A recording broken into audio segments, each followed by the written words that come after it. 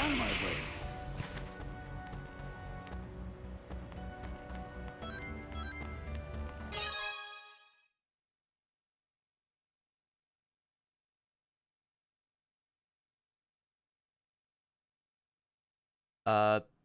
Oop, there we go. Okay, so we interrupt this this loading screen for lore collection. We got some lore, baby. All right, I will take over as Big for Mush, because Mush is not here. Oh, you've been to the Ark too? It's pretty neat. What? Yeah, I've been there. Froggy ran off this one time and led me on a crazy adventure.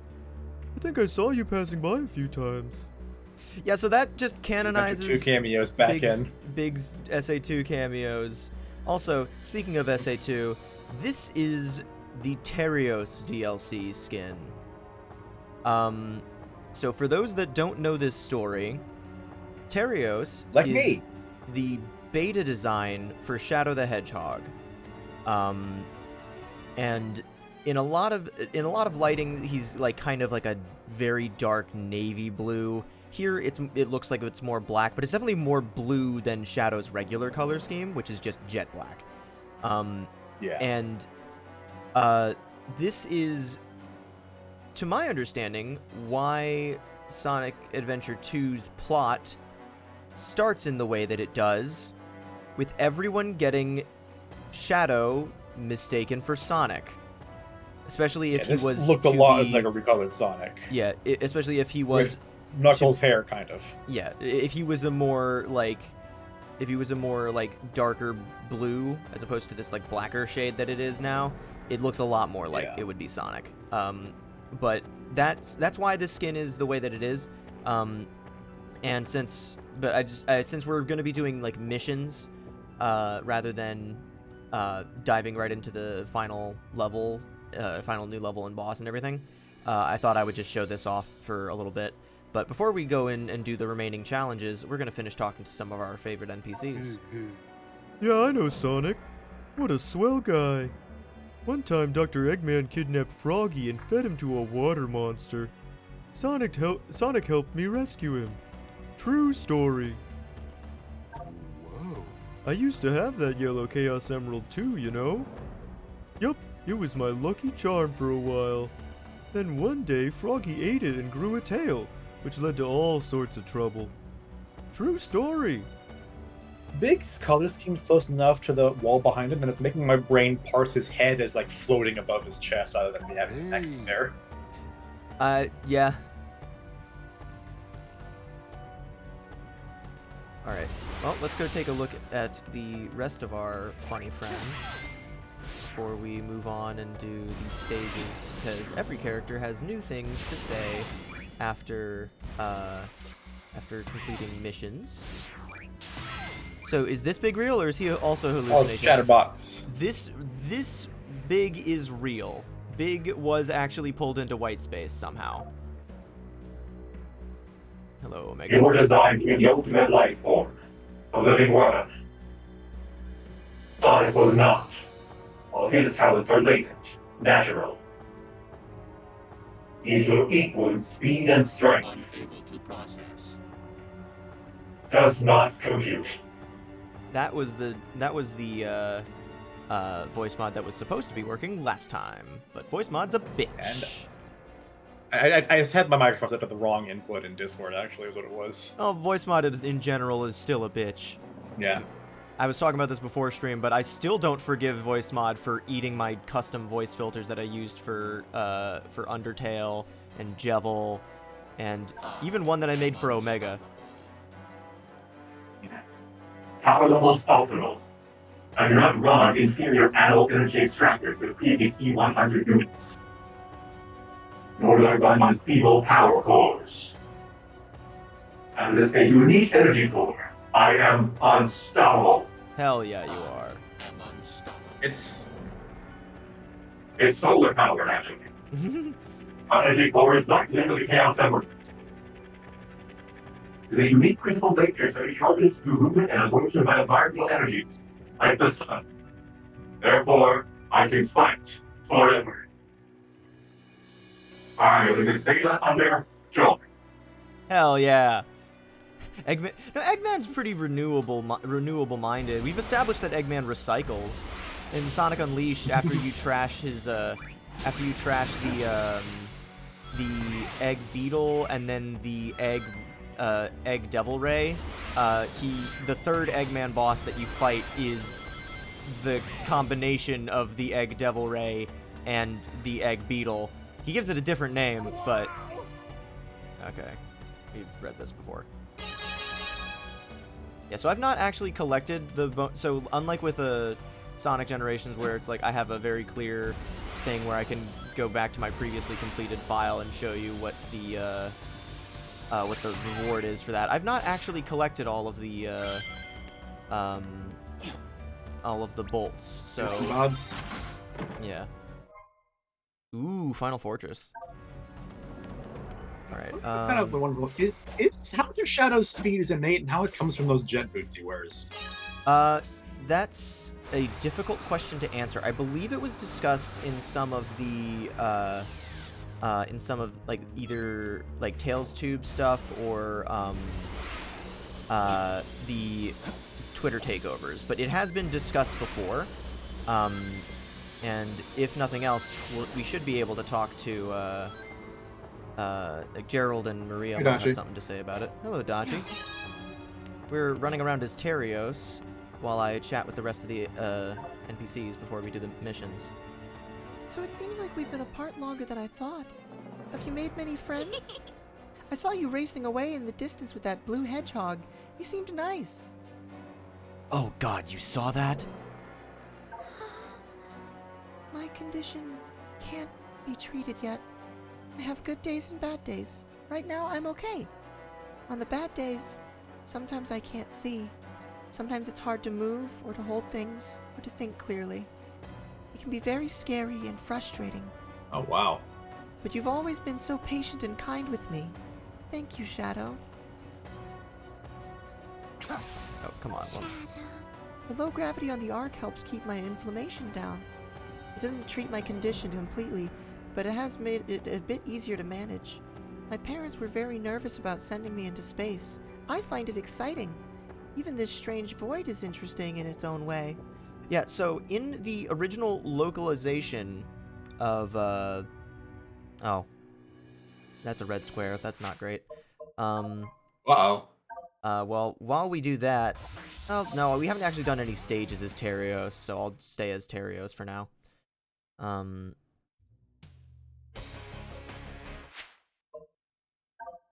Give it a moment.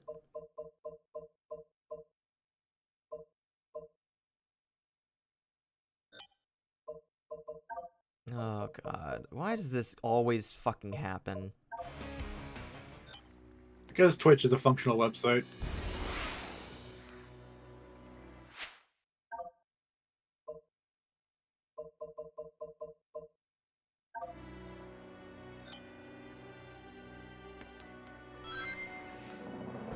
Alright, hang on. I'm just gonna try clicking the stop streaming and then start streaming button. See if I can get that to cooperate.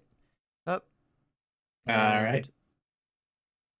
Reconnecting. Alright, that should be better. We should be back. If it happens again, I will punch something.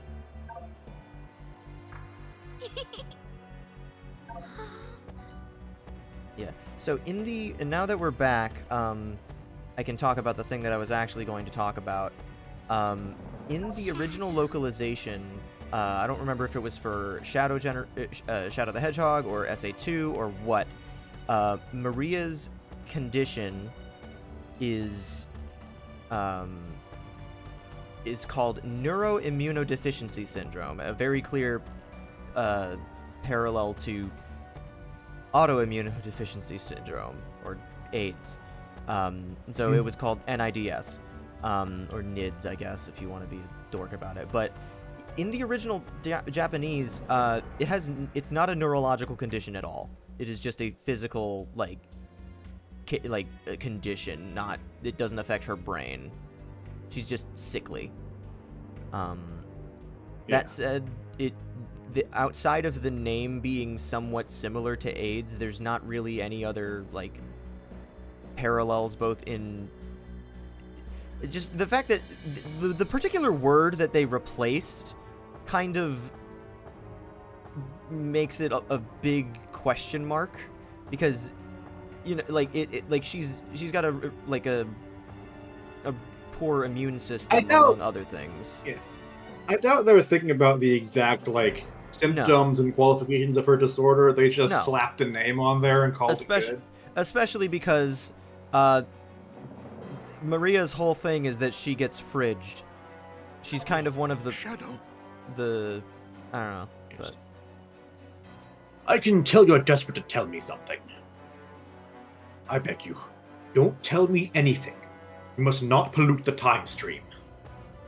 If you can resolve this crisis, we will return from whence we came. Space-time will settle and shift back into place, like rippling water becoming calm again. Whatever will be, whatever has been, must remain intact. Really? What's that? You're acquainted with a time traveler? Well, I cannot account for his actions. All I can do is advise you as I always have. in the distance you hear Silver shouting, "It's no use!" and throwing a fucking oil tanker at Sonic again in their boss fight. Concentrate on solving the crisis at hand. I look after Maria. We'll deal with the rest as it comes.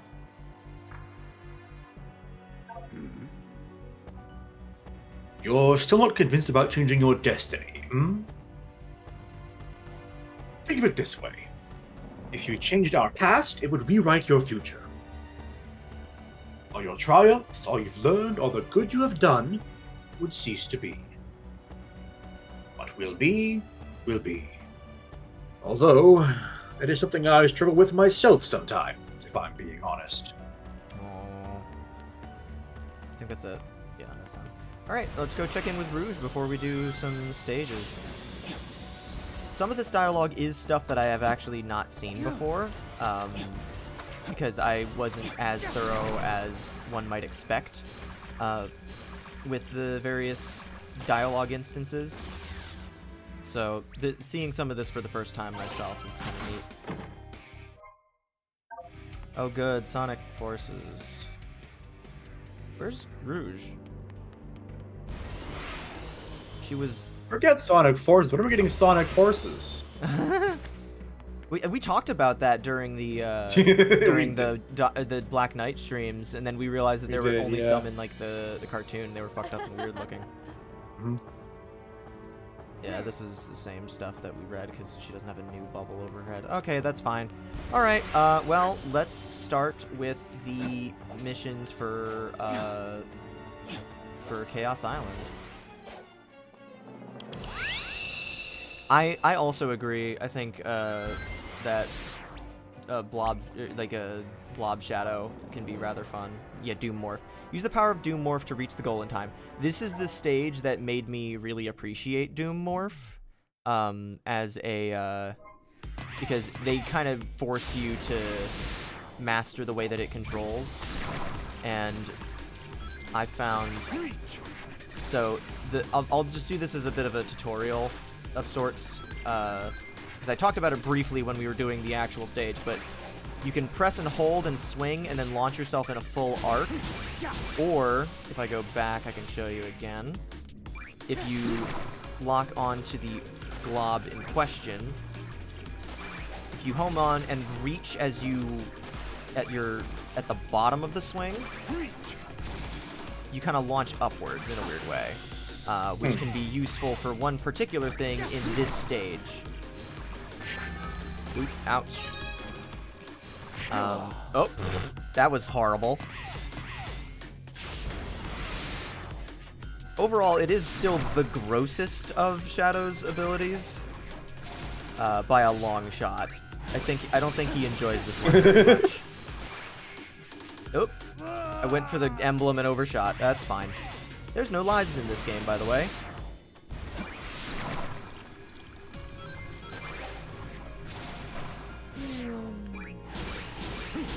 Yeah, what you been up to today, Dragoni? Today I am dog sitting for my parents. Oh, nice. We are busy with my sister's bridal shower. What are your dog's names? Her name is Leah. Oh, goodbye, Shadow. Yeah. That was for just about a year. He's in the other room, sitting next to my couch. Noise reduction kind of cut off most of that, unfortunately. She's in the other room right now, sitting. I thought she was sitting next to my couch. I looked over there and I don't see her, so I'm gonna go make sure she's okay real quick. Back in a second. Yep. Yep, and that is how you get the handle of Doom Morph. Basically, the moment that you realize releasing at the bottom of the pendulum swing launches you directly upward, that solves a lot of problems with it. She moved 2 feet to the right, just out of the way of the door frame. Oh, okay. You get back here. Get that music! Get over here.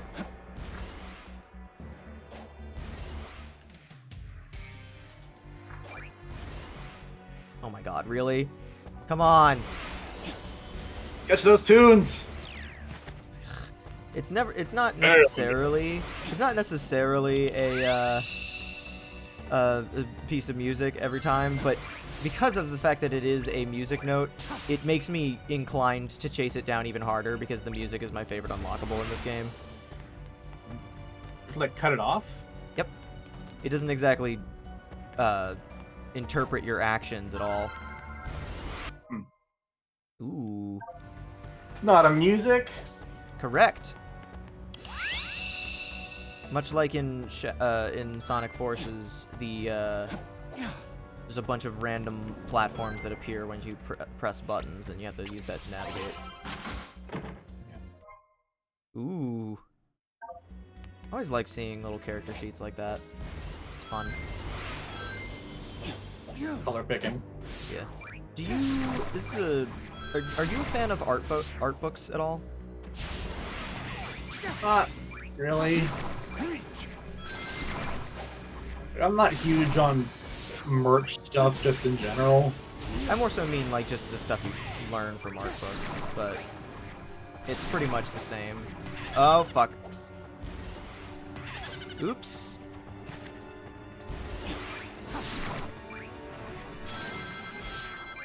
Nice. But yeah, I was just thinking about the art book thing from the other day because I just finished Skyward Sword, and oh my god, that game is so fucking pretty. Even outside of wanting to like look at the original art, I love Hyrule Historia. I know that's an unpopular opinion. I really like treating magic or treating time and music as like kind of a weird dimensional magic of sorts. Like but I totally agree. The price is usually pretty darn high on a lot of art books. This is the ultimate power. Oh, hang on. There's a thingy.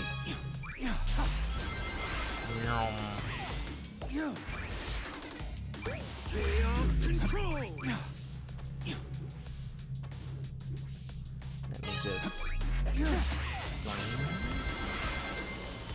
But yeah, Hyrule Historia is just fucking gorgeous. It's very good. You also get a lot of.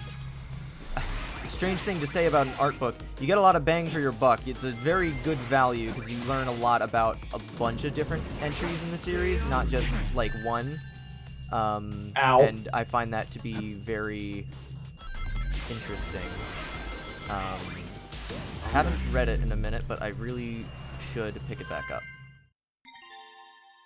I say that being willing You to succeeded! 70 USD for Donkey Kong. I mean, but that's Donkey Kong. Speaking of, I believe this is the first stream we've done where we can really actively discuss the... We didn't really have many opportunities during Crypt Master, but yeah, that Switch 2 Direct. Oh fuck, there I go. Where's the note? Is there Oh, behind there you? it is. Whoop. Oh, nice. Cool. It depends on what kind of book, honestly. Books in general are something that you have to take at your own pace, so... And also, most, like, novels and stuff are, like, not $60, so it can be a lot, lot easier to, you know, get your time worth. Especially if you go to secondhand bookstores. Like, I was buying, I went to a used bookstore for my dad's Christmas gift this year, because I knew that there were a bunch of authors that he liked that do, like, historical fiction. I don't remember the name. Harry Turtledove is the name of the author, but I know him specifically because he does historical fiction.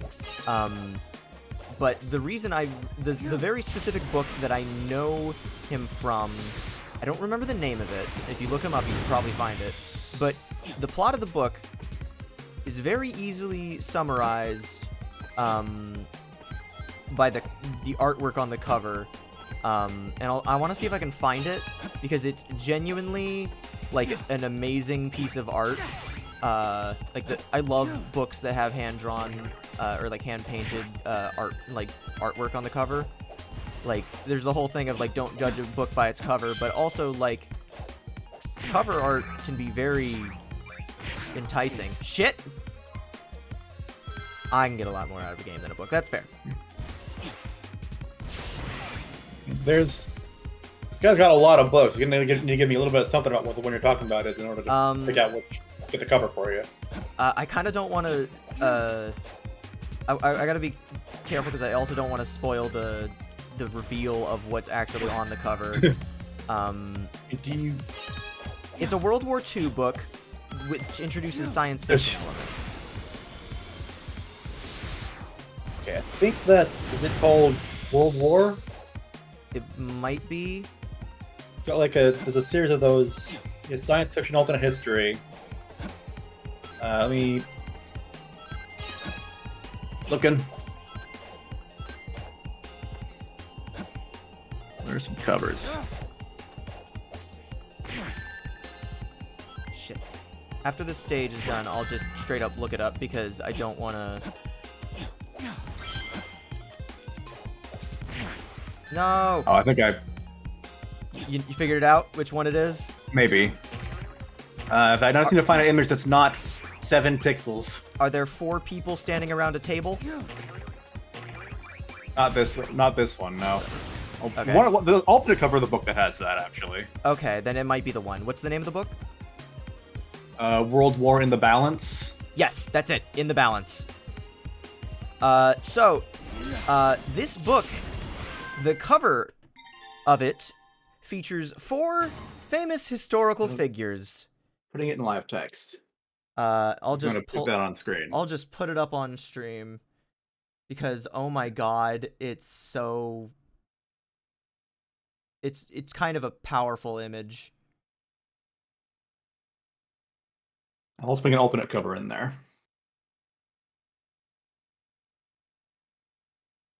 You just have a bunch of you have Adolf Hitler and a bunch of other like World War II figures. Yeah. Suppose Roosevelt, Stalin, Churchill, Hitler, and Hirohito had united to conquer an even greater foe, and they're just looking at a sci-fi gun. Like, there is nothing like more ridiculous in concept relative to the idea of like, oh, like an alternate history or like a historical fiction kind of thing, as a as a genre. It can be really boring or dry or whatever. It's only for old men. But then like you get something as wild as this, because this was the very first book I ever heard about from him. And you know, Hitler and space aliens kind of like sticks out in your mind a little bit. But yeah, so the plot is you know, in the middle of World War II, there's a War of the Worlds style alien invasion. And now everyone has to suddenly, you know, deal with that. And it's a very evocative image, honestly. Like, it perfectly conveys the, I don't know if it conveys the tone of it, necessarily. It's probably a lot, more serious, just by virtue of, you know, they try to play it straight. Because otherwise it doesn't work as well. At least to my understanding of it. But there's something about that image that just goes hard, you know? Like it's clearly like a proper illustration, and the book came out like ages and ages ago, but like part of it is like the lunacy of it makes me almost think about it as if it's like an AI generated image or something like that, because it's just it's so freaking strange to see. It's the wrong direction, Shadow.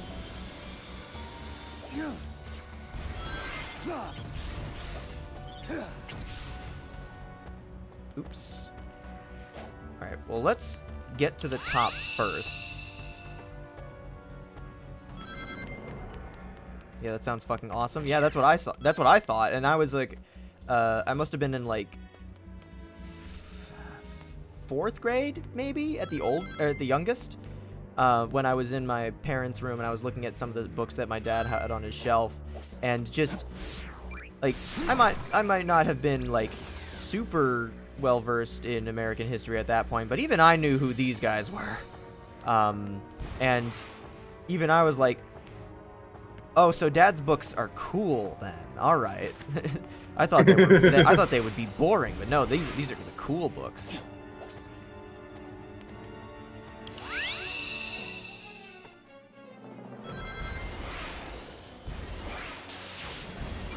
Also, name a better team up. The combination Pizza Hut and Taco Bell.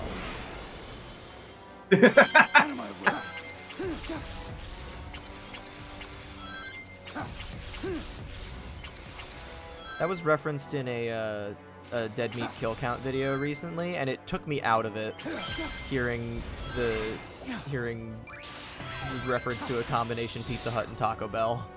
Just because it's like, that's just a meme that I don't normally associate with that. It's at the Pizza Hut, it's at the Taco Bell. I'm at the combination Pizza Hut and Taco Bell.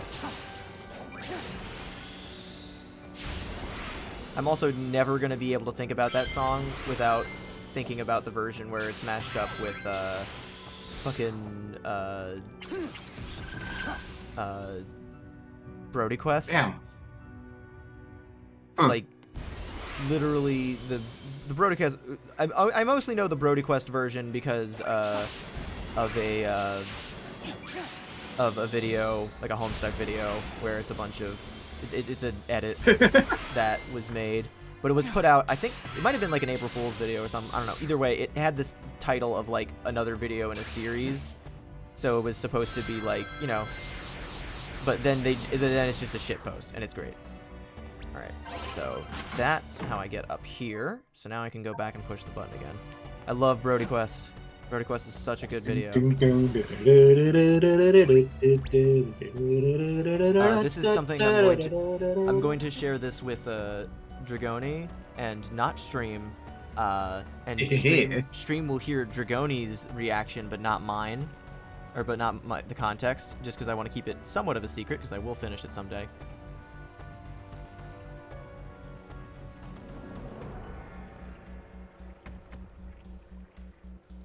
Mm-hmm.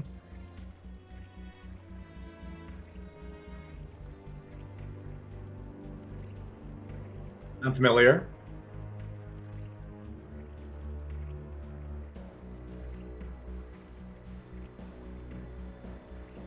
Uh-huh.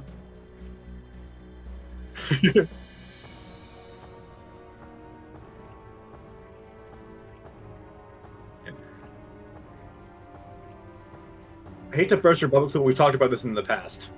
Oh, we have? Okay, never mind. Yeah. Yeah, I know all about your secret attempt to conquer Russia with the power of your own mind. Damn it! Ah. Well, I guess I'll just have to recruit Roosevelt, Mussolini, and Adolf Hitler to make that work. I guess. Maybe we'll team up with the aliens too. I don't know.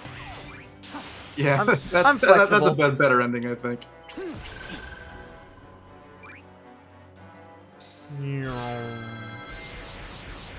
Old sci-fi like Foundation. I think I need a different way to get there. Okay, never mind. Huh. Ooh.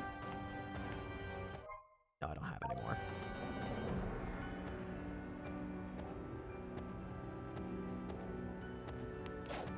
They don't make old book covers like they used to, honestly. No, it's expensive to actually hire someone to actually make one rather than just slapping together some clip art. Mm-hmm. I think the one that suffers the most is horror novels, because, like, the thing that makes you remember a horror novel, like, there's the whole thing about don't judge a book by its cover, yada yada. I already talked about that this very stream. But, like, there are so many horror novels with, like, incredibly evocative artwork. Even if the artwork in question doesn't accurately, like, portray the, doesn't portray whatever monsters in the book or something, you remember that shit. Like, I remember that reptilian hand reaching out of the sewer grate to grab the paper boat on the cover of It. Even though at no point, as far as I can recall, does Pennywise ever look even remotely reptilian. But, like, that is a super evocative book cover. Probably the best overall cover of that It has had, because I did look into what other ones there were. The one that I read when I was reading the paperback was a plain white book that had the silhouette of a clown nose and then an evil toothy smile on it, which is still a very... This is the version I read. Yeah, I still like that look, but it was... I believe that was a print that came out after the It Chapter 1 in 2017. And so it's not the one I had then. Oh, no, then it must have been earlier. I read way before that. Okay. Or I'm misremembering. It could be a bit of both, I don't know. Oh, there's two different versions of the It book that have a clown nose and a creepy smile on it. Mm-hmm. But either way, that's a very much more modern design philosophy when it comes to creating an evocative image on the cover. But also, It doesn't really need anything beyond that from the standpoint of, like, selling the book, because by the time that it got separate covers, it was already one of Stephen King's best known and highest regarded works. At least to my understanding. I don't know if there's any others that people tend to see as the overall best one, but I say it's It, if for no other reason than just you know what? Well, The Shining, I think, has a bigger impact as a film, but the book is no slouch. If the book wasn't so good, the film wouldn't be so good. But the film is also exceptionally good relative to the original book because of Kubrick's sensibilities as a film as a filmmaker. Shit. Yeah. This is the ultimate. But the scope of It is what really makes it so memorable to me. I never finished The Shining when I was reading it. It didn't grab me the same way that his previous books did. Not because it was bad, but I don't know. Also, I had to return it to the library because I liked... That would be a reason why. Yeah. Also, it was Christmas... You didn't finish the book in a single day, skill issue. I mean, that... Based on based on the way that you describe your, the way that you read books growing up, that seems like that would have happened. And honestly, I did too. I was ravenous, as you put it, I think, when it came to books growing up. Yeah.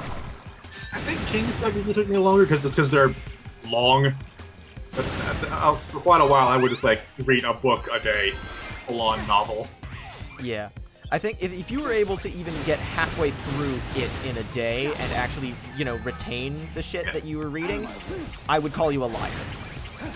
Yeah, That book itself is a monstrous book. It's just like a couple thousand pages, I think. It is, honestly ridiculous. Weird book covers. These are the covers of the versions of Lord of the Rings I had as a child. Well, I have to see this.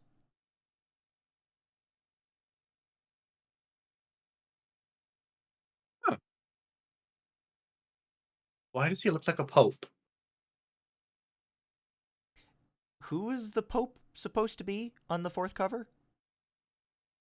I'm That's not super. Aragorn? That's I don't actually know Lord of the Rings that well, so that's honestly my best. That's pretty much the only one. But I think of Penny Kong's redesign. I think he's much scarier now. Penny Kong?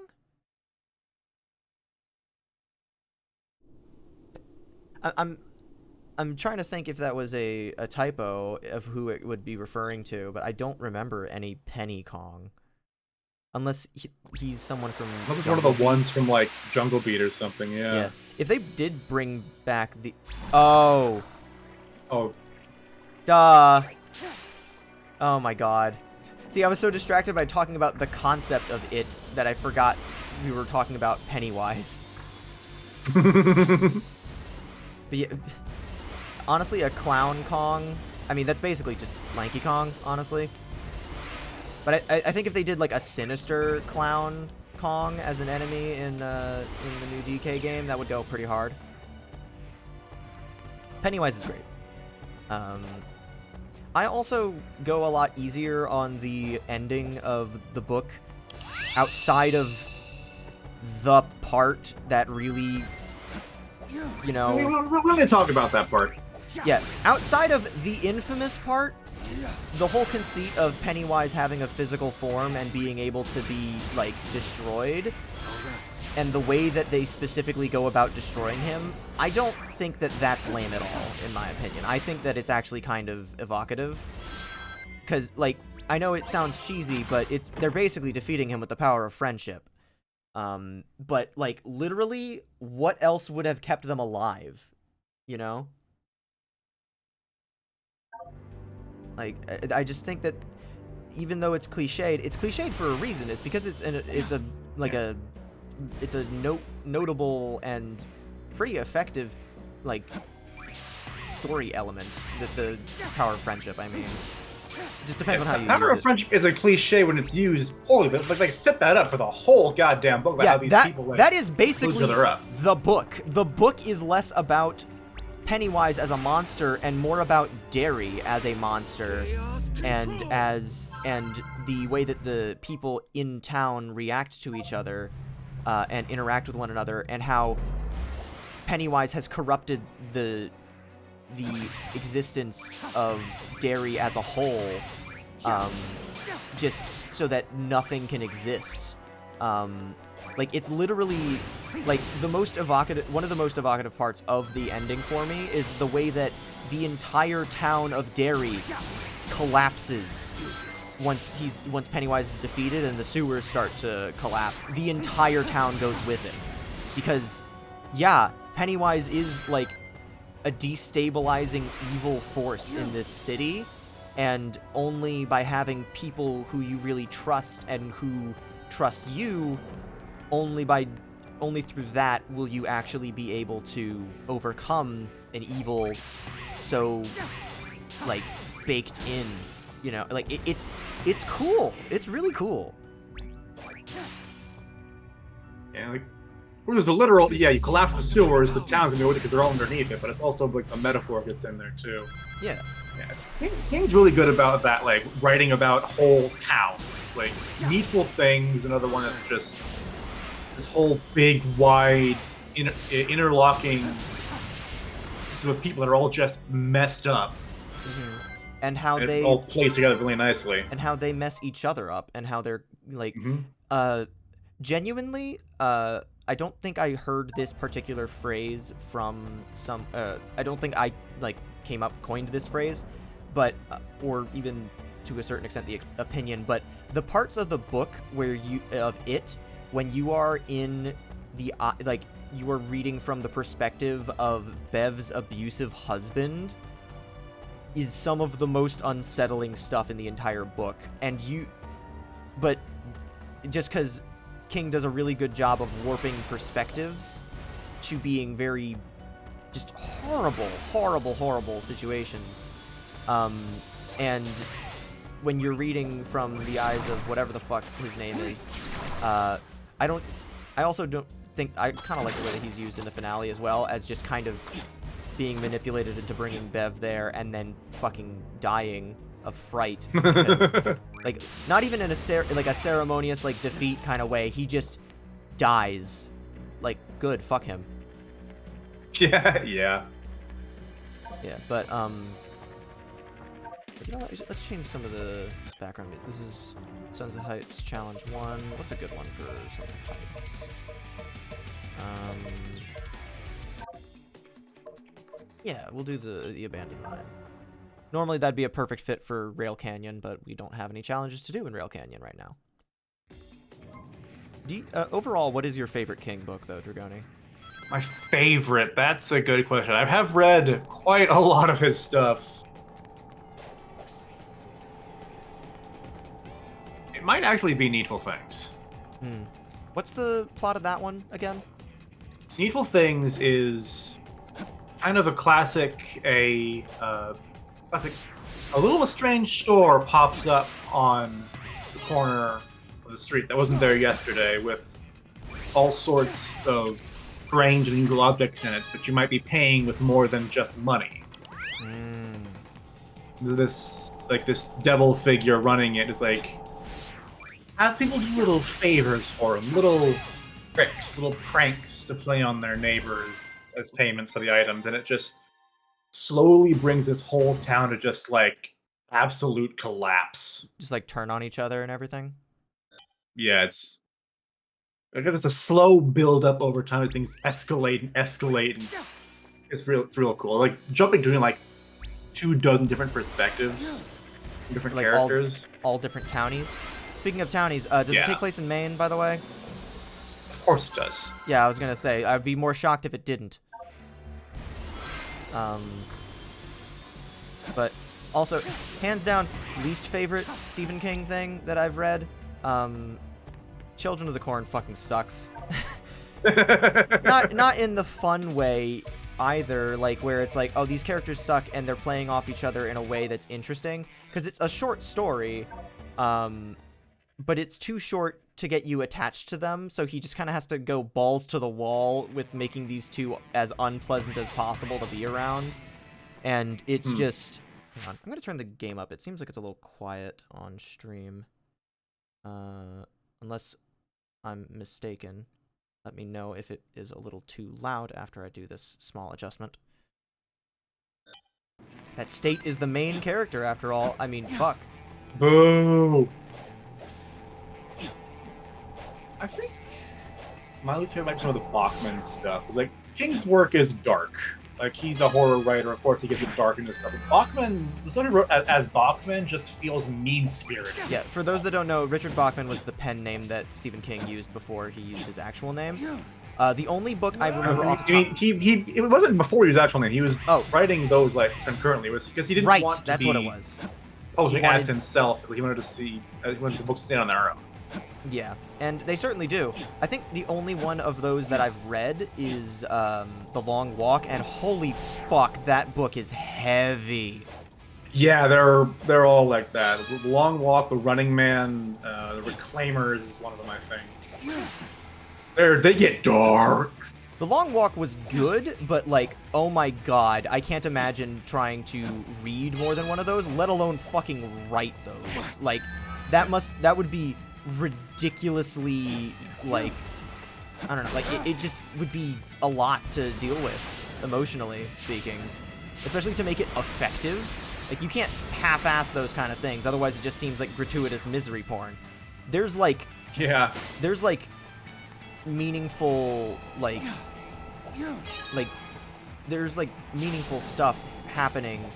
It's all very heavy, but it fits together tonally, and it fits with the message of everything. So it is kind of, it serves a purpose. It's not just, like, misery for misery's sake. Speaking of, have you read Misery? Yep. Misery's good. Yeah. Was that under Bachman, or was that as King? I think it was King. I was king. Yeah.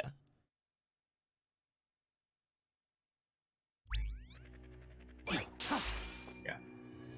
Misery, I think there's like a musical for Misery, which I was not expecting. Oh, but it's yeah. apparently pretty good, actually. Yeah, no, so there was a really good, episode of the Dead Meat podcast where, they, do a game, it's not called Mastermind, but they did do a Mastermind episode, if you know how that game is played, where, like, you have to It's guess like a the sequence. classic tabletop game? Yeah. Yeah, but it's not that one, it's a different one. It's based on a British game show, I think it is. It's not The Weakest Link. But the idea is that they give you the first thing in a sequence, and then they give you the second one in a sequence, and then the third, and then the fourth. And for each item that they name, you get a diminishing number of points. The first one, you get 5 points. If you get it on the second one, it's 3 points. The third one, it's 2, and the fourth one, it's 1. But you have to name the commonality between them. And the question that they were doing on the podcast was they were just giving horror movie names at first, and it seemed strange, and it was like Carrie, and then I forget what the next one was.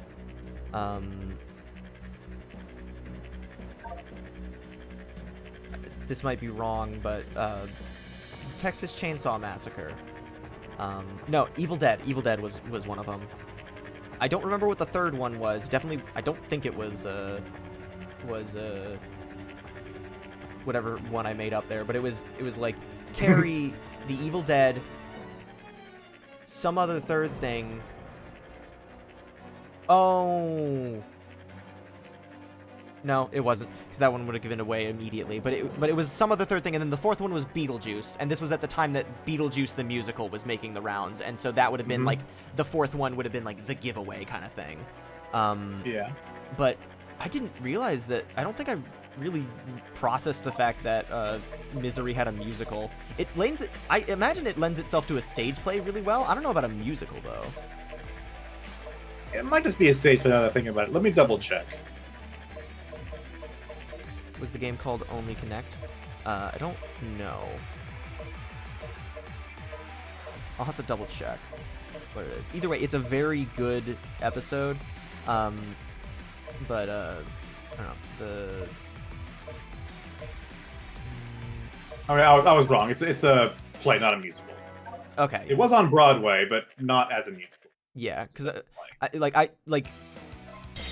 it's basic, like the structure of the play, like my man's like bedbound the whole time. Like you basically have your set made up.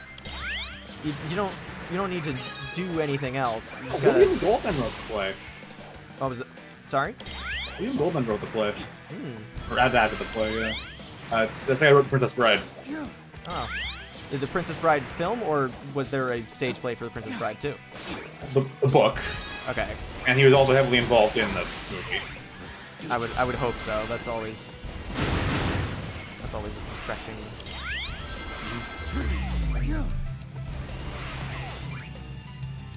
Which is probably the reason why Princess Bride is, I think, one of the best adaptations of a book to a movie. Yeah, because the framing device of the book is slightly different compared to the movie, isn't it?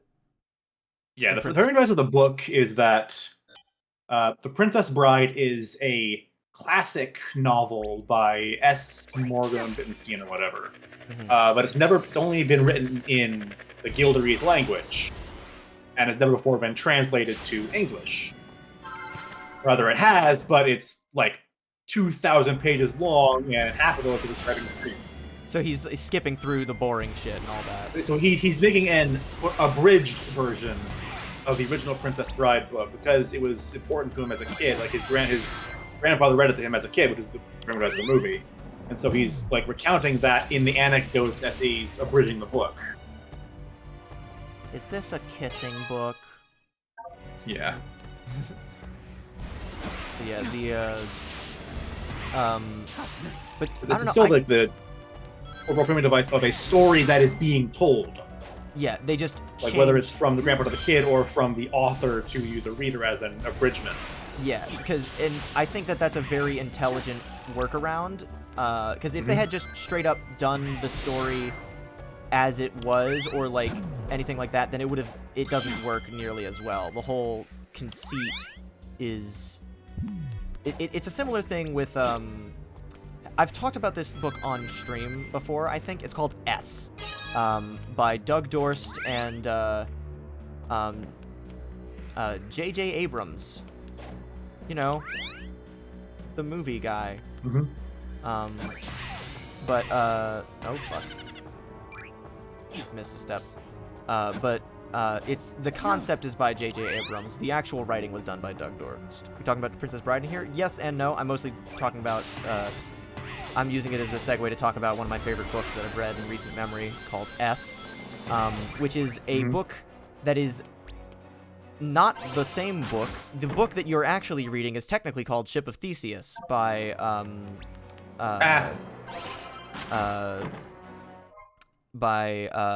fuck, what's his name?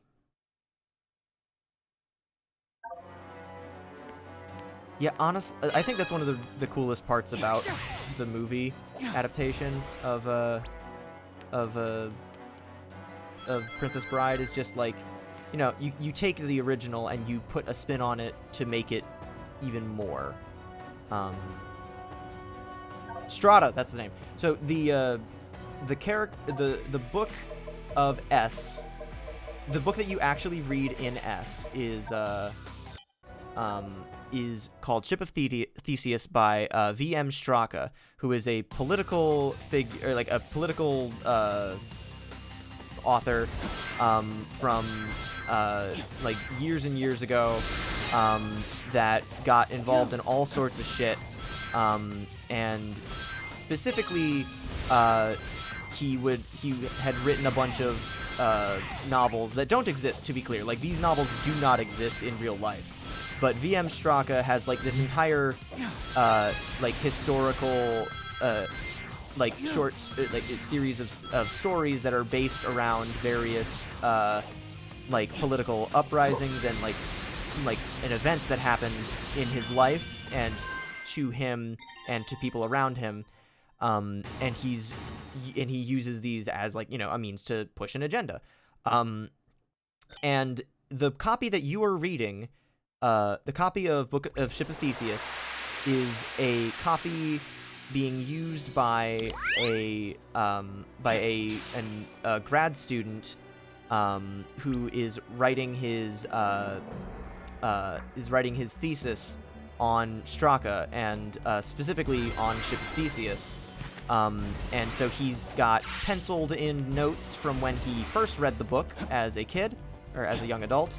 And then he has black ink pen marks from his most recent readings. And then he leaves the book in a library on accident, and he's like, oh fuck, I gotta get it back. But then when he gets it back, which was left in the exact same spot where it was forgotten, because the person because the person that was returning it was strangely levitating in midair, was very considerate. So her name is Jen. I can't remember what the guy's name is. But so Jen leaves the book right where she found it, and she leaves a little additional note on the inside saying that she read the book cover to cover, and even found left some of her own notes in there, because clearly he didn't have anything against someone leaving notes in, like, him writing in his own book, and, you know, she was participating in the conversation. And it's later as you read their conversations in the margins, because they continue to leave the book in place for each other so that they can continue to like communicate without meeting in person. And the reason that they're doing that is because the male lead, whose name is escaping me, he has been kicked out from campus. He's not actually supposed to be on this college campus that they're on. Just the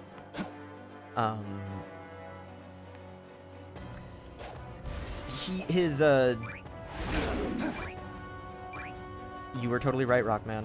I was so distracted talking about one of my favorite books that I completely overlooked that. Anyway, Yeah. but basically, his professor is trying to steal all of his work and pass it off of his own, because VM Straka is not like an easy guy to learn things about, because his personal life was, you know. But so you're learning all this through the margins of a book that is being written in over and over and over again by these two, and that's kind of extremely cool. And there's also a bunch of, like, you know, when you're doing research and you've got like a book or whatever, you might leave a sheet of paper that you photocopied from another book, and you might leave it inside the copy that you're using. And so there are inserts in the book too. So when you buy the book, it comes in a cardboard sleeve that is taped shut.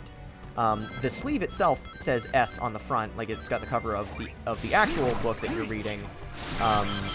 But then inside it is the whole, you know, like it's just very cool. It's a very well presented book, which is awesome. It's really cool, and you get to physically handle all of the bits of lore, and like photocopies of letters and stuff that they've received. There's a napkin with the insignia of a fictional university printed on it, that has a hand-drawn map on it. There's like postcards and all this stuff. It's so fucking cool. I highly, highly recommend it. A really cool concept. Yeah. But we are now at the point where we are, we're ready to do the next and possibly final new mission. So I'm gonna Hell yeah. turn Terios off so we can watch the cutscenes with actual Shadow. So we've had a boss from Sonic Adventure 2. We had the Bio Lizard. We had a Metal Overlord from Sonic Heroes. Who else is what else are they gonna pull from? Well, there's Shadow, obviously. I guess would be. I guess. Give us the spinny gun robot. Oh yeah, that thing. Can't even remember what that thing's called. Oh, duh, it's called Blue Falcon, because it's a weirdly placed homage Blue to F-Zero. Falcon. Obviously, it's going to be infinite. That would go pretty hard. I am a little bit disappointed that they did end up showing this off in trailers, but it was also the final trailers, because honest to God, this is probably the single coolest lore bit that this game has.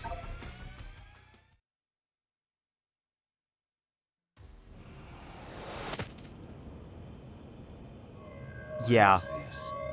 A seal of some sort?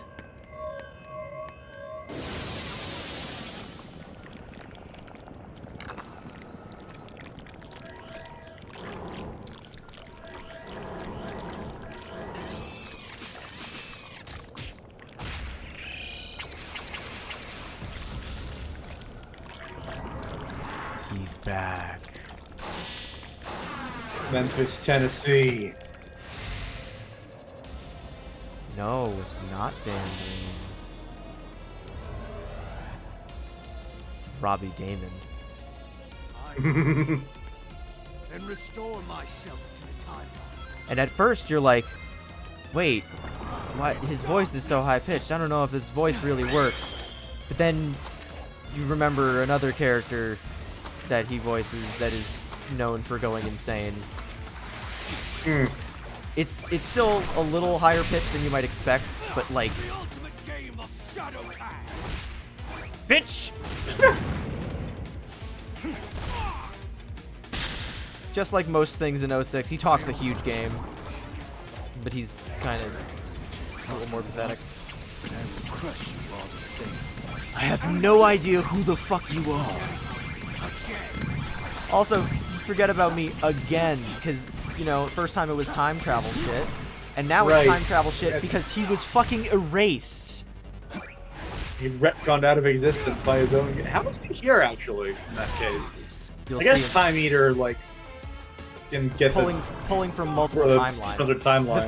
The fact that Crisis City exists in White Space means that it's pulling from not just the canon timeline, but potential timelines as well, which is why Mephiles is here. And considering Solaris as a whole has time manipulation powers, if he went unchecked, he could just Mephiles and or Iblis/Solaris could very well be just as big a threat as the Time Eater. So Shadow here is kind of doing it an immense favor to the rest of the universe without even knowing who the fuck he's fighting.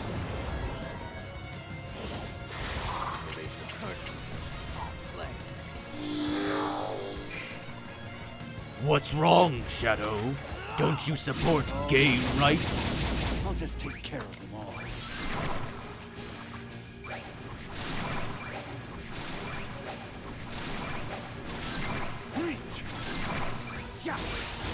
Die! Yeah, also, once you get the handle on Doom Morph, this fight is really cool.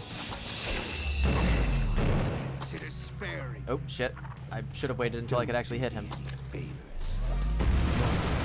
Also, oh my god, it just looks cool. Just a cool boss fight, oh my god.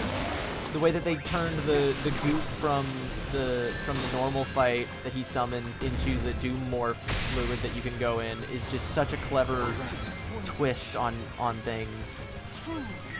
The goop.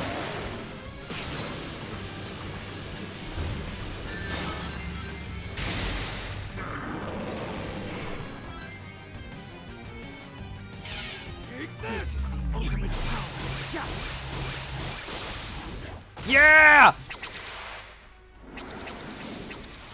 Yeah! Nice. Yeah, the spin kick! Yeah.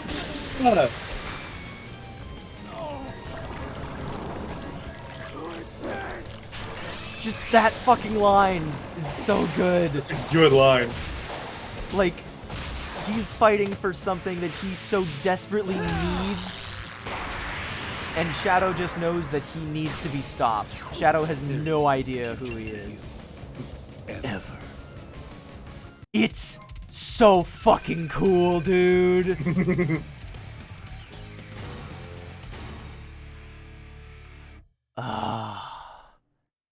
It's great. It's so good. It's so fucking good. It's so peak. We're so back. I love this game.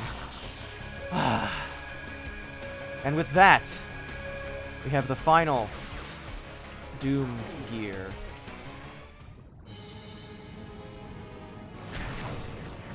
Which is also not a great thing, because it means that the Black Moon is now even more tentacly than before. I'm sure it's fine.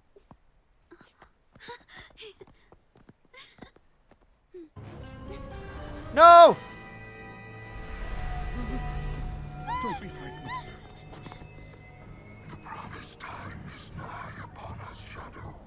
Soon you will be mine. I love the Shadow will never serve you. like He's the nothing like slightly you. imperfect projection that he's got, where you can see like other versions of him. But the blood of the Black Arms flows in his veins. He is a warrior, a destroyer. Yes, the warrior that will destroy you. Yeah. Flip that right around. I have learned from our last encounter. There will be no mistakes this time. Struggle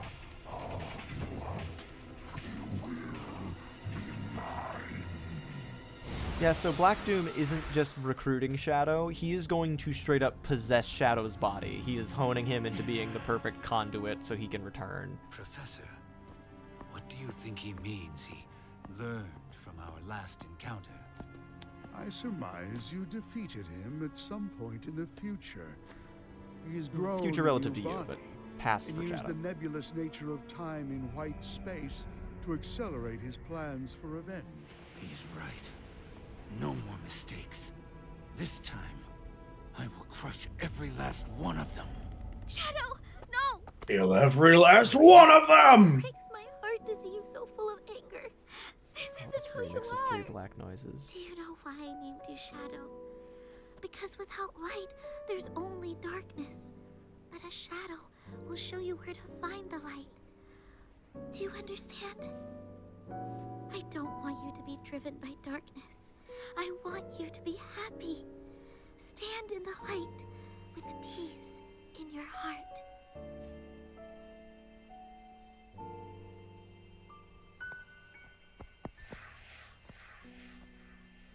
God. I go kick his ass.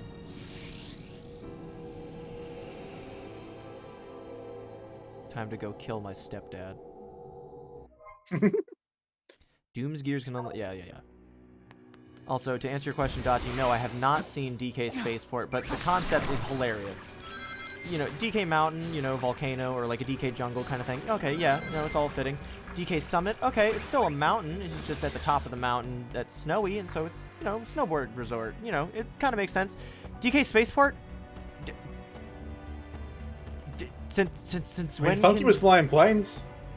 Yeah, but it's not Funky Spaceport, it's DK Spaceport. Since when does DK have a fucking degree in aerospace and just, I don't know. So, hanging out with Maria and the professor again, huh? You worked so hard to put your past behind you, and now here it is staring you in the face. Cherish this time with them, but don't forget, you've moved on. You aren't the Shadow they knew from 50 years ago. So, just a thought, but we're in kind of a hub between time periods, right? Do you think it'd be safe if I grabbed a few treasures while we're here? You know, before high-tech security gets invented. Then again, if I take them from the past, they don't exist to become valuable relics. Never mind. The old time travel problem. Correct me if I'm wrong, but did Omega seem happy to hear from me? Wait, were you two actually worried for my well-being? Oh, you boys are too sweet. The more you deny it, the more I believe it. Oh, I love them. They're great. Let's go talk Team to Dark Omega. is fantastic. So, Omega has a lot of really good lines in this game, but this particular series of lines, this particular exchange, is probably my favorite. Observation. This. Yes, here it is. Black Armor Brain is organic in origin. This means that they grow their fireball. Shadow, you are part Black Arms. Therefore, as long as you be able to turn your hand into a gun. Come on, Shadow, do it. Or just like, Shadow, please. I need this. I mean, I guess I could try. Observation. Professor Gerald built the Eclipse Cannon. It is one of the mightiest weapons in history.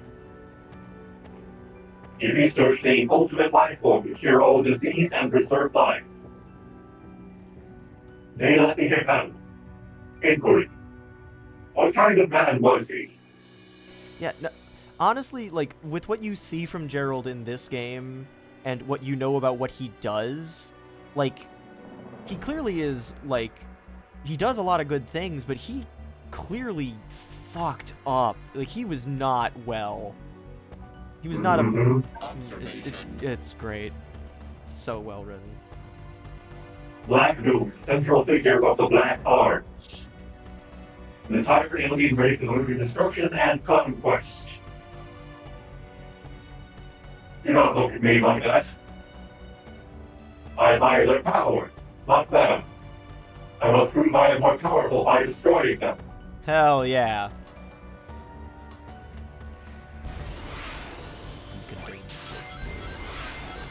And long division. No, that's multiplication.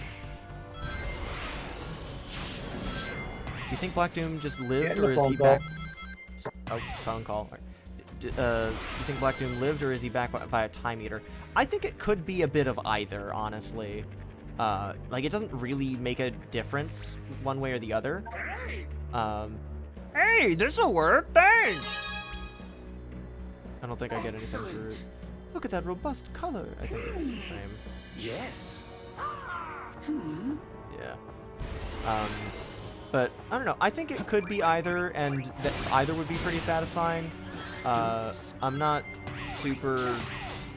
I think it would be interesting if it was a result of the Time Eater, but the fact that Black Doom specifically was also present aboard the Ark just implies to me that, like, you know, we don't know anything about his biology or how he actually, you know, lives. So, you know, it could be that he just, like, the Black Arms to me seem like they're kind of like a like a hive mind type species, and if like one part of, if a part of them survives, then they, you know, then they could continue and reproduce or whatever. But I don't know, it was weird. Yeah, he grew a new body, so like even if he didn't, like, even if he was just brought back by the Time Eater, he definitely was still like very much killed by Shadow. Shadow fucking obliterated him.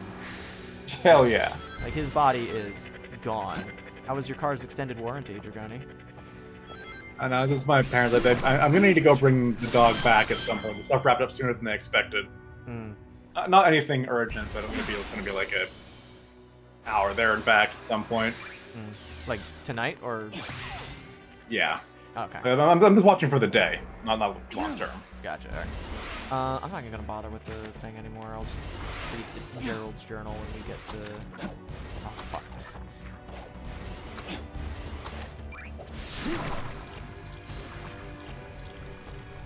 Yeah, I think that Black Doom is just way more powerful than just an alien warlord. Like, he's not like...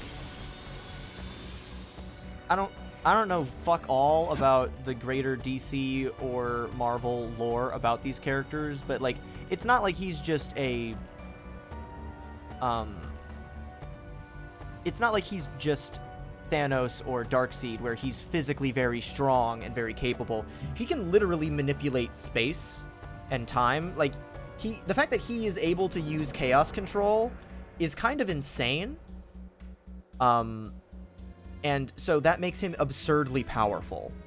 Because he could, like, you know, chaos control, not only is it manipulation over space, but as Gerald established, the fact that the Chaos Emeralds can be used to manipulate time as well, that's also not insignificant. Also, the fact that the Chaos Emerald, we know that the Chaos Emeralds came from space, and Black Doom is a spacefaring race, means that he came to Earth seeking the Chaos Emeralds, and then found, found a way that he could take advantage of them even further with Shadow. And speaking of Shadow,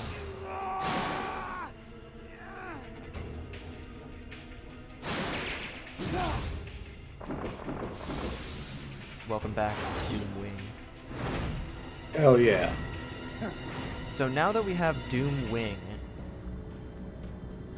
we have quite a bit that we can do. We can Doomwing? Yes.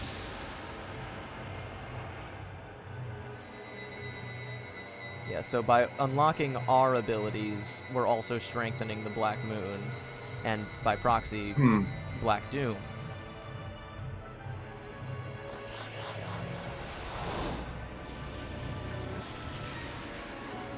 And, you know, also by proxy, summoning more and more pieces of Radical Highway.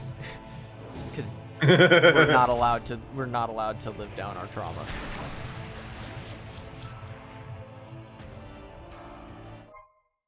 With at least 50 rings, press L and R and hold R2 in the midair to glide. Doomwing consumes rings over time. It's not just total free flight. That's good. Yeah, you can't ascend at all. You can, but you gradually descend as you're holding it. Yeah.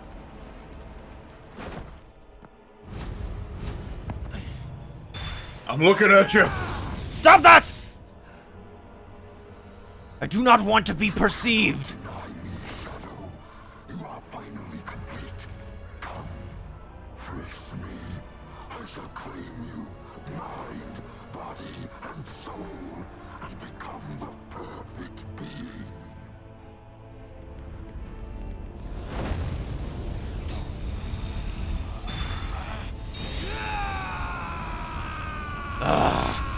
You've pulled my devil trigger! It's time. I'm sorry I put you on this path, Shadow. But I'm proud of how you have walked it. I believe in you, son. Shadow! It's all right, Done. Maria. Does that make me Maria's uncle? I'm letting go. We of did that talk about that last destructive time. anger. But I will continue to fight.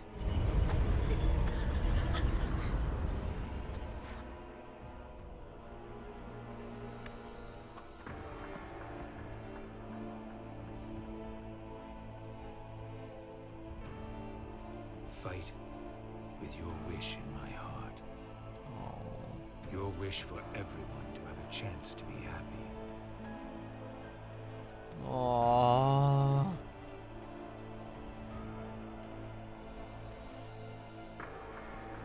He smiled. He was smiling. Shadow was smiling. And now he's back in serious mode.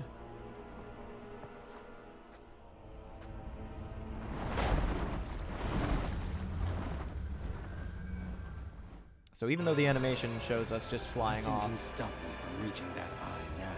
I believe, can I turn off Doomwing? I don't think I can. Anyway, we're gonna go and talk to everyone one more time, I think. If I go to stage list, can I just... I think Omega doesn't have anything new. No, he does. Warning. Oh, because we're in the Doom mode. Alert. Well, oh, that's not the right button. That's hear myself, not change voice. Alert! Black Doom is getting ready to unleash his full might. Shadow, you have destroyed him before. I am certain you can do it again. I believe in you. Ah. Assist you, Shadow. I will cover you from here when you engage Black Doom. What? Protect President Cheryl and Maria at all costs? I do not protect. I destroy. However, I can protect them and destroy all who threaten them. Shadow. I am eager to return to normal space and time. It's much easier to tell you this I destroy thing. I propose a two-person bonding solution on 8-man's face. I am sure it will be worthwhile. That sounds like a wonderful time. Are ready for violence. Violence. Clink. Cheers.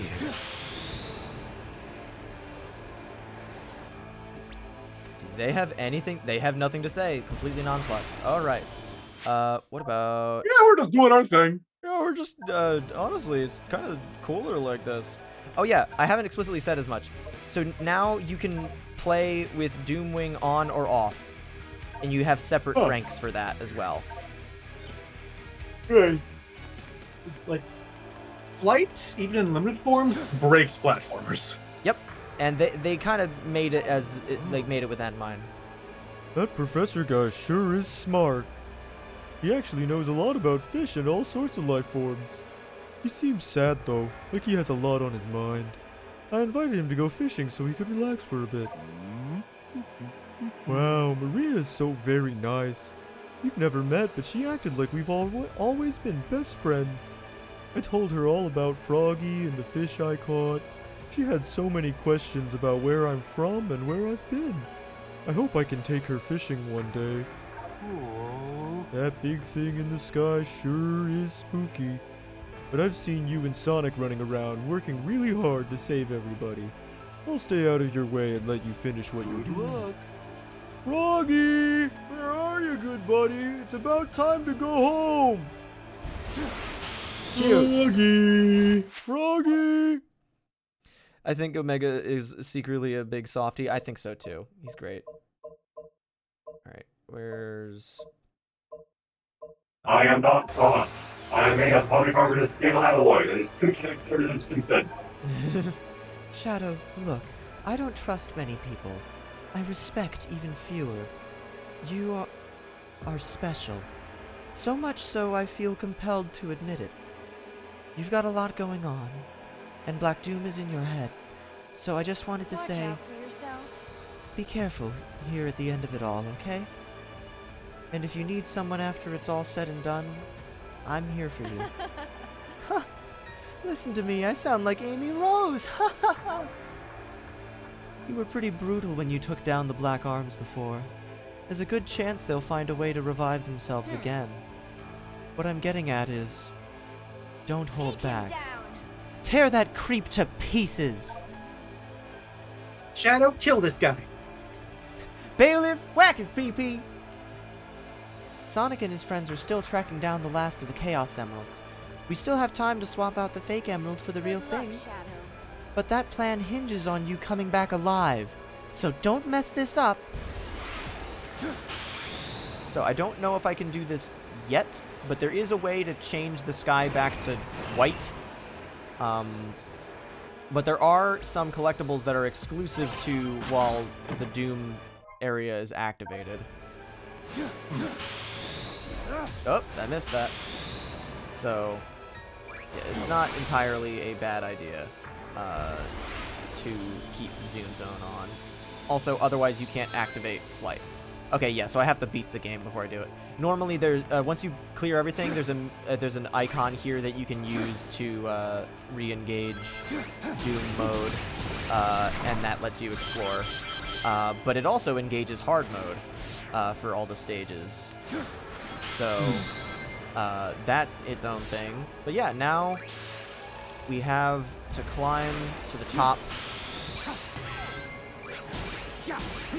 and face Black Doom with our new cool fucked up demon wings.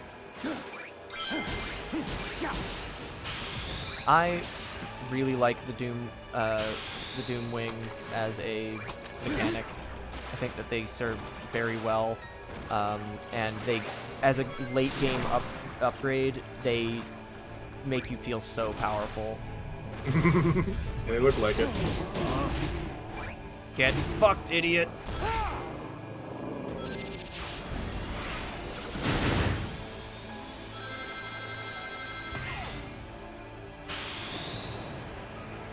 How did I not touch those rings? That's fine. So, you just land directly in there. Also, we can just turn Doomwing off. Unfortunately, it's very hard. This stage is the one stage where it's actually a lot harder if you don't have Doomwing. But also, we just got this upgrade. We're gonna use it. You gotta use it.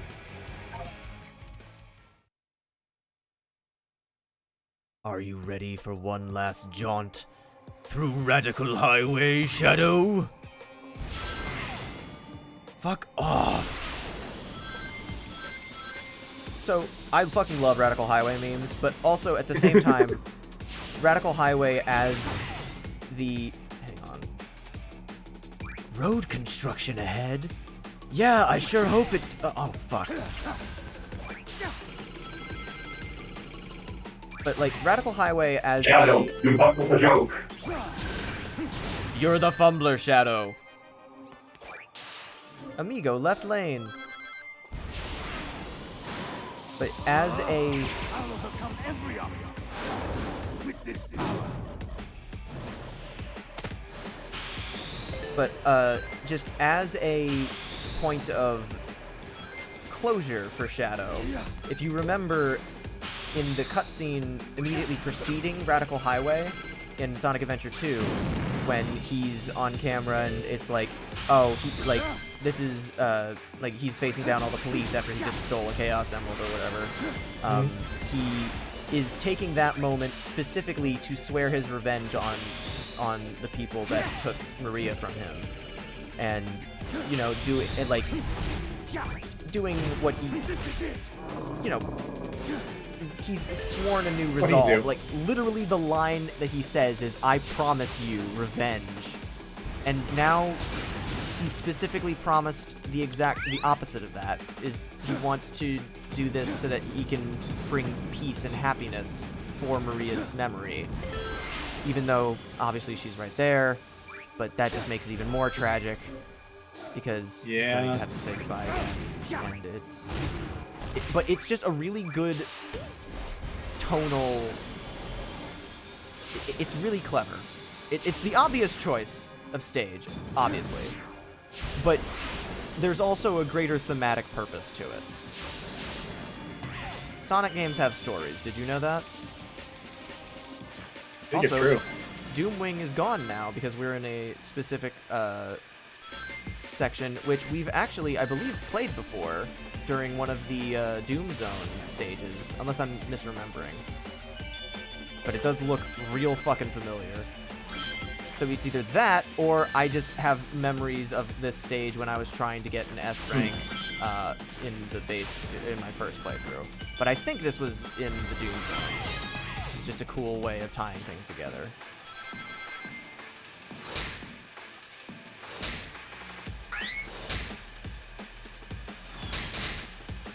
It's also just a really good stage. Like, at the end of the day, that's... This like spinny office building walls. Like, there are clearly sections of the road that you can recognize as being from Radical Highway, but, like, by and large, it's mostly original design that pays... Oh, goodbye, Shadow. It pays homage to the original with certain platform arrangements and all that, but, like, as a whole, it's mostly original because, you know, Black Doom's kind of fucking everything up. Not exactly a great situation. Yeah. Also, because this is in the Doom Zone, we don't have Chaos Control. Because if you'll recall, Black Doom also has Chaos Control, and so he's jamming our powers, essentially. So that's another reason that getting an S rank on this stage is actually a little tricky.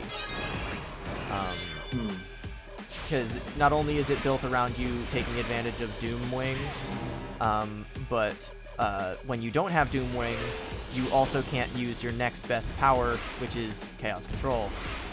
I missed the ramp twice in a row. There we go. Gaming. And this is a fun twist on the original Radical Highway, where instead of using that and flipping up over the bridge and landing on the top platform, gravity reverses. It's peak. I don't know how many other ways I can say it.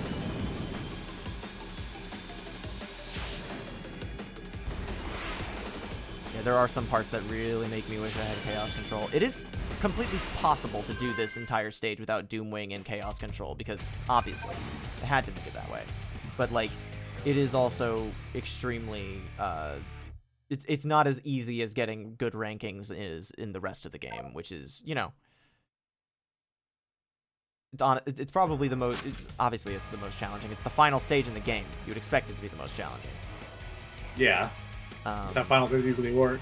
Yeah, but just for funsies, let me show you what Act 1 is like without Doomwing.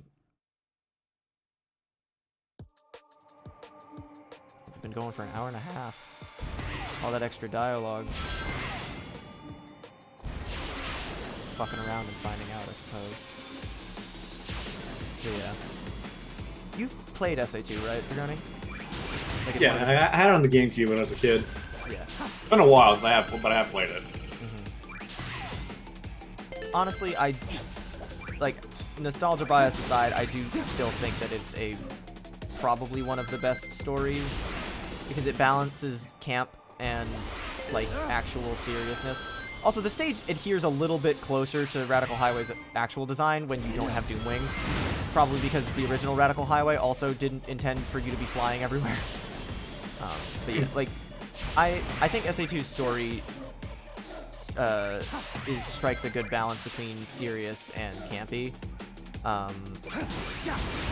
And, like, cause, like, blowing up the moon is, like, a big fucking deal, right? But also, the laser being used to do that is shaped like a silly man with a mustache. Also, the first people's the reactions that you see to that are immediately followed up with silly pink hedgehog exclaiming, "Half of the moon is gone!" You know, like, it's still ridiculous, you know, but they strike a balance. Having the game version is why I always think that it's Sonic Adventure 2 Battle in my head. Oh yeah, same, honestly. I know for most people. It's mostly just, at this point in my life, I mostly just say SA2 for simplicity's sake, but fundamentally to me, they're the same experience. Yeah. Yeah.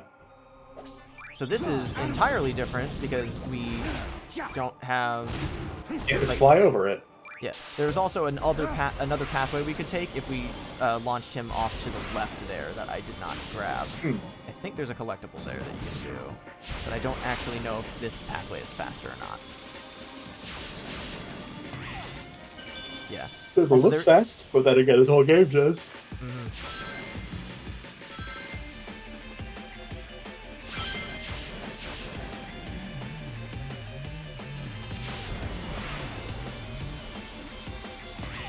I still, out of the Act 1 and Act 2 remixes of this, of Radical Highway, I do still think that out of the whole, like, the entire game's soundtrack, I still think that my overall favorite version of Radical Highway from this game specifically is the Doom Zone remix, because it is slightly different from the versions that play in Act 1 and 2, but these ones are still good.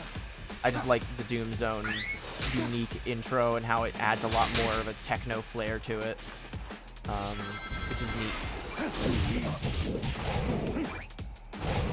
I love that fucking five-eyed manta ray.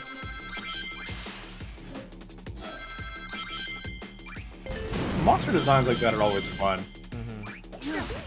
Speaking of monster designs, the other day I learned about the False Hydra.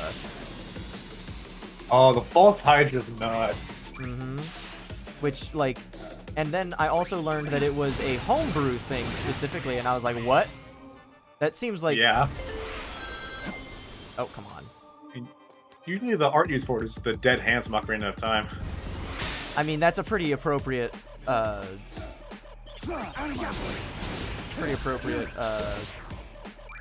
artwork for it, honestly. This is actually a little stressful. Ow.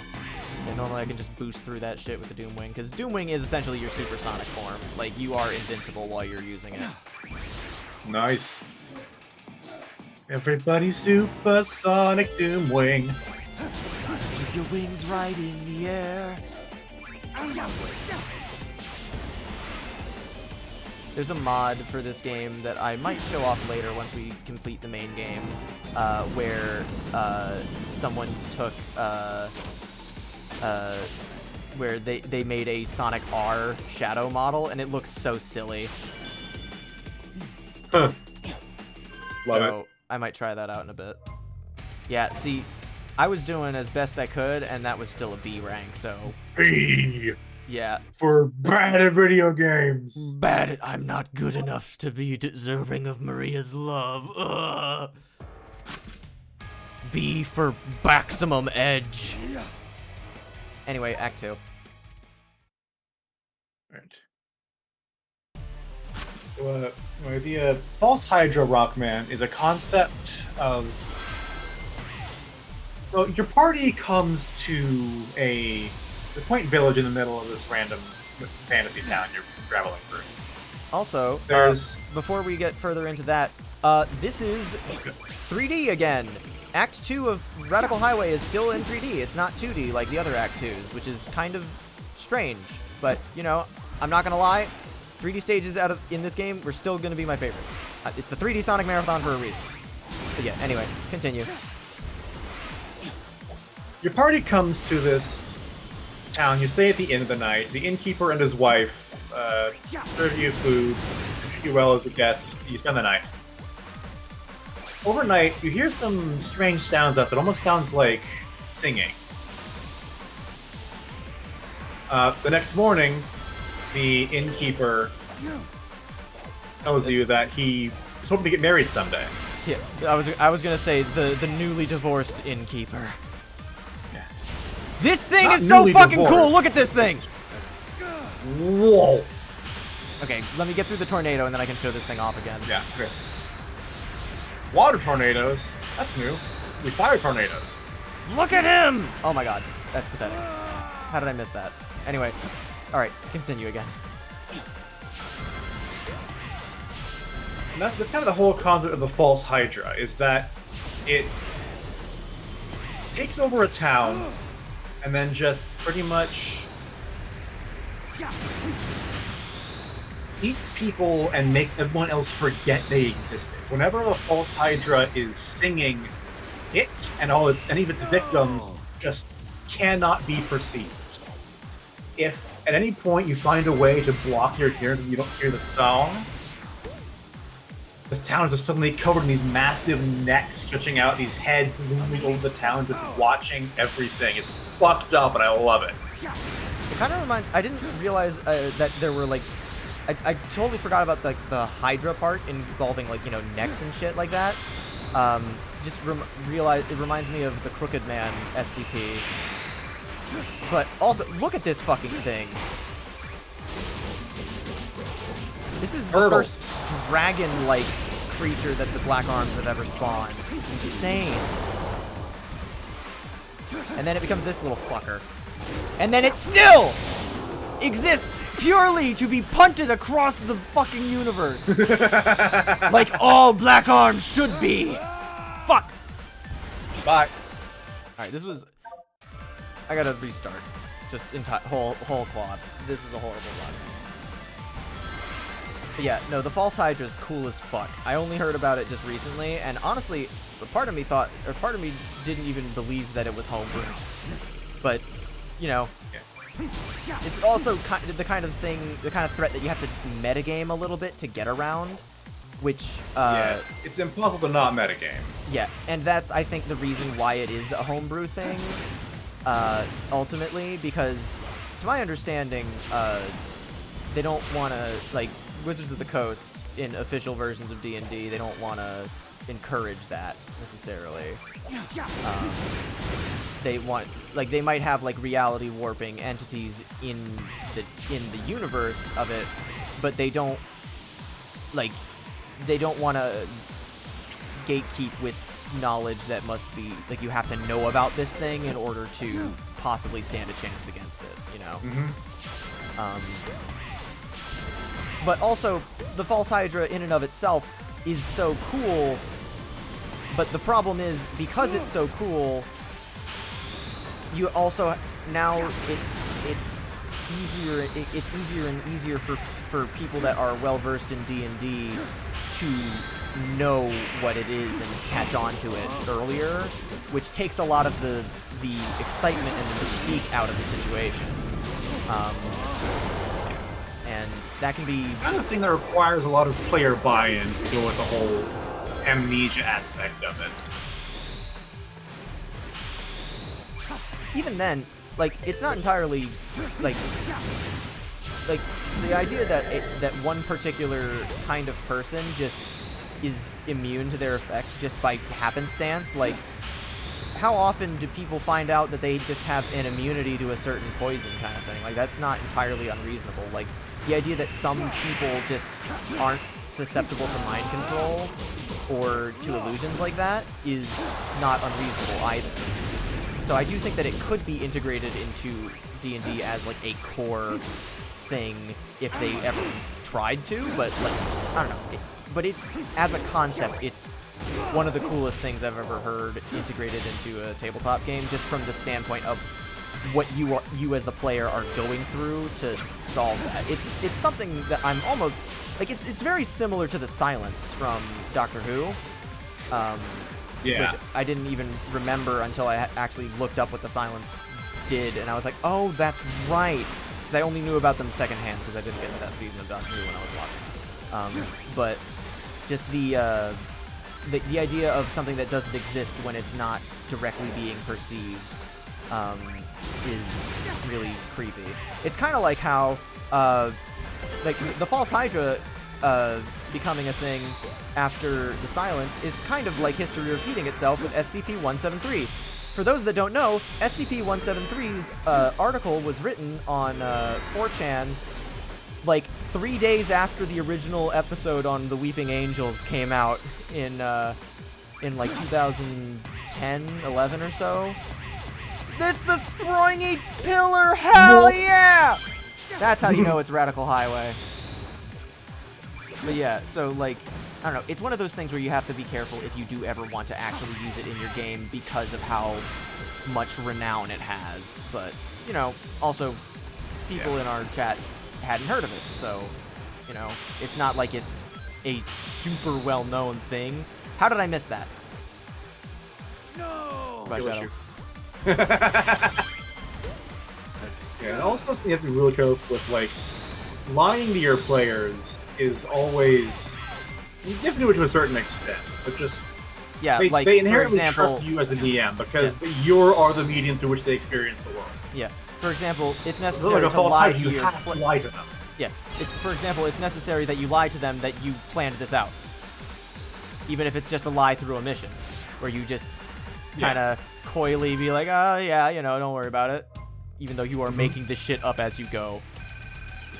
Just panic state of improv every 2 seconds. Which, honestly, that's, like... We're supposed to figure this guy was a bad guy yet. What are you doing? Yeah, stop! The best way to... The best DMing, that or some of the most iconic DMing that I had was... What's the one really standard D&D campaign that everyone starts out with? What's the name of it? There's like a really well-known Lost Mine of Fandelver is the, like... Yeah. 5e default starter kit. Yeah, that was the one that I was starting with my girlfriend at the time and one of our mutual friends. And we were playing that, and we encountered, like, a goblin, and we were, like, you know, just getting used to how things work and all that. And so we asked, like, we were asking questions about this thing, and, like, we were doing, like, you know, perception checks or, like, examining and whatever, da-da-da-da-da. And so, but the way that our DM described this goblin is that he had an exceptionally pretty face for a goblin.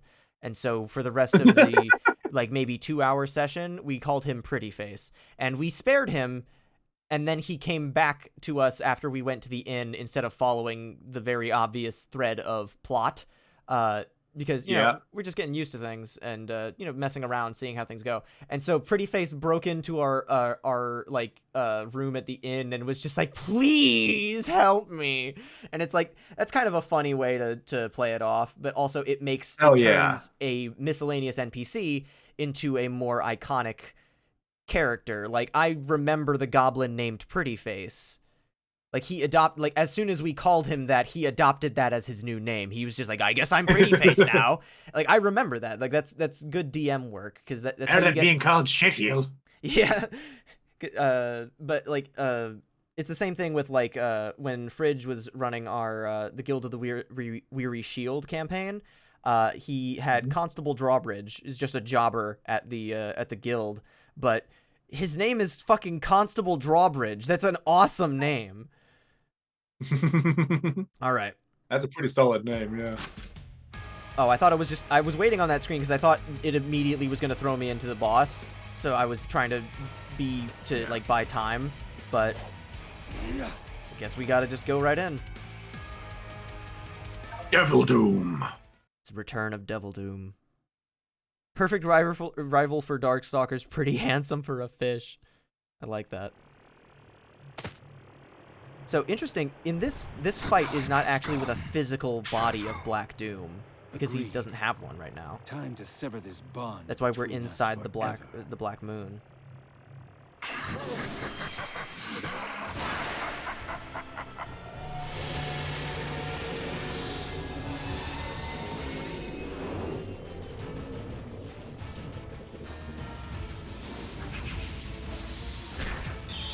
Yeah. Devil Doom.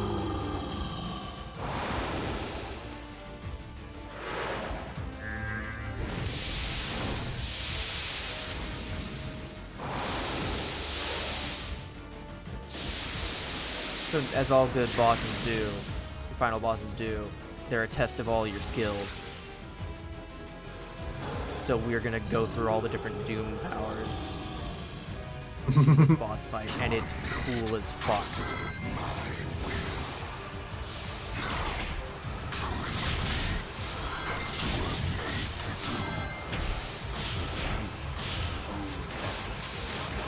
Also, I love this remix of the Black Doom fight from Shadow. I think I wouldn't surpass you.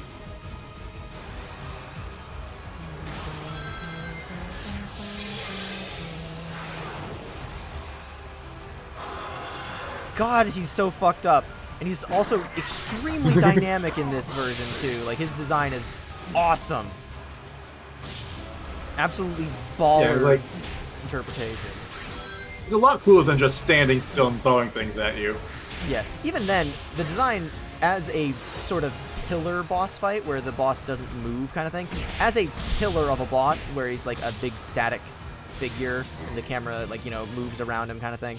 As far as those boss fight designs go, Devil Doom's not a bad one, in at least aesthetically speaking, as a design. But seeing him get to move around and be all fucking powerful and warping reality and throwing shit at you, it's cool. It's really good.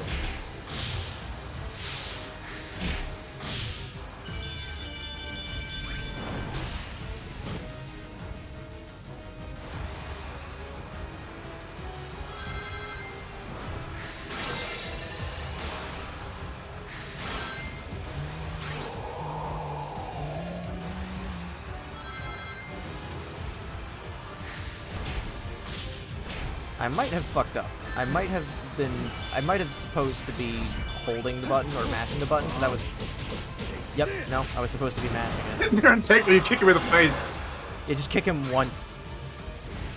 Yeah, so I was totally fucked up. So we could have been on another phase by now. It's fine. It's been a minute since I played this fight.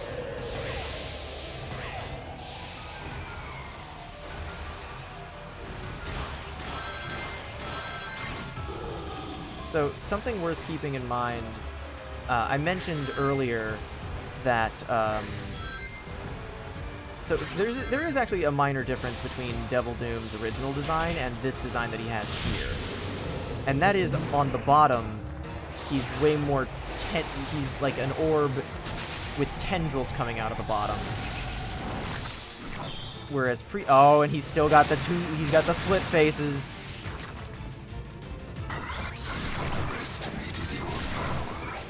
But there's tendrils coming out of the bottom, which, as far as I'm aware, I don't think were in his original form in Shadow the Hedgehog. But I could be wrong. This isn't good.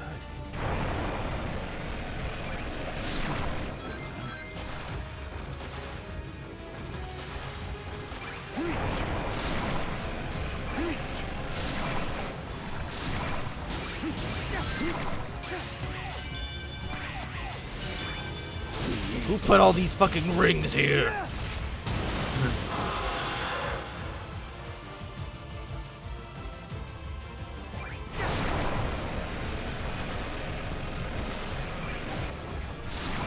Can you fact check my statement about Devil Doom's tendrils on his bottom half in the original Shadow? I didn't jump. Pulling that up.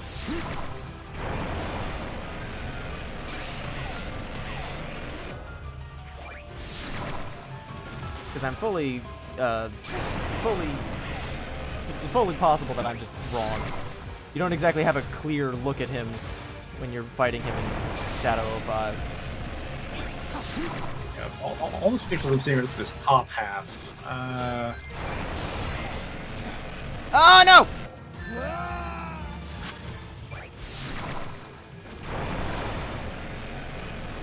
God damn it.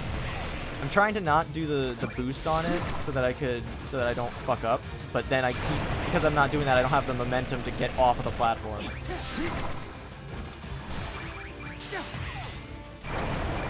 Let's get moving!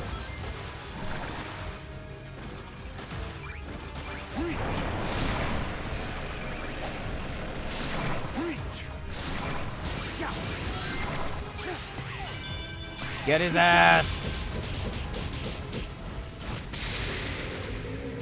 Are you guys ready for the best fucking song in the game? And in any game? Ever?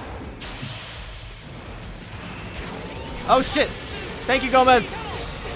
Yeah, that is the best one.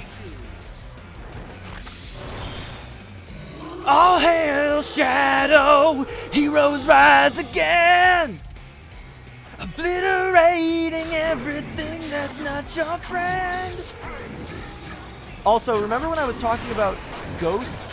The one So mech this is why they call it the Skeleton Dome. the one mech in I am nothing. fucking I have surpassed you. Time to end this once and for all. forces and how alien it looks. He looks like this. Neo Devil Doom looks like Ghost.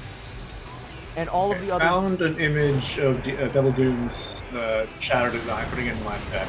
Okay, I'll compare in a minute. But just... This fucking design is so much extra, like, and more extra degree of alien. And just visually speaking, there's not an insignificant amount of it that is similar to just fleshy versions of the fucking Guardians and enemies from Frontiers. And again, they were both spacefaring races, and they can both use the Chaos Emeralds to great effect. Like, the idea that Black Doom is essentially like the antithesis to the Ancients is so cool. And it also is just, even outside of all that lore implications, it's just a great design! Yeah. Take me the fucking eyeball. Nothing in Sonic has ever looked like the Black Arms, and especially nothing in Sonic, or even within the Black Arms previously, looks like Neo Devil Doom. It is one of the coolest fucking designs this series has ever had.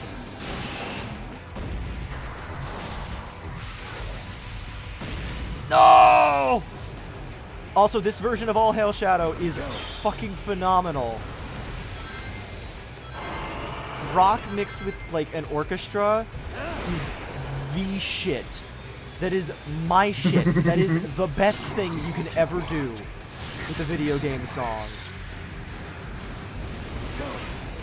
And finally having a full symphonic rendition of All Hail Shadow is so good. My only complaint is that Johnny Gioeli didn't record new vocals for it, which is the same complaint I have with the remix that they did for Neo Metal Sonic.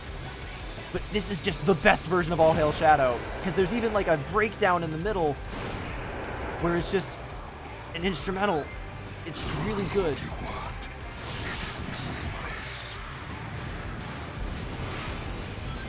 I couldn't imagine a better finale for 3D Sonic Marathon than me gushing incomprehensibly as something happens at like fast speeds. Already decided.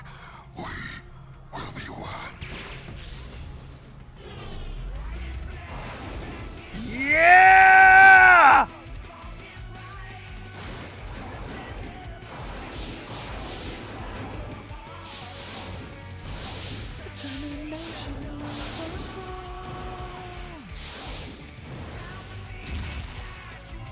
I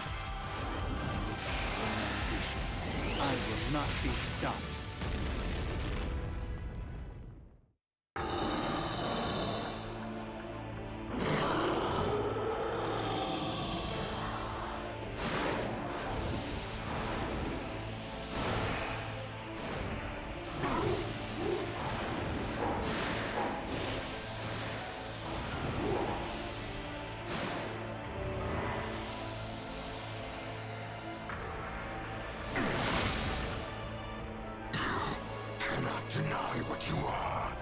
And I'm used to seeing his mandibles actually move.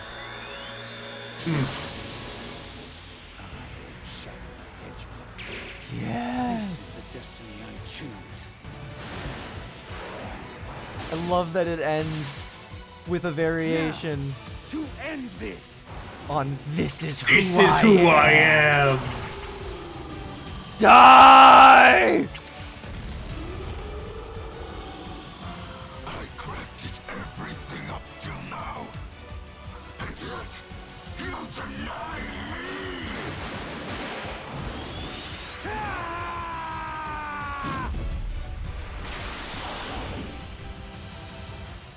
Shadow,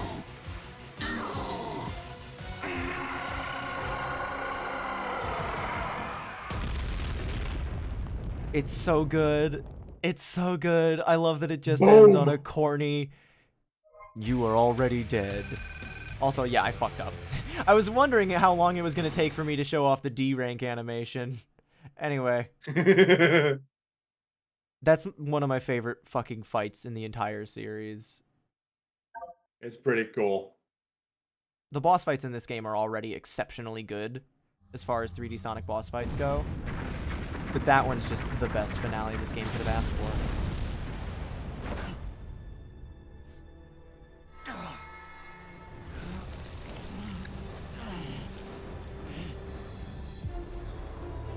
And now Black Doom's influence is now faltering. Farewell, Nice Radical work. Highway. Perfect timing, too. I'll come see you next time I visit Get San ready to Fran. confront the monster that trapped us here. If I'm going to switch the emeralds without him noticing, we have to do it now. Very well. I leave it to you. Okay, I'll take care of it. Aren't you coming? He might need your help. He's fine. I need to settle something first. Whatever. Thanks, Rouge.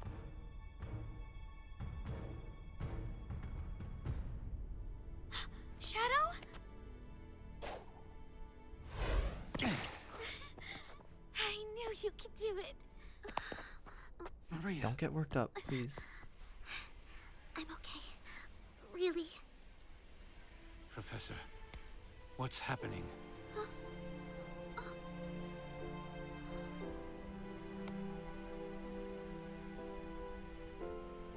Without Black Doom's influence, the time anomaly is beginning to heal. We are returning to our own point in time. I'll stop Rouge. Use Chaos Control.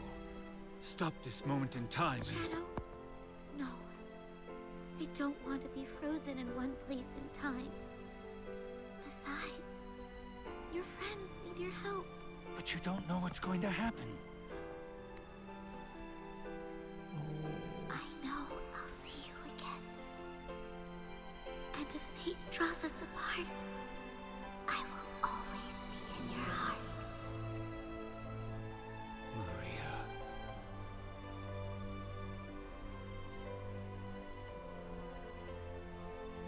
Wait.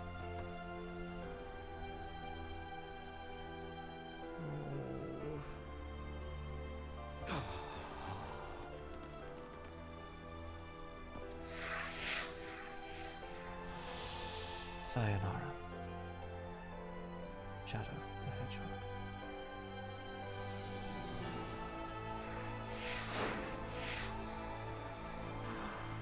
And the tears. Shadow the Hedgehog is crying.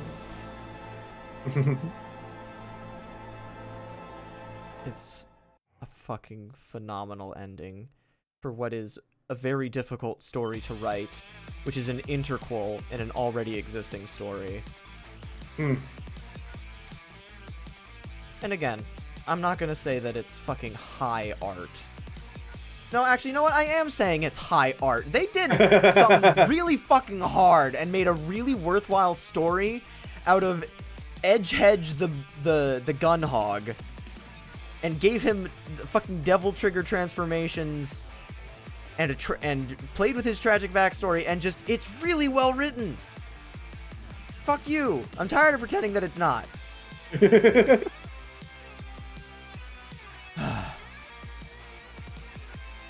Well, out the edge, but peak, exactly. They made a good story that almost made up for Shadow the Hedgehog 2005. Answer change between who is stronger between DK and Knuckles. No.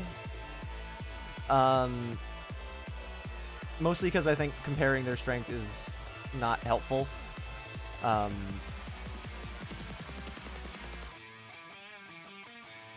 Also because they're friends. But the scaling is also different. DK is the main character in his own sub-series. Knuckles is definitively more of a side character in the Sonic series, so he doesn't get nearly the same degree of overpowered moments. But, you know, that's also neither here nor there. Either way, I'm still bitter about the particular justification that Death Battle did about tools. That was dumb. Yeah.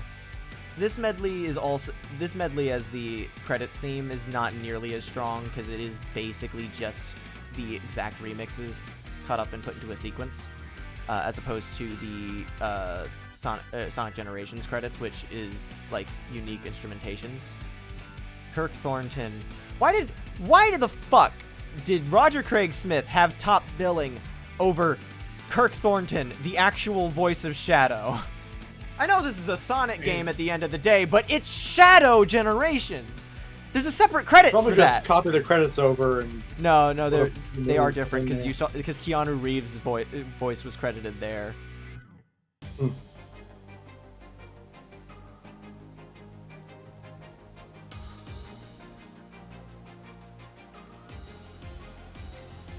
Yeah. I can't click out of the game without it muting it, but as soon as we get back to the main menu, I will be placing this game in the tier list, and the results might surprise you, but it probably won't. That's right. F tier. F tier on the top. It goes in F for fucking peak. Yeah. I can't sing this game's praises enough. I really enjoy this game, and Frontiers was excellent. But this is the kind of Sonic game that I have come to adore. And I don't know what they've got planned next for Sonic outside of Sonic Racing Cross Worlds. But I am very much looking forward to it. F for phenomenal. Exactly. But yeah. So, Dragoni, what are your thoughts on this marathon as a whole? I think that once these credits, we can finally call our time, the whole marathon, and see if you can beat that next time. Oh, hell yeah! I mean, like, if I was actually doing them in a more immediate marathon type thing, probably would be able to shave some time off of the overall runtime for individual games, but, fuck. Yeah, I really enjoyed this. This is, like, less about the opinion on this particular game at this point, and more just about the marathon as a whole. This is some of the most fun that I've had with streams in a long time. Yeah, there are some times where it gets dreadfully boring, like, Boom was a bit of a... There was a pretty rough stretch in the middle there. But even then, like, with some of the worst games, like, more frustrating games in the series, fucking 06 was at least entertaining. And I certainly hope that Secret Rings was entertaining, otherwise I went through physical pain for no reason. Boom was just boring. Like, not as frustrating as Secret Rings or 06 in terms of purely playing it, but I never want to touch Boom again. Like I might touch. Like Yeah. I've shown interest in replaying 06 in the form of Project 06 or like Secret Rings Reignited, which is the They made a remake that- boom mod to make it less shit. I Do you don't think there's enough of a core there to build off of? I don't even think there is. Like, I think the idea, like, they basically would just need to make a whole new video game, maybe using the same plot and character designs, and maybe some of the designs for, like, enemies and stuff. But, like, the core of the game itself is just not worth it. So Yeah. this is why they call it the Skeleton Dome. They really do call it the Skeleton Dome. Oh, man. But... did you have a favorite moment or game that you remember from the marathon?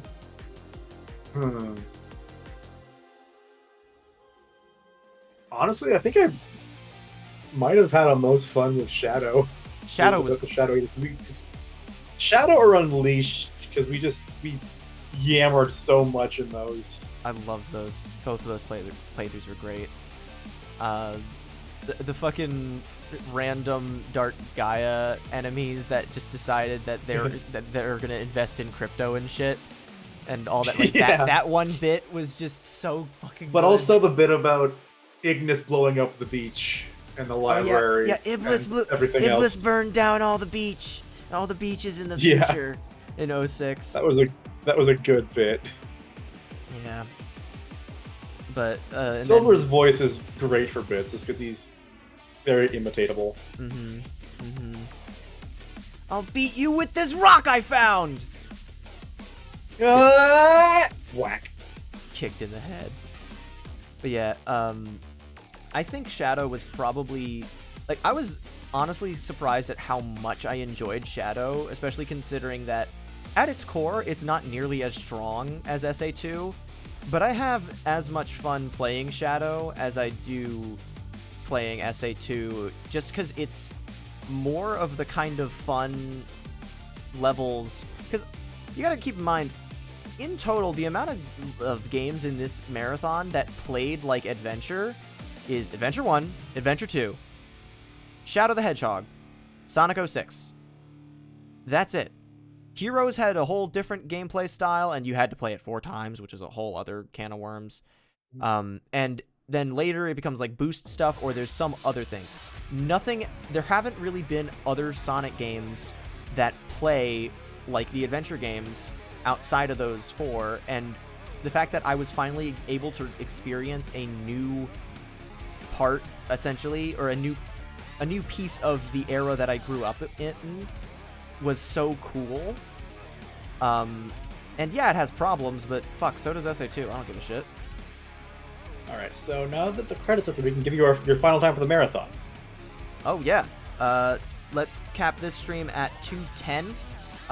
Do you want to do the math on that? Yeah. Okay, so that puts your... I had to stop watching going the whole time. Puts your final marathon time at 8 days, 19 hours, 23 minutes, and 59 seconds. Amazing. 8 days. It's fucking awesome. Yep. 8 days of Sonic. Alright. I can't have the music playing from the menu. Almost 9. Oh, damn. Yeah. Alright, I can't have the music playing from the menu because of the setup that I've got, because I have to be clicked in and out of the game and all that, but let me center...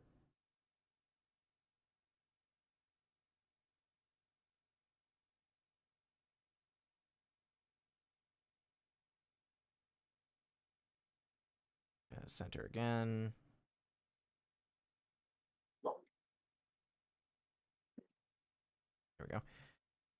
All right.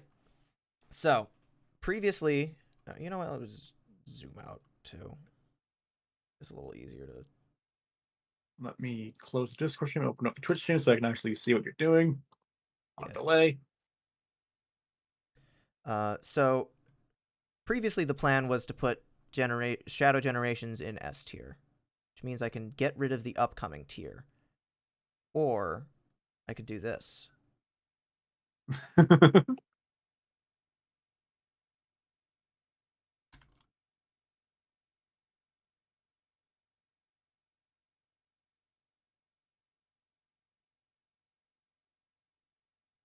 I don't. All restructuring the whole thing.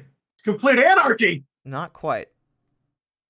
So, this is my final tier list. I think.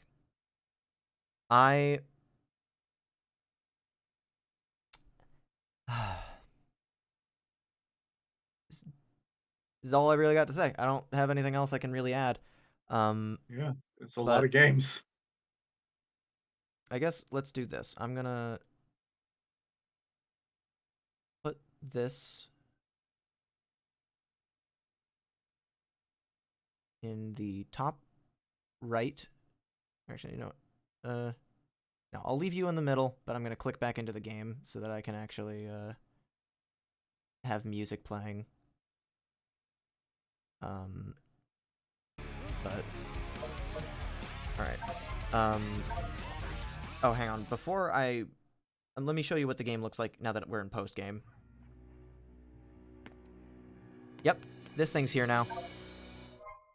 Activate the Doom hit Zone. that to go into edgy Doom mode. Not only will the number of white space challenge gates increase, but challenges and bosses will also become more difficult. Yeah. All right. So, now that I've shown that off, I can put the tier list back on while I just chat about the different things, and I go to the collection room to listen to some music while we do. Within the individual tiers, the games are not ranked in any particular order. They are just placed in that way. SA2, I can't even come up with good enough names for the top 2 slots because they're basically expressing the same thing. But SA2, I grew up with that. I can't be unbiased about that game. It's my all-time favorite. Sonic Generations, you know what? Fuck it. Let me change the names after all.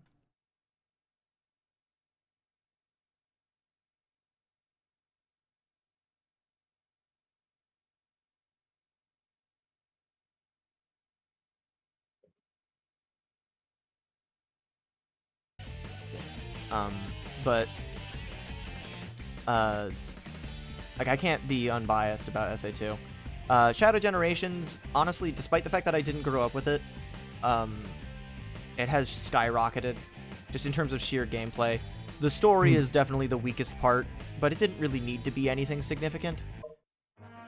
I'm just kind of happy that it exists, and that it brought the whole fan base together after a certain point.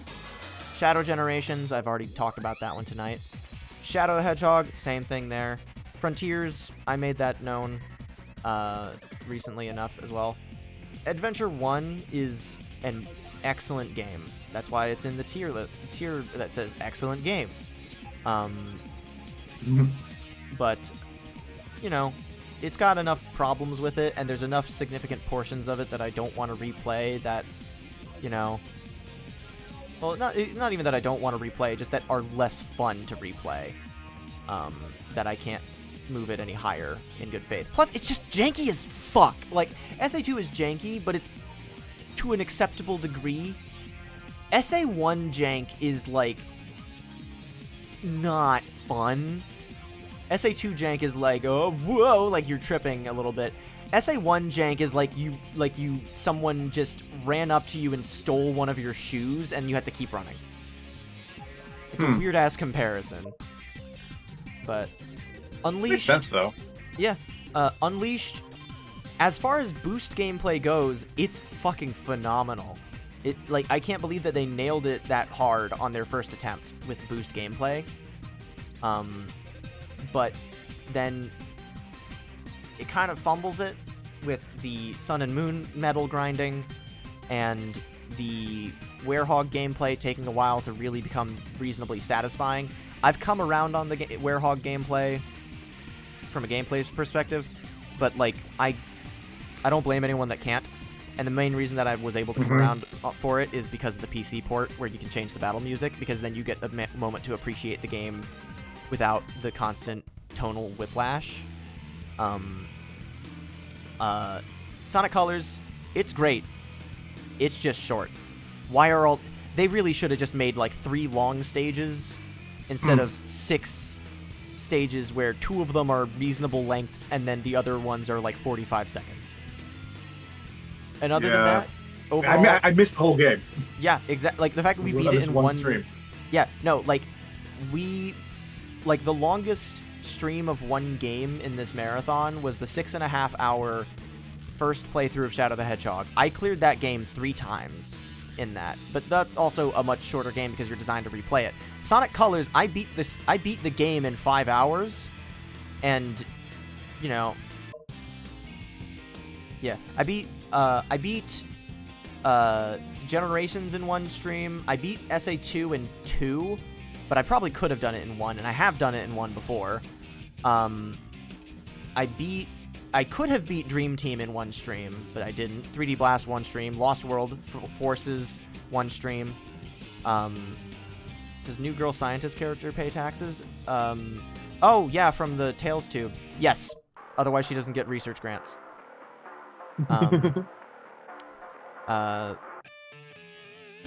There's no way that she's not going to be important for the next game. Like, I'll tell you about her later. I can't even remember what her name is at this point.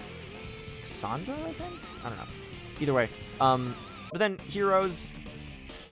The B tier is what I call, I like this. It's fun for what it is, but I don't see myself playing it to completion again anytime soon. Victoria, that's right, because Tails had the nickname of Tori for her. What's the over-under on a scientist lady being a Robotnik?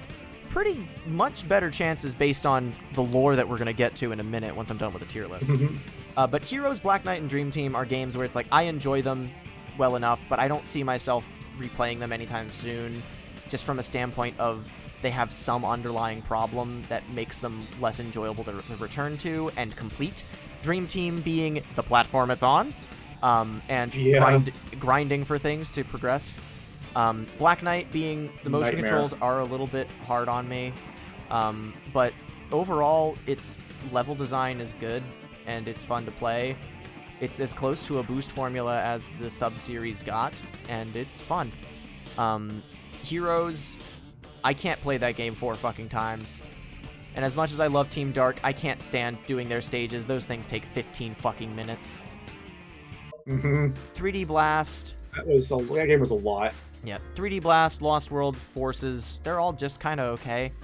Lost World is fine as a side adventure, but, you know, definitely not what the series needed after its strong step forward with Generations. Yeah. Forces was a similar thing where it's like you have a cool concept that you built off of Generations, and then you fumbled the bag. And I hope that they bring back character customization in some capacity in some other game, because that'd be really good. I don't have much else to say about 3D Blast. Bobsy the Bobcat will return. Bobsy the Bobcat will return in Sonic Forces Overclocked. That is a genuine promise, by the way. I will be doing that. Is that a mod? Yeah, it's a mod that we're gonna do when we do the revisit of all the different versions, like the Saturn 3D Blast. Actually, you know what? Let's just go over what those would be. For 3D Blast, it would be the Saturn version. SA1, I'd play the GameCube version that I grew up with. Same with SA2. I probably won't spend too much time on those ones. But then, after Adventure 2 is Heroes, which there's not really another version of Heroes that's worth looking at. The PS2 version is just buggier and runs at a lower frame rate. Forces is the Star Trek Voyager of Sonic, so much wasted potential. I'm going to pretend like I understand that. But also, we have been playing a lot of Sonic, and there are other things we can stream. We are not going to be doing the revisit. Wanting to stream for a while. We are not going to be doing the revisit for a good few months. After Minish Cap, after this marathon is done, which will be concluded with the vocal tier list, which will be next week, hopefully, we will be doing Minish Cap. And then after Minish Cap, or even during Minish Cap, depending on like what days more people are available on, I will probably be returning to Hitman 3. Just here and there, you know. Oh yeah. But yeah. In a while. In terms of other alternate versions, there's not really anything for Shadow 05. There's the Project 06 for 06. There's Reignited for Secret Rings. There's straight up playing Black Knight with Dolphin and a GameCube controller. There's Unleashed on the PS2 and Wii. There's the 3DS version of Lost World. There's Overclocked for Forces. And there's also the PC port of Unleashed. But other than that, that would be a very rapid-fire thing. I'm not gonna focus too much on them. It's mostly just like a brief appearance here and there. Because we already played the games. At their core, they're mostly the same, except for the times when they made 2 separate video games, like with Lost World and a couple of other things, but we'll talk about that as we get to them. Rise of Lyric, just because I didn't realize I didn't finish talking about the individual games. Rise of Lyric is just boring. I don't give a shit. 06, disastrous for the series' reputation. Even if the game itself wasn't so bad upon revisit, I don't think I could feasibly put it in any other tier. And Secret Rings just pissed me off. Like, I'm not even going to mince words. I'm sure that if I looked at it from a more objective standpoint or tried again after calming down or, like, you know, playing in a more idealized situation, I'm sure that I would come around on some aspects of the game. But genuinely, that game just pissed me off so much. Like, you know what you did. You know what you did, Secret Rings. Yeah, like, I liked Secret Rings as a kid. When I was a kid who didn't know any better. There's so many aspects of its design and mechanics and controls are just so bad. Bizarre. Bizarre is a more charitable way of putting it, but a lot of them are just straight up bad. But alright, In order to progress, you have to play these specific missions. Which missions? We're not going to tell you. Yeah, that's a secret for me to know and you to find out. All right, let me check. I think there's some dialogue that we haven't gotten yet as a result the Discord of stream. Yeah. And then after I do that dialogue, I'm gonna reboot the game so I can show off something else.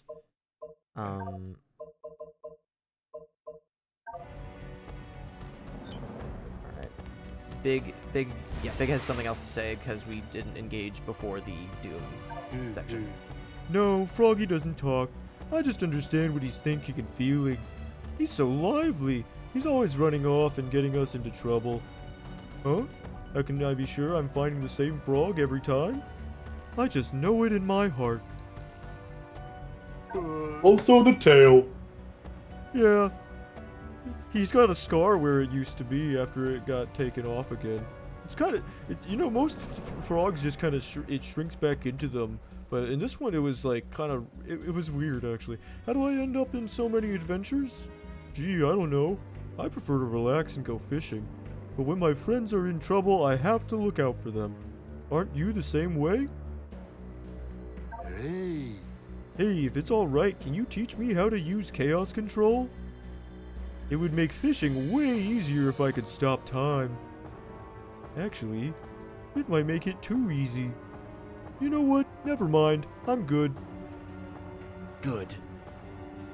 The world would be at risk if someone with your power had access to chaos control. Aw, shucks. Thanks, Shadow. Alright, where's Maria?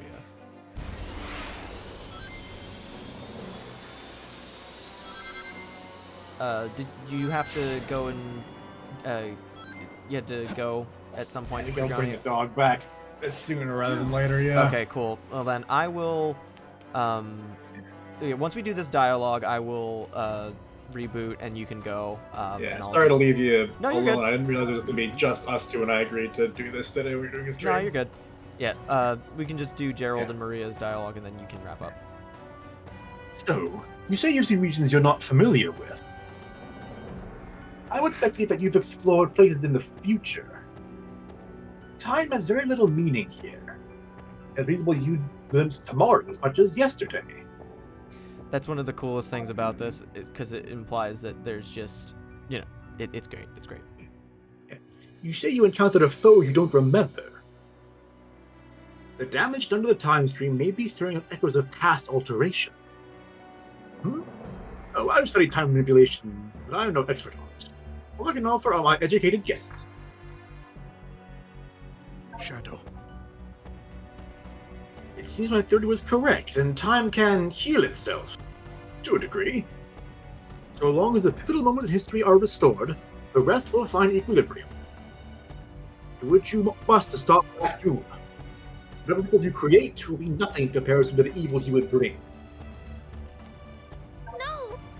Shadow, I don't want you to listen to Black Doom. You may share his DNA, but he is not your true family. Your real family loves you and wants you to be safe and happy. That's us, Shadow. Me and Grandfather. Please remember that. Since time has been different for you, do you remember our teacher? She was very strict, but I loved learning new things from her. She liked my biology report on Chow very much. You really ought to catch up on your homework, you know. I don't think you ever turned in an assignment. The food on the Ark is okay, but I really miss the cooking on Earth. Before I got sick, I went with my family to Spagonia. The food there was amazing.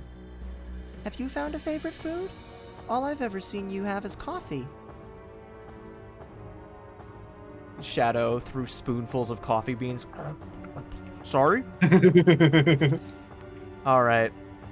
That's all the dialogue that I wanted to... Actually, let me double check with Omega. I think what he says now is the gun thing, but I'll just double check.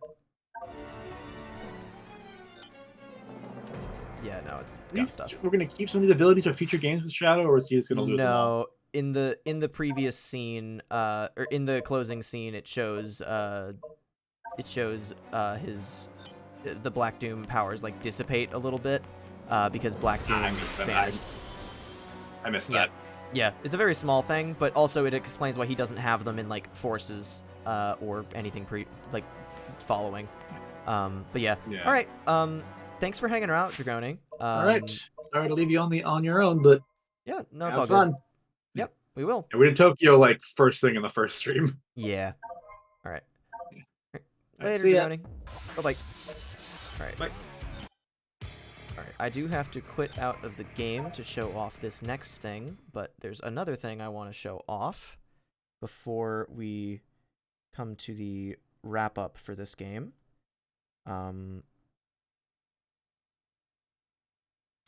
Because I have not shown off the hard mode stuff. We're probably not going to do too much of it, but still worth showing off. There we go.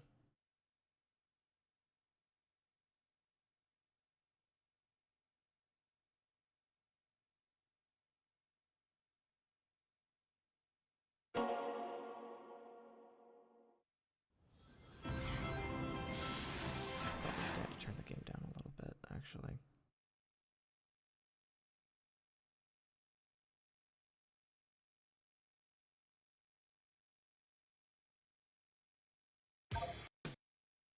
Oop. That's not a normal thing. There we go. Okay, so I tried moving my mouse off to the left where my other monitor was when it was on the Shadow Generations thing, and because I swiped my mouse to the left, it considered that as selecting the Sonic Generations half. Alright. You're not going to show off Gerald's journal stuff. Can I mention something about it? I am. That is exactly... I was rebooting the game for one reason, but I'm going into my completed save file to show off Gerald's journal.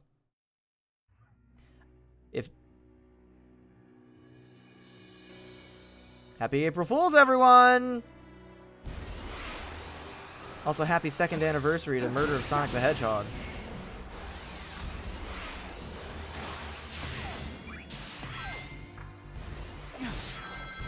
It's such a simple little outfit, but I'm a sucker for alternate costumes. Alright, let's go to the collection room and read Gerald's journal, because... oh my god, it's good. But yeah, this is my complete save file. I don't have all of the reward for collecting all of the rocket parts would normally go here. I don't have that. If anyone has a easy way to help me find them, I would be happy to take a look, but, you know. Yeah, so I've got all the movies.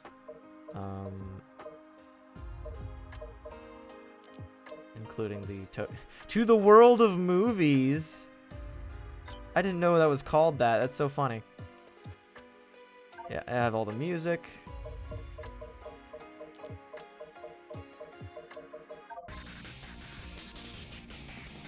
Mistopoulos, the greatest of all time.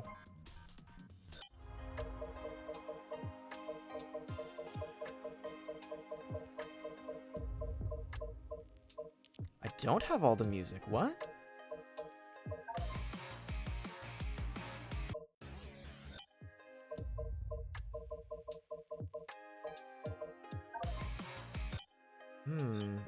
I might have to look into that.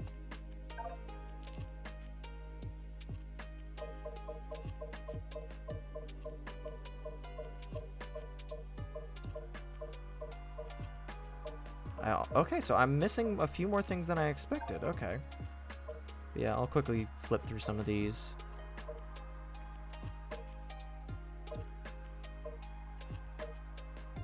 The renders are a little less interesting to me, but I like these because this is from Sonic X specifically, which is interesting that they included that even in this game. Oh, okay. But I thought I already had those as the thing. Also from Sonic X. Go head to Hedgehog.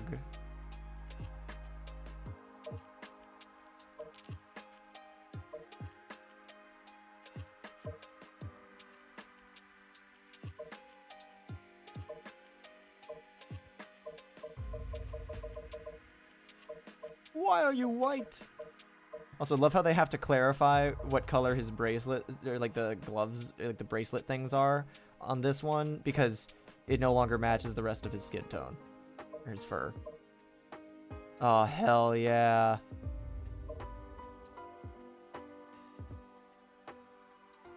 I love this. So that's his Rider's design, his Lancelot design, and then I don't actually know what that one is. I think that's like an extra costume you could get in SA2 Battle. Because it matches his model from SA2. But I don't actually know where that one's from. Oh, the black arms. Ew. Gross.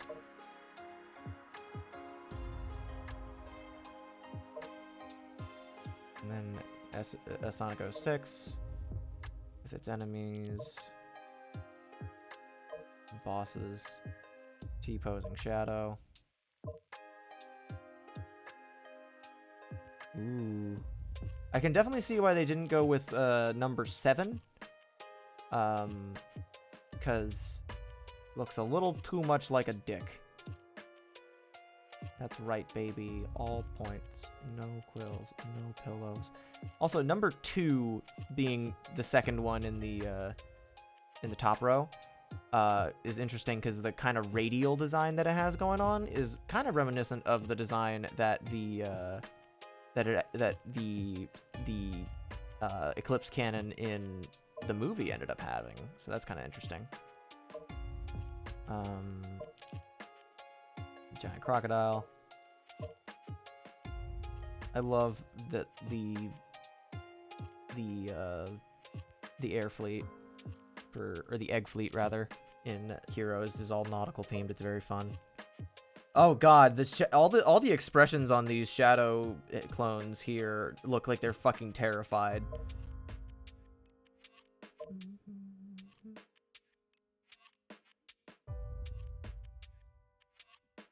You know, now that I think about it, I was talking about this with Black Doom, but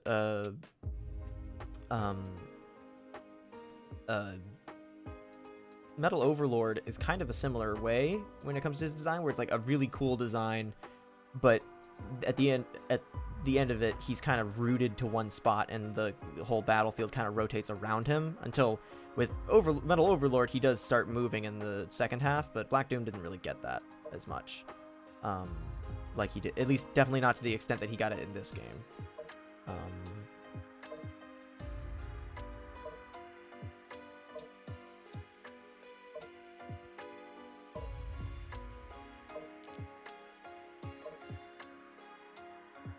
Ooh.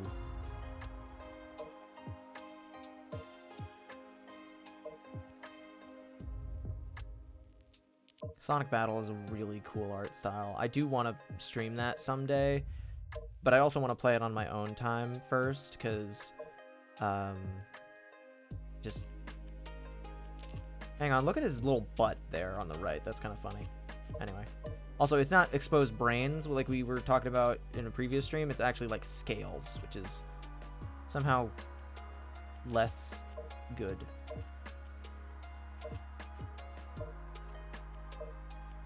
How many other artworks are there? That's quite a lot.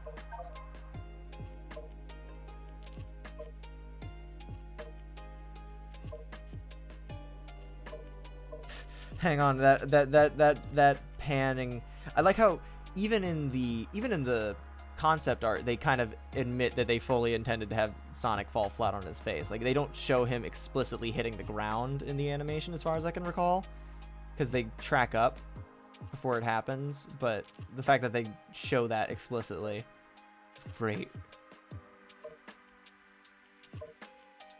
And there's Terios' concept. What the fuck were they doing with D1?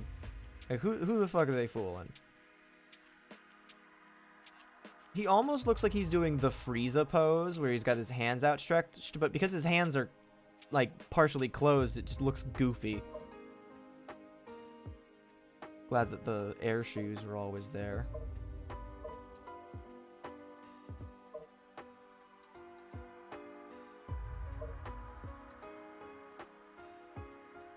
Jungle gimmicks. I love the little... What the fuck is that evil Omochao about?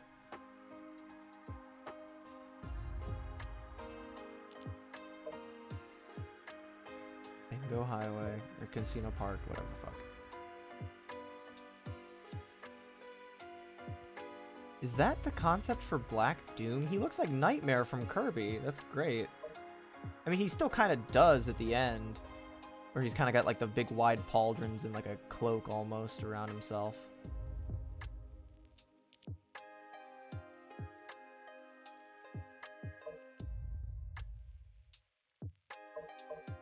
Hang on, let me... Yeah, Tails and... I'm assuming you're referring to this one? Where he's like pleading or like begging, like, "No, Shadow, you can't do that!" And there's the finale sequence where Vector, or not the finale, it's just when they meet them for the first time in the laboratory.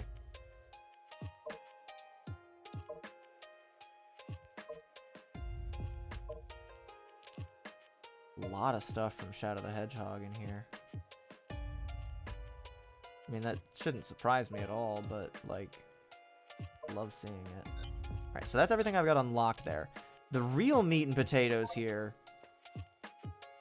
is not this. This is whatever. Just different pictures of Shadow from the same stage. The real reason I'm on my alternate save file is for this. That's 24 pages of lore.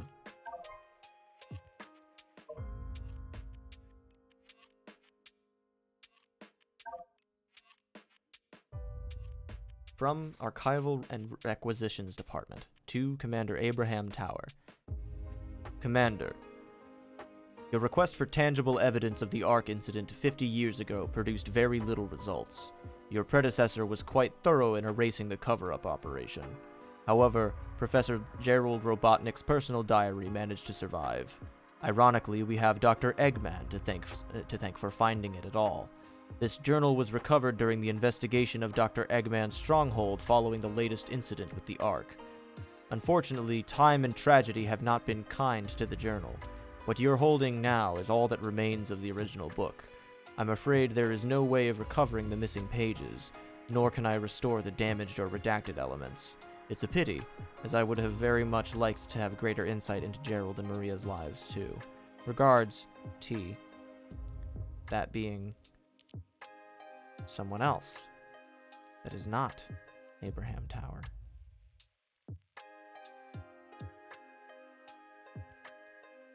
Yeah, so this was made into a physical book that you could get with pre-orders.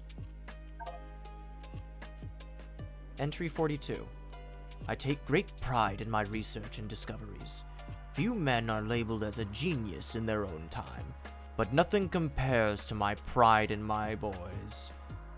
Redacted 1 and Redacted 2. They both graduated from graduated summa cum laude, and in record time, no less. They'll have their doctorates in no time. It seems my passions for archaeology and robotics are split between them, but I guess that's what makes them chips off the old block. Ho ho! I cannot wait to see what boons they bring to the world. Oh my god, it could be Poochie P. Also, yeah, we have a design for Eggman's dad. And Maria's father. I'm gonna guess the one on the left is Eggman's dad, and the one on the right is Maria's dad. Like, I imagine his facial hair is, like, blonde.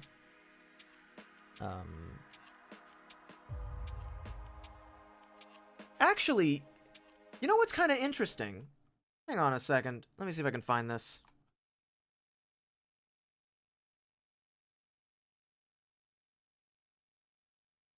So MagFest has this cute thing that they do, where they make different mascots for their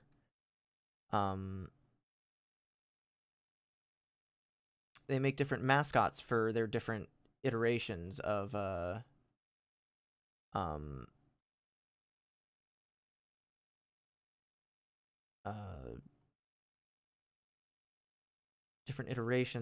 the characters that they have, like, parody characters or like knockoff characters. Shut up. They have parody characters that they'll do, essentially. And interestingly enough, if I just remove all transformations from this, yeah. So this was some of the characters that they used for this most recent MagFest. On the left is Dr. Ovo Garbotnik, and he's in, like, a trash can. But he doesn't have the mustache, but when I looked at Eggman's dad there, my very first thought was, why does he look like him? It was very strange. It's just the head shape, really. But that's just me. That's just where my mind went. He showed up to his son's graduation in his lab coat. You're right. I can't believe how much time has passed. It feels like yesterday I was celebrating my boys becoming men, and now I'm a grandfather. Her name is, presumably, Maria. And she is perfect in every way. She brings a smile to everyone's face, and everyone falls in love with her the moment they lay eyes on her. If nothing else, she is my legacy. Everything I do from this day forward, I do for her.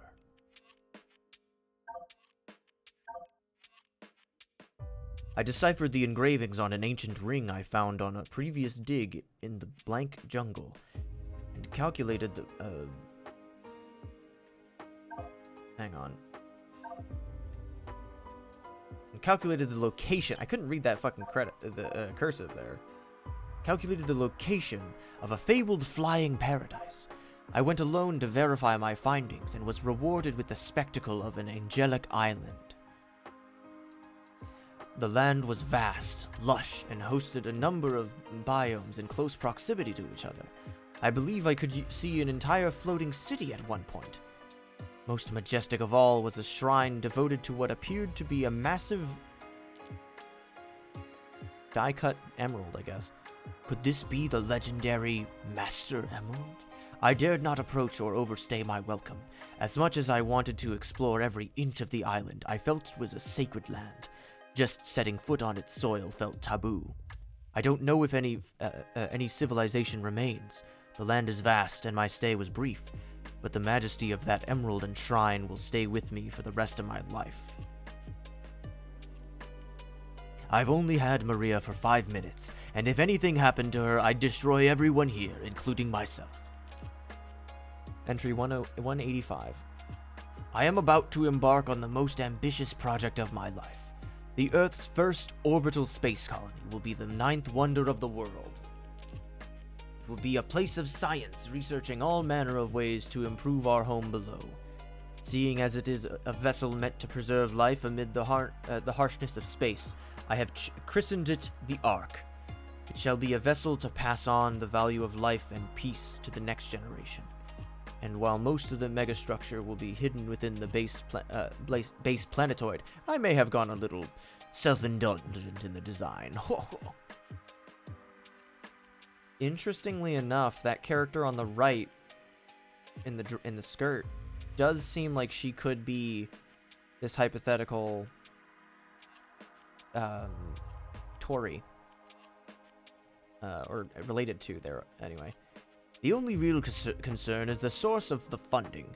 While the United Federation supports us, most of the financing is coming from Gun. I have no illusions about what they'll want, but I'm building the Ark to preserve life, not end it. While I have my concerns, I am a genius, so I'm sure I'll figure something out when the time comes.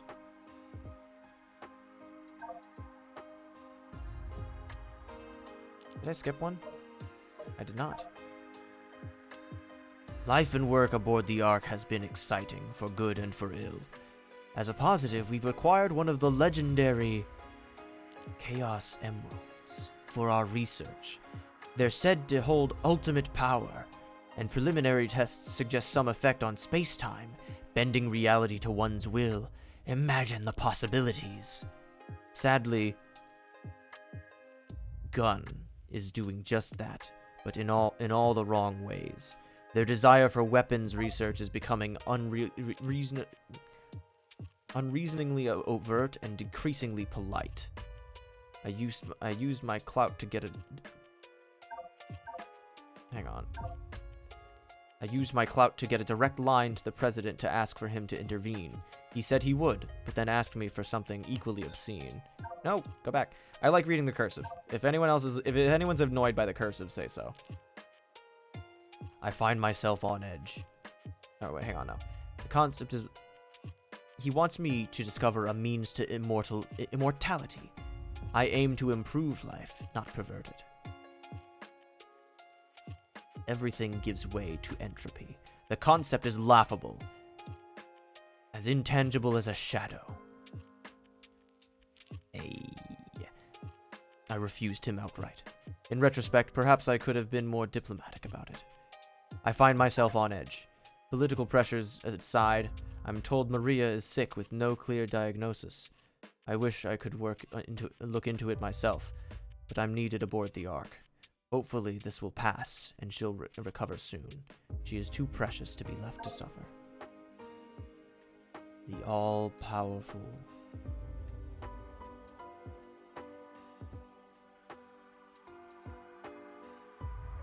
The all-powerful Emerald, the power held... Or no, the chaos held, the power to bind a soul. We destroyed the entire... Nope. Oh, yeah, no, I had it right. So, if you look at the text version, whenever a redacted word is the same, they will use the same number of characters, but they're not necessarily the same number of squares, but they won't correspond directly.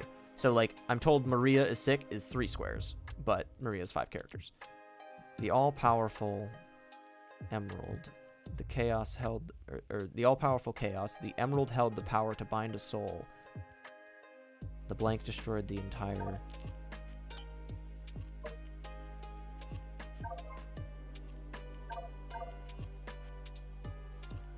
Entry 402.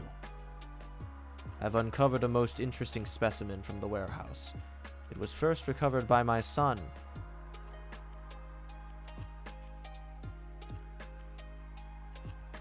Who became quite the archaeologist. I believe it to be some sort of puppet or robot made by an ancient people. At first I didn't think anything of it, but when I was experimenting on the gizoid, it began to move. This suggests the possibility that even the ancient civilizations could harness the power of... experimenting on the Chaos Emerald, it began to move.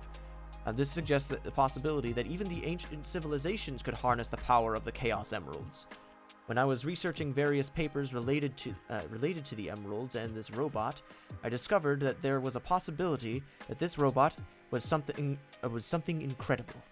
I don't want to get ahead of myself, but this robot may be the cause of the destruction of the 4th great civilization. I'm not sure I believe it just yet, though.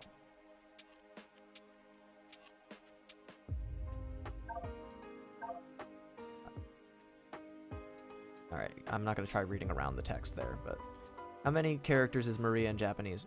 Maria. 3. I am no longer able to ignore the possibility that this robot did in fact destroy the great civilization.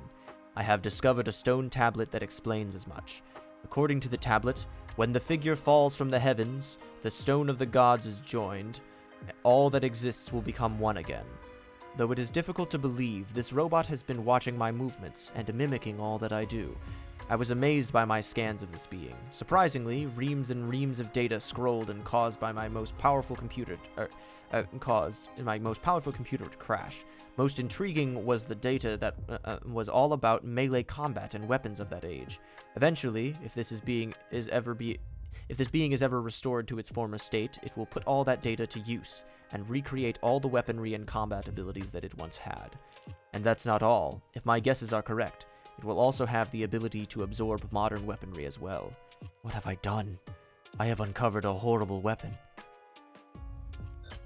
Yeah, so a good chunk of these pages are actually directly from Sonic Battle, which is why Emerald is such a big focus, when otherwise he wouldn't have been. It's also why he was a focus, to my understanding, in Shadow Generations Dark Beginnings, which is the animated short.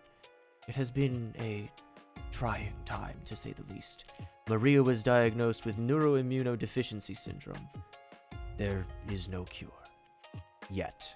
I pulled some strings and had her brought aboard the Ark for treatment and assessment. The low-gravity environment should help keep her symptoms manageable. Her family has been less than enthusiastic with my decision. Despite everything, she remains the most positive person in the room. Most of the staff here left their families back on Earth, so I worried she'd feel lonely. Instead, she's become the adoptive daughter of every researcher on the Ark. Moreover, she's become like a big sister to little Abraham, the Ark's happy little accident over the past few years. Oh my god! Abraham Tower was born on the Ark. Some of those scientists were getting frisky in the lab. The president keeps prompting me with his quest to unlock the mysteries of life. Perhaps with his funding and clout, I can find a way? That doesn't look like that at all. Find a means to cure Maria while chasing that shadow. Keep thinking I skipped a page. Entry 515. Gunn has dropped all pretense and is demanding weapons research in exchange for continued funding. I promised the president I'd begin work on Project Shadow, but even he can't get them to back down. It appears I have a gun to my head on the matter. Years ago, I discovered records of an ancient god of destruction called Chaos. It was said to command the fury and force of the ocean, or something to that effect. I've begun developing a basic AI-driven apparatus that can generate cohesion in water and produce controlled shapes for basic actions. I've told the top brass these can turn any body of water into an autonomous weapon. Deep down, I'm hoping it can be used as easily deployed search and rescue units. Imagine a flood turned back on itself to aid those in the rubble. And there he is, designing the artificial chaos. Yeah, also, he has used clout a lot. It's kind of funny. Entry 530. Research into Project Shadow is in full swing.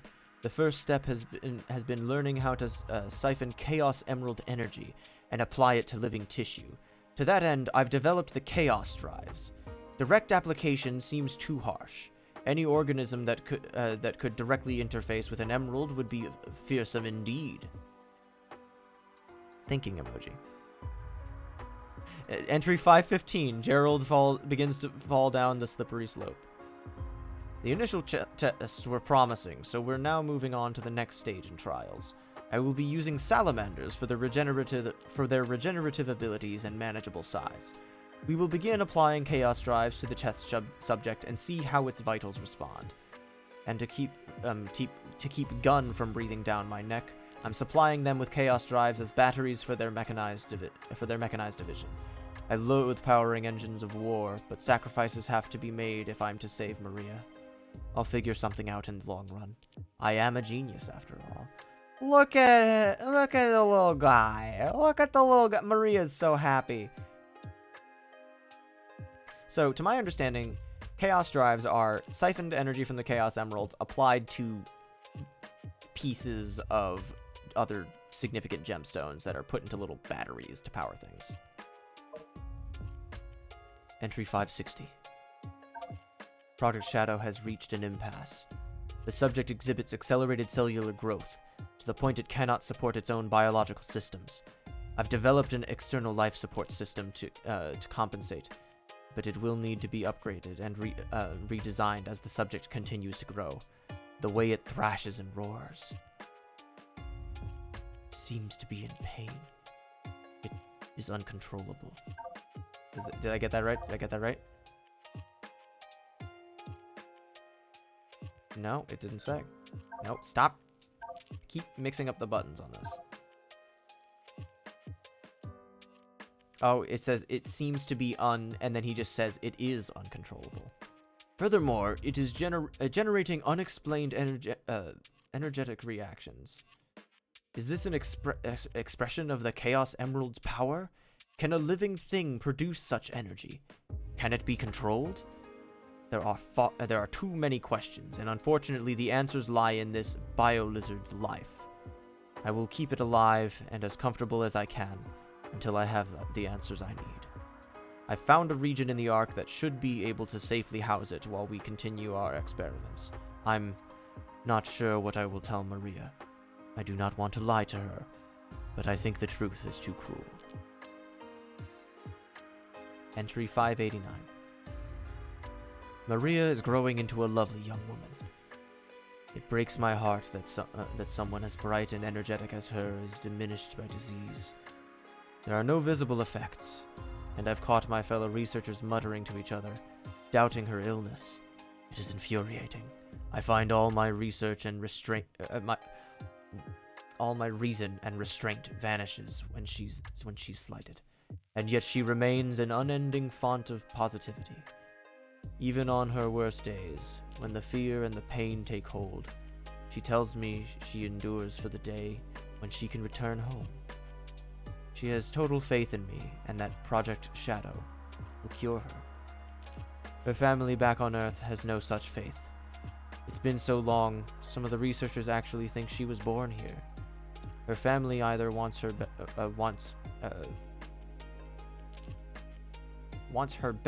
or wants her home, as in like wants her healed. I can do neither. Somehow, their scorn is harsher than the government or the military's increasing pressure for more weapons research. Yeah, so there were some things that said previously that Maria was born on the Ark, but that is not correct, as indicated here. This illustration of the bio-lizard is really fucking cool. Entry 616.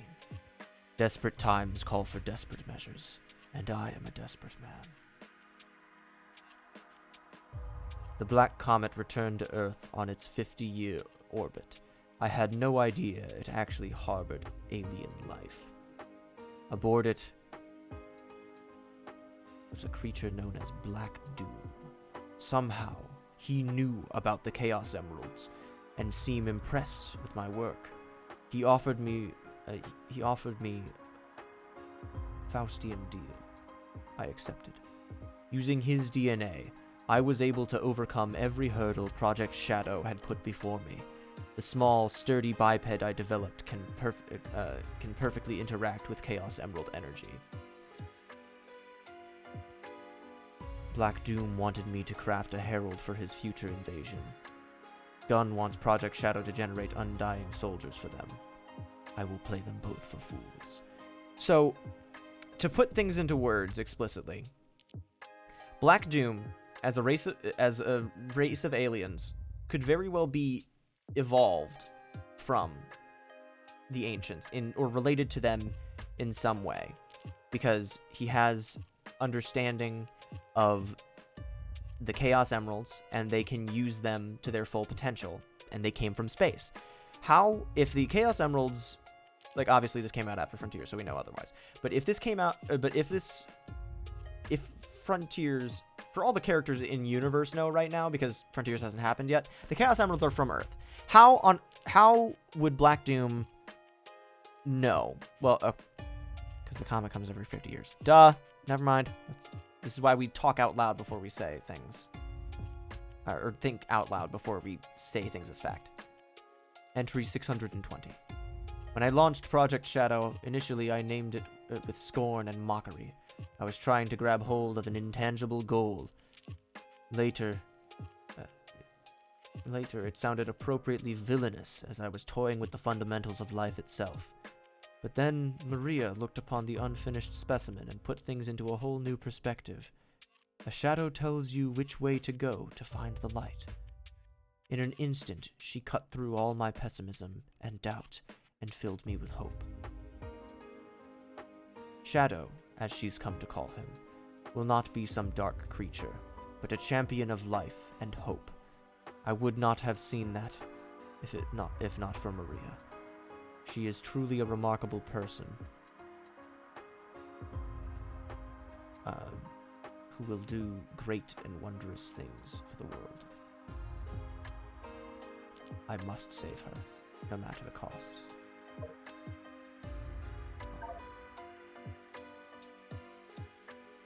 Entry 633. I now understand why this being was named Gizoid. In the ancient tongue, it means everything. According to the stone tablet, if the Gizoid establishes a link with someone, the Gizoid will swear loyalty to that person. Perhaps it still lacks Chaos Emerald energy, but it has been saying the word link to me in broken tones. It went on to explain, "Show me your true strength, and I shall obey. I am all things, and all shall belong to me." So, as it suggested, I brought before it my collection of model guns and fired them all. Then suddenly it said, "I shall follow your every command, and never leave your side." And since then, it refuses to listen to anyone but me. While it still is a fearsome weapon of destruction, while it remains under my control at least, it won't be used for evil. However, if someone with evil intentions ever forms a link with the Gizoid, I don't even want to think about what will happen. I must research how one can re-establish a link with the Gizoid. If someone with an evil intentions ever forms a link with the Gizoid. Wonder who would do that. It's a Legend of Zelda fan. Yes. That's why his head is so pointy. It's like a green hat. Entry 640. The upper echelon is going crazy. Perhaps they aim to freeze Project Shadow. Soon, the ultimate life form Shadow will be completed. The application to my granddaughter is also imminent. I cannot let them stop my study at this point, because I am the only one who can save my granddaughter's life. Entry 642. The higher-ups are threatening to shut down this research facility. I had no choice but to hand them the Gizoid to buy more time for my research. I tried to be careful and commanded it to never absorb any dangerous technologies. However, I have heard that other researchers have been making the Gizoid absorb weapons.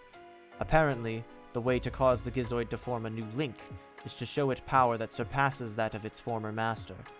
While this poses immense danger, I cannot risk losing Shadow. Entry 650.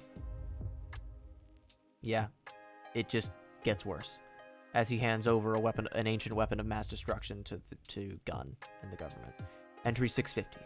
The top brass still aren't satisfied. The Gizoid isn't big enough or flashy enough for them. Fine, I've developed a weapon. I'm calling the Eclipse Cannon. It taps directly into the Ark's central reactor to produce an unethical degree of firepower. They'll love it. However, to use it on any target on Earth would destroy the world. They'll never be able to fire it. Checkmate. I love that this is the way that he presents it. He made something so powerful that even the government wouldn't be able to turn it against the planet without destroying everything. Like, yes, he's giving them what they need, what they asked for, but he's exploiting them. It's very subtly clever. I like that turn on things.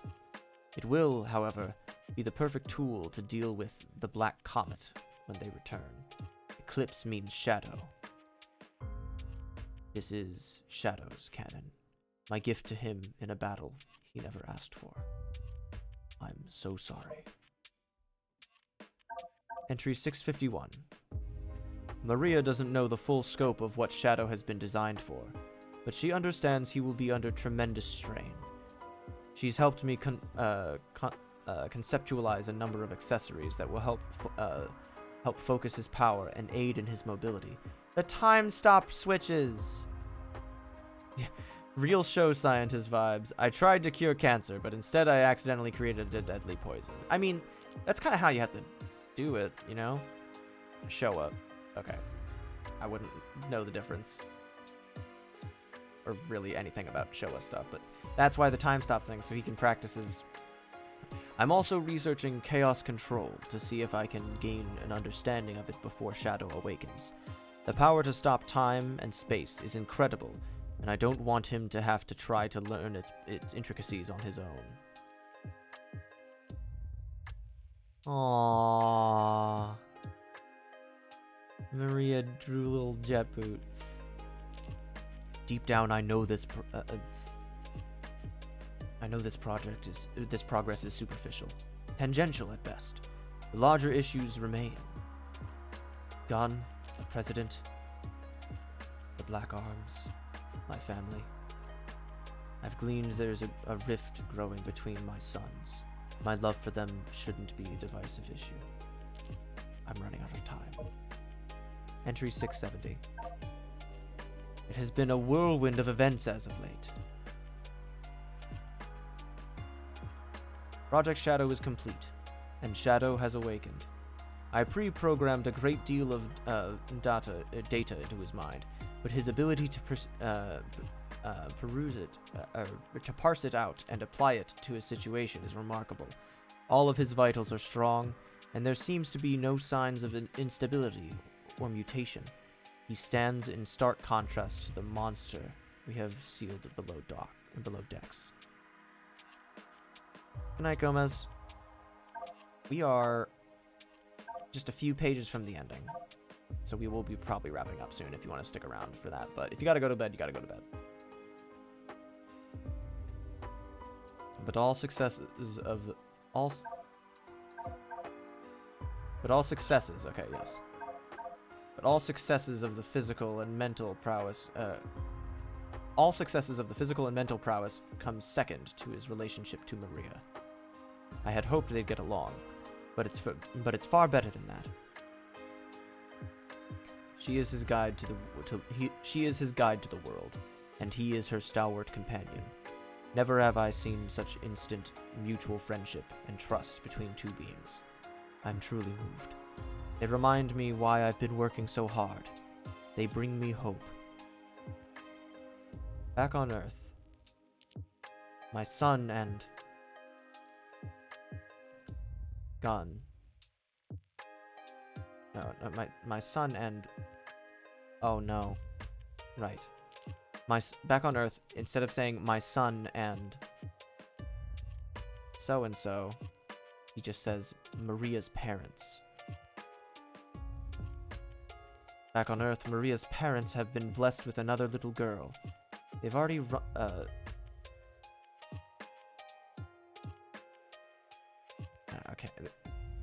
They've already run tests, and she has none of the genetic markers linked to Maria's condition. While this was welcomed news, the unspoken commentary was received loud and clear. I must save Maria. I must get my family back. Shadow, you are the key to it all. Yeah, Shadow basically isn't isn't really a hedgehog. He's got hedgehog DNA, but he is also Black Arms DNA. Like, he is a combination, but he is not really a hedgehog. Oh god, it's starting to get to the point where he doesn't even know what entry he's on. Entry 670? 706? My worst fears have come true. The Gizoid has absorbed enough weaponry and technology that it has started to go out of control. The resulting rampage resulted in the destruction of most of the Ark. I've deciphered the rest of the stone tablet. It says, when the Gizoid has learned all it could, became a god of what?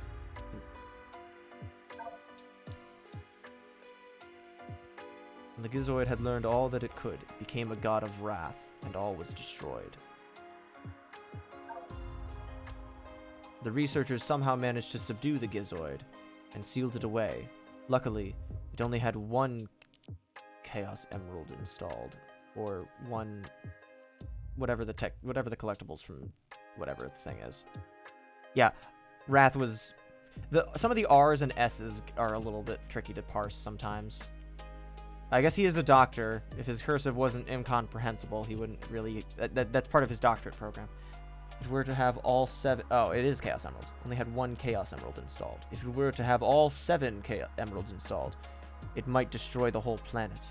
The Gizoid is too much of a liability. I tried destroying its core, but nothing I did worked. I understand too little of the technology that built him. My best hope is to try and reprogram its AI into a free-willed, emotions-based AI.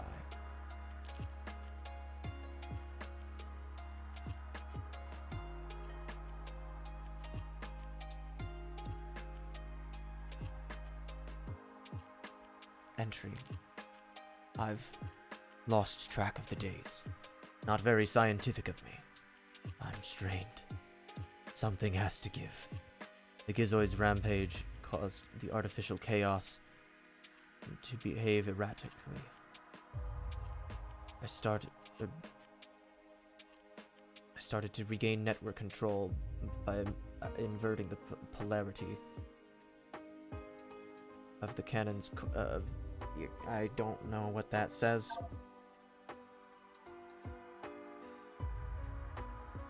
Oh, neither does the book. So instead they became violent.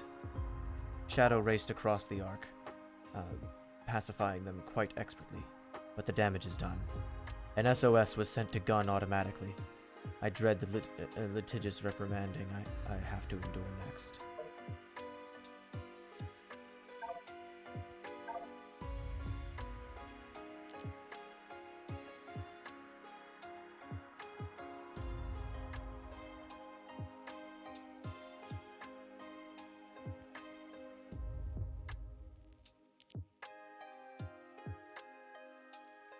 He's gone so far off the deep end. Alright. I'm not going to try reading this cursive, I'm just going to use the text on this one. But I just wanted to show that off. This is my brain. Same, Tony. How's it going? A heritage of the past I dug out, Gizoid, and the ultimate life form I created by my own hand, Shadow. I equipped both weapons with a heart. If all powers are not what it is to be obtained for oneself, but what is to be born from hearts that yearn for someone, I believe all conflicts should cease to exist. Please, if there is anyone listening to my prayers, bring hope to humanity. I don't quite know what happened or what went wrong. Was it a mistake to create the ultimate life form? I thought it would be something that would benefit mankind, but then the military guards landed on the colony that day. They were sent to destroy the research project that I had been working on. My colleagues at the research facility. My granddaughter, Maria. I hope you are all safe. The colony was completely shut down, probably to keep the prototype from falling into the wrong hands. The Ark was shut down under the premise that there had been an accident.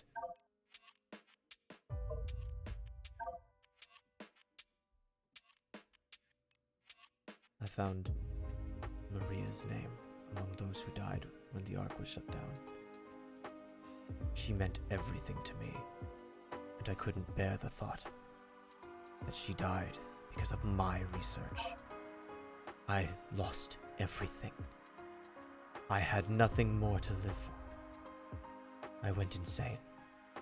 All I could think about was to avenge her. Somehow, some way. I got scared as I was no longer able to control my thoughts.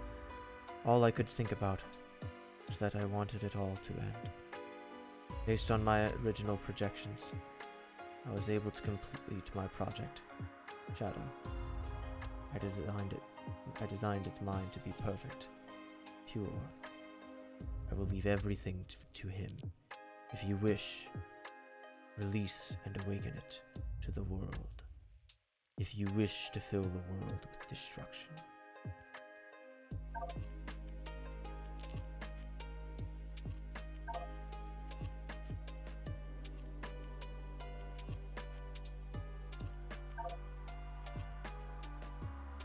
He was with Emerald when the accident happened. The main thing is that he was not. Hang on, let me read back a little bit. Reading stuff out loud simultaneously gives you an increased understanding, and also makes you gloss over certain details, and you don't even think about them until later. The Gizoid's rampage caused the artificial chaos to behave erratically. I attempted to regain network control by inverting the polarity of, so instead they became violent. Shadow raced across the Ark, pacifying them quite expertly. Damage is done. So Gerald was on the Ark when the when Emerald rampaged and caused the artificial chaos to go haywire, which is the Lost Impact mission. An SOS was sent to Gun automatically. I dread the litigious reprimanding I'll have to endure next.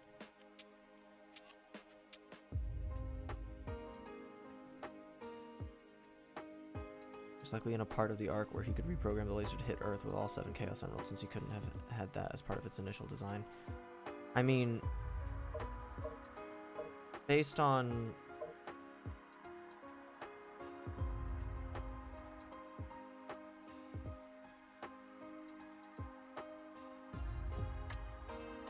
this Arc Central Reactor was designed to use the Chaos Emeralds, but it wasn't inherently. They didn't have to change anything to make the Arc use the Chaos Emeralds to fire the Eclipse Cannon. The big thing, I think, is that he was.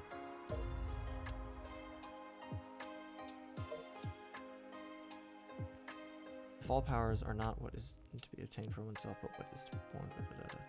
I don't know what happened or what went wrong. Was it a mistake to create the ultimate life form? I thought it was sent to destroy the research project.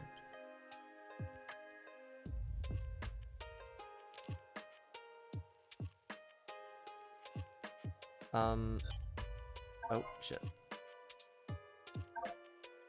If we could make an educated guess as to what this number is in binary. I'm more going off what he says in Final Story. Fair.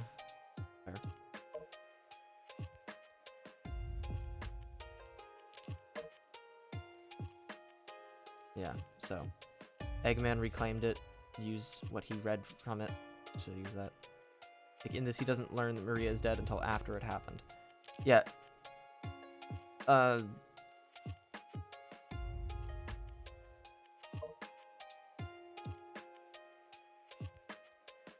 kind of implies he was on Earth.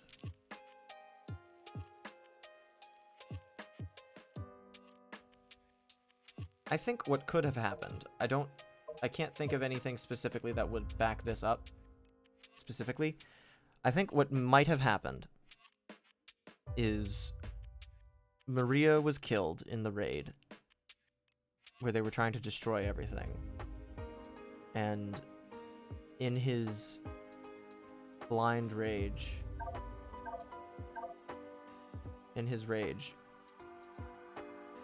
he... Yeah, my colleagues at the research facility, my granddaughter, Maria, I hope you all are safe. I think when he was in this manic state,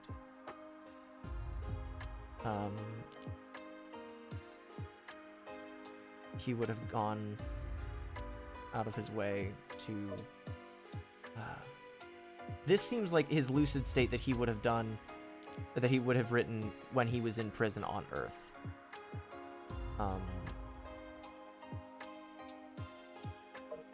But when he was in this mindset, I think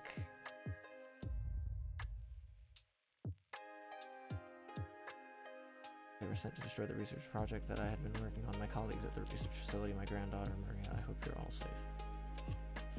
I don't know, actually. He could very well be.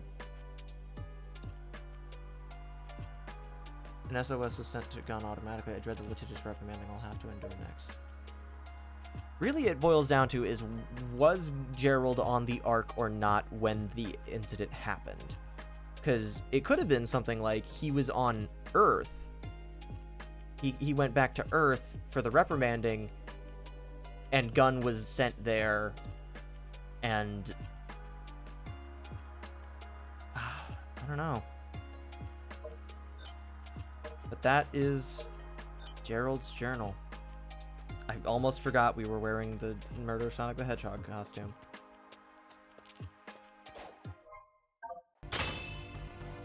So, to actually do some more gameplay, because we were reading that book for like damn near an hour. I suppose I can show off some of the hard mode stuff. I'm not a huge fan of it.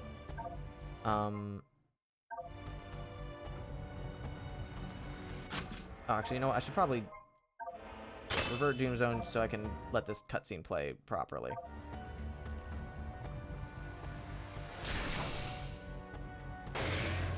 I don't think that they intended on killing everyone. They definitely... that is entirely possible, Gomez. I think that's a possible midpoint between what I was talking about. Yeah, so one reason that I don't like this, the Doom Zone part of navigating in the post-game is that you now have to navigate and look for collectibles that are sometimes red-tinted, but the whole world is now red. Other reason that I hate them is they make these timers really strict for these overworld challenges.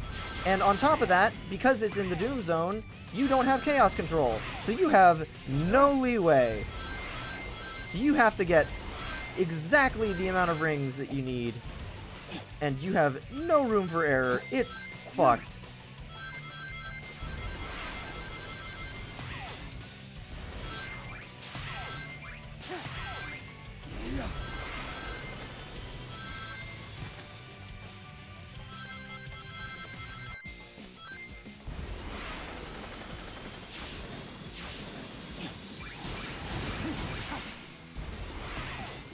Yeah, and I definitely fucked that up by going at it the way I did, because I was looking at the ring counter on the top left. Gerald stood on the Ark floor to clean up and find Mario Shadow. Find Mario Shadow. Learned about Maria's fate in the aftermath, reprogrammed the laser, and was taken prisoner to prison. I don't know. Yeah, the stages themselves don't change in the Doom Zone, but the challenges do, so I'm just gonna go down the challenge list. Oh, that's right. I never actually showed off the bonus challenges for Tokyo. So I guess let's do that.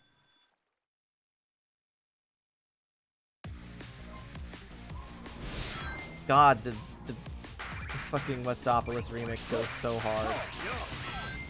Yeah, so there's no Act 1 or there's no Act 2. It's just I fucked up.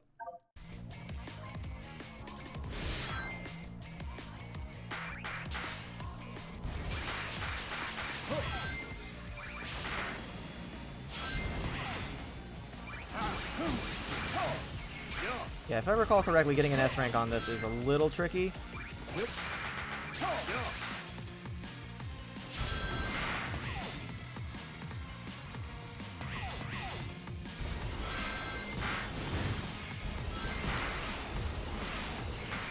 Not too tricky, apparently.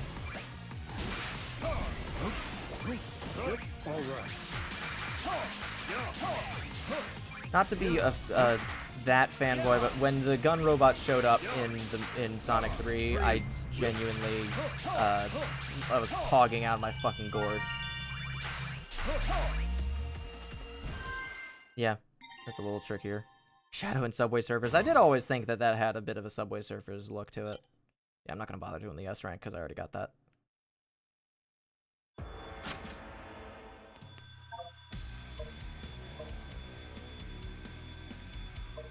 And then Ring Collector.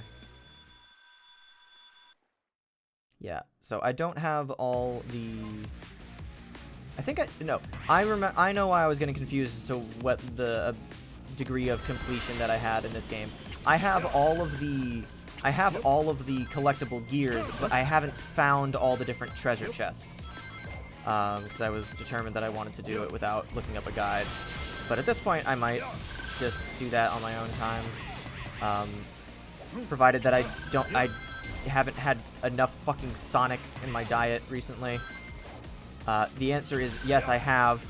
Playing Zelda in my off time has really made me appreciate how fucking good Zelda is and how good it is to not just play one kind of game.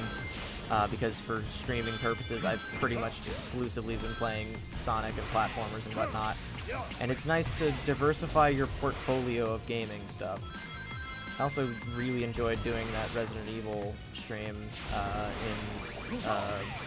for October, and for Archipelago for that matter. That was really fun. But that said, I do not regret doing this marathon even a little bit. It was some of the most fun I've had streaming in a good while, honestly. And having a stupid through line for this past year of streams is great. I guess what you could consider this is like the season finale for Clueless Anonymous stuff. On a semi-related note, how goes Bravely Default? Bravely Default is really good. I'm not going to bother replaying this because I didn't get the objective, but I've done it before. You know what it is. It's just the same stage. Yeah. Japan Sonic 3 is titled Tokyo Mission? As in, like, Sonic the Hedgehog Tokyo Mission? That's kind of neat, but not really fitting.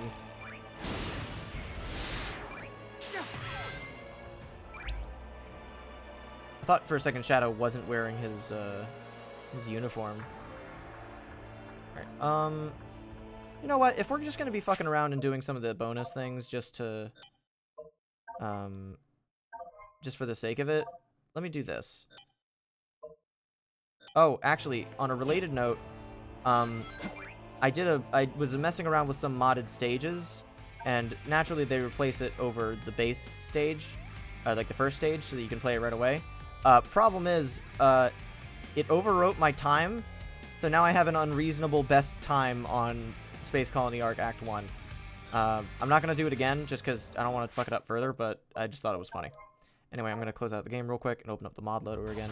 He's wearing his outfit from Murder of Sonic the Hedgehog. He's wearing his locksmith outfit. But he's not going to be wearing it much longer, because I am changing it.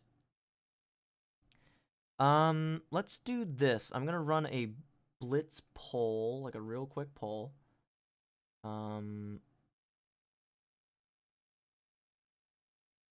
I've got a couple of different mods. Shadow outfit.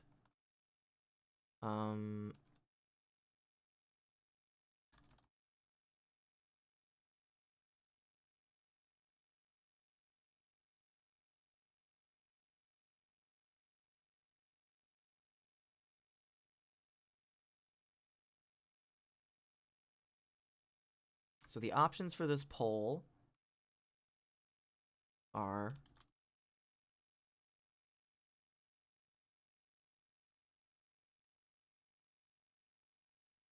make sure I'm looking at the right things. Alright, good night, Gomez. I think of the DK redesign. I do like it. I think it's a nice, fun side thing. But I don't think it would be a I don't think I don't like people saying that it's definitively like better necessarily, but I do like it. It is very expressive. I like his previous design, I like his original design, and I like this one too. Right. So I've got 4 options. There are Shadow Kiryu, Lancelot from Black Knight, the Sketchhog, or Shadow R. I believe I can also cast a vote in this, so...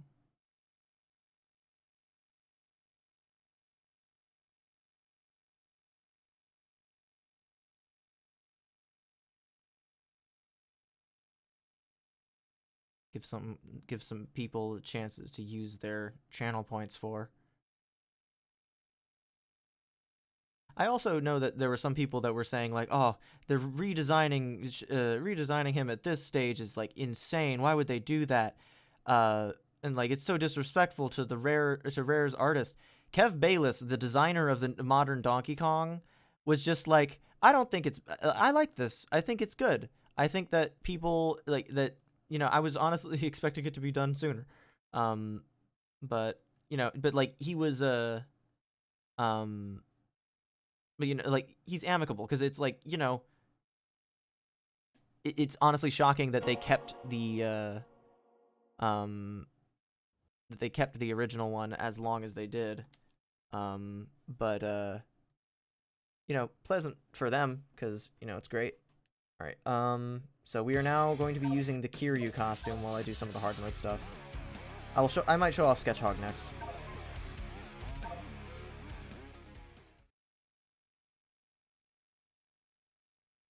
Lancelot Shadow is pretty self-explanatory.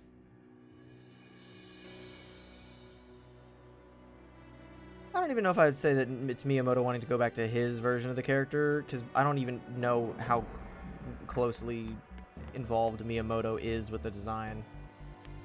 He does have the fit.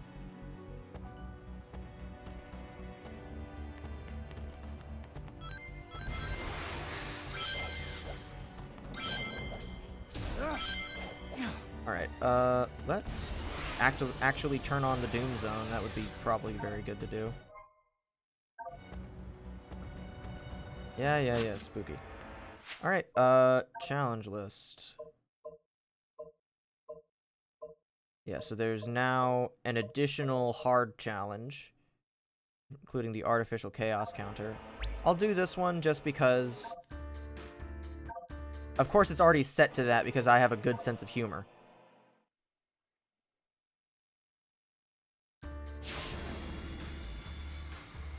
I don't remember being dripped out of my fucking mind when I was doing this mission. Oh! Duh. Lasers hurt.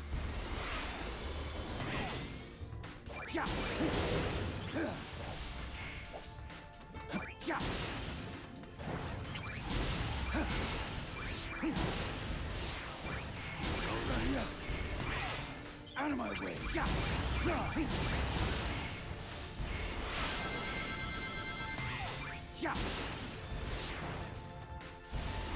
This is the ultimate power.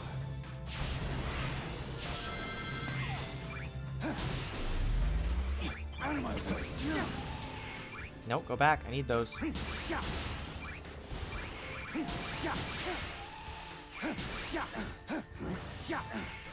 do this. Hit him with the thing. Ow. Fuck. That might have cost me the S rank. Unless I do this.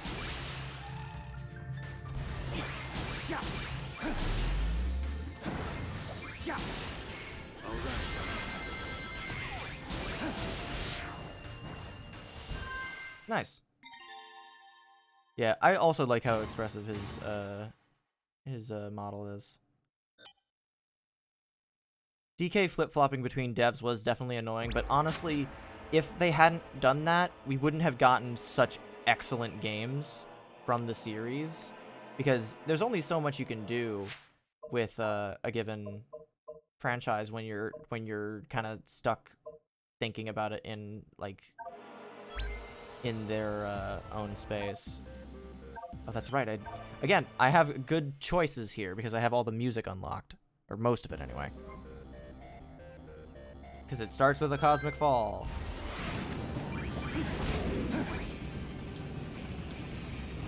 Up.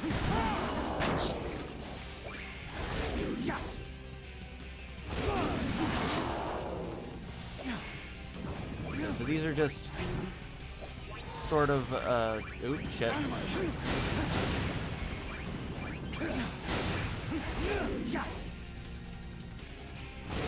Die. That was the least efficient way I could have done that, but it's fine. Excuse me, sir. I need to use your body. Oops. That was not how it was supposed to go. I don't even think that last sentence was words. Fine.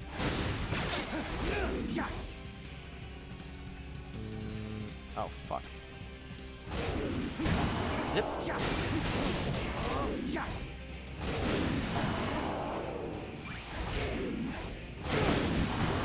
Clearly not making the speed record on this one, but it's fine. I already know. I don't need to prove myself to you guys. I'm just showing this shit off.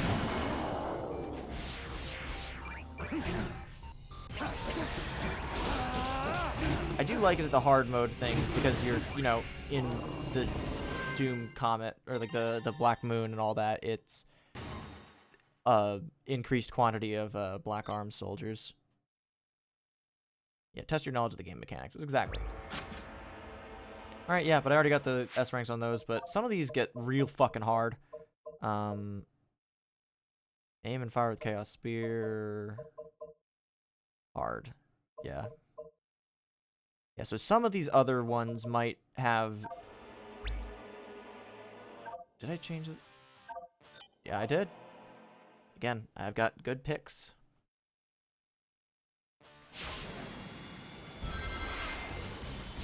I think I remember getting stuck on this one when it comes to getting an S rank. Which is why I basically just never let the mission finish.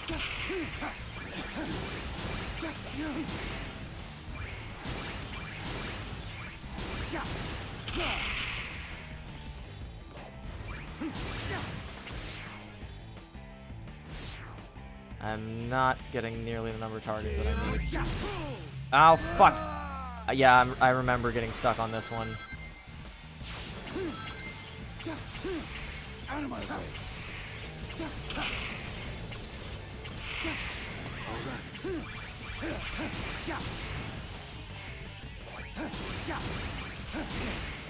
Ow, fuck.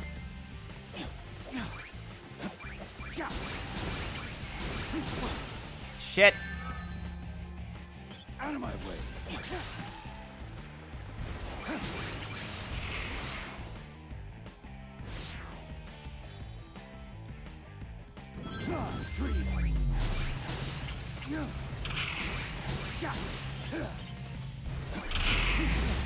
No! Damn it!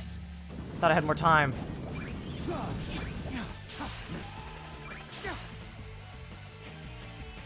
I would have had more time if I had used Chaos Control.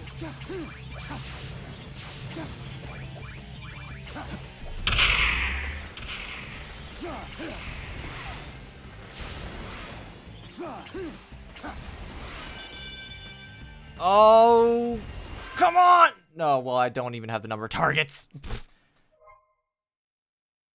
One farting hard mode bit is how Metal Overlord's fight ends. Like, normally you do enough damage from the Chaos Control finish to beat him, but I had to hard mode not finish him off, and he died to a random missile. I think I did that when I was fighting him as Surge in the first stream, when I was showing that off. I think I had that happen. Out of my way.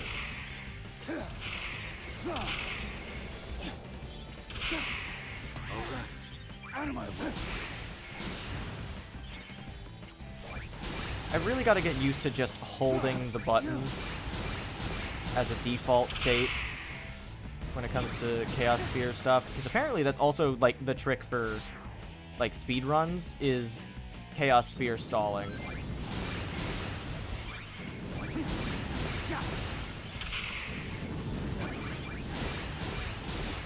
Shit! It's fine.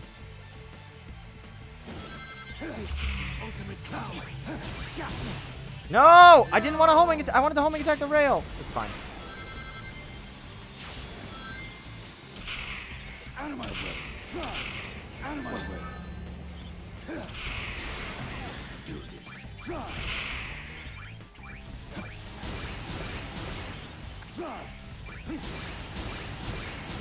Out of my way.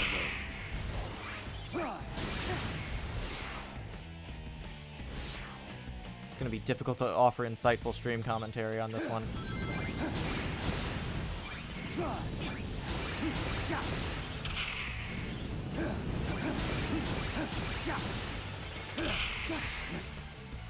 Nice.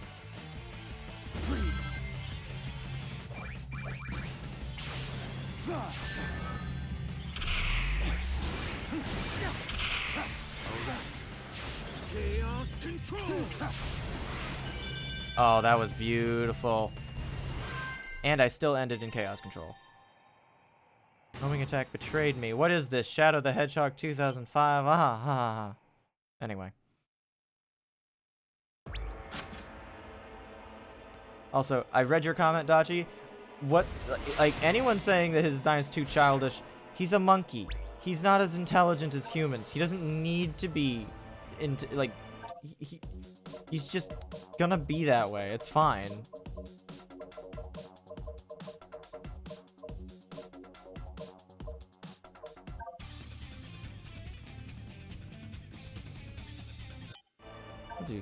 Yeah, we'll do that.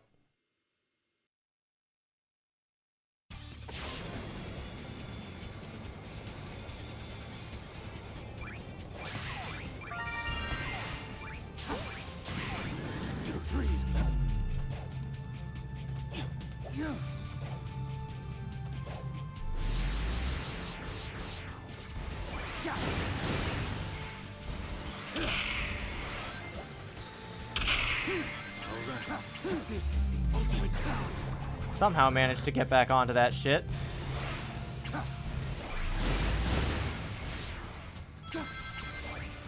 Oh, fuck! Oop! I somehow managed to get back onto that shit. This is what it looks like when I'm playing a mission blindly in a boost formula game, by the way.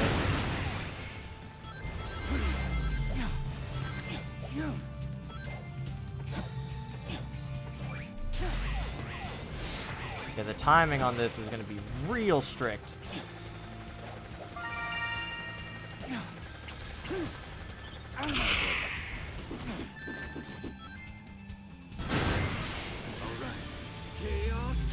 Probably didn't need to use that here, but it's fine. I don't need it.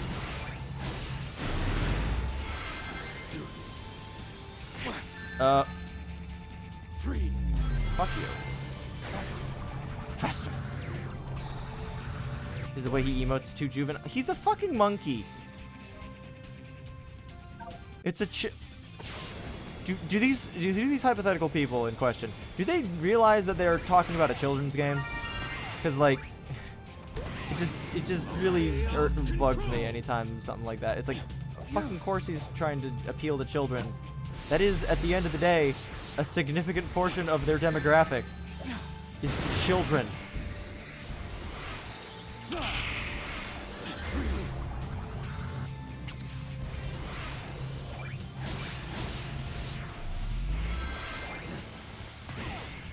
Chaos control.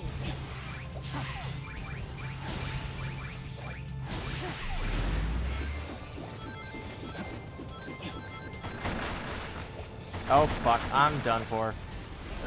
Run, Doom.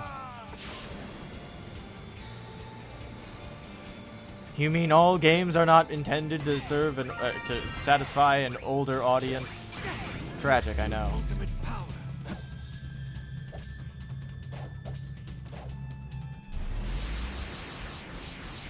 That was a little embarrassing.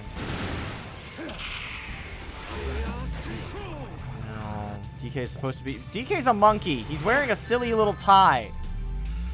He's definitely not supposed to be badass. I know that you're being facetious, but, like, I just... Take a... Like, if these people should need to take a step back and, like, realize what they're referring to. It's a giant monkey. He's never been portrayed as a dope. Not once! Never mind the fact that his name was chosen the way that it was to mean stubborn and kind of stupid.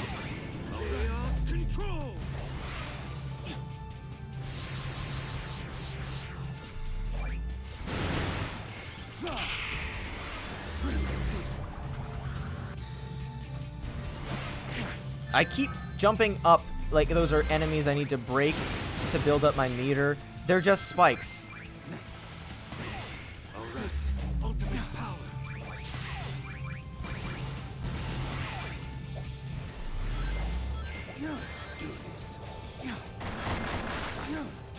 I'm fucked. I don't need to use chaos control to break those enemies. I just need to get the other side.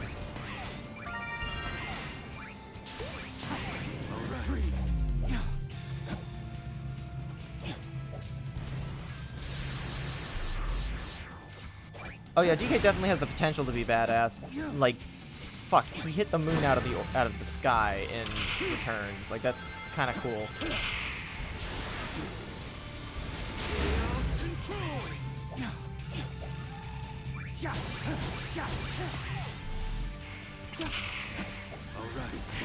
Ow.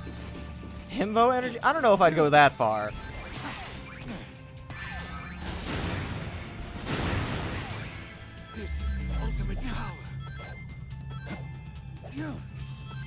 These are the kind of conversations that we have when I'm the only one left on stream and I'm trying to concentrate on the game, so the chat just kind of goes off the rails.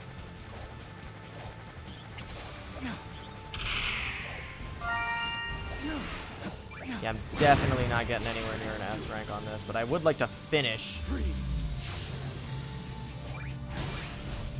Hang on. Alright, this is the ultimate power.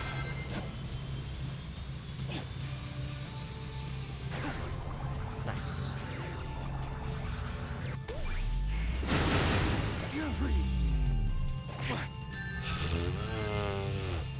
Oh my god, I have a fifth of a sec, or I have half a second left on the timer. I just noticed that. Oh my god, I love the way that he whines when he falls out of the cannons in 64. Did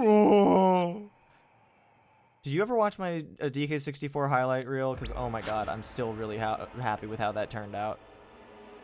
He is for dope. Yeah. No, I'm good. I gotta move on.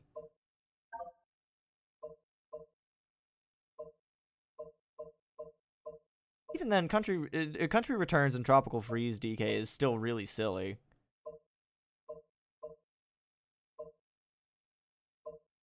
Alright. Crush with Surf Spin. Hard.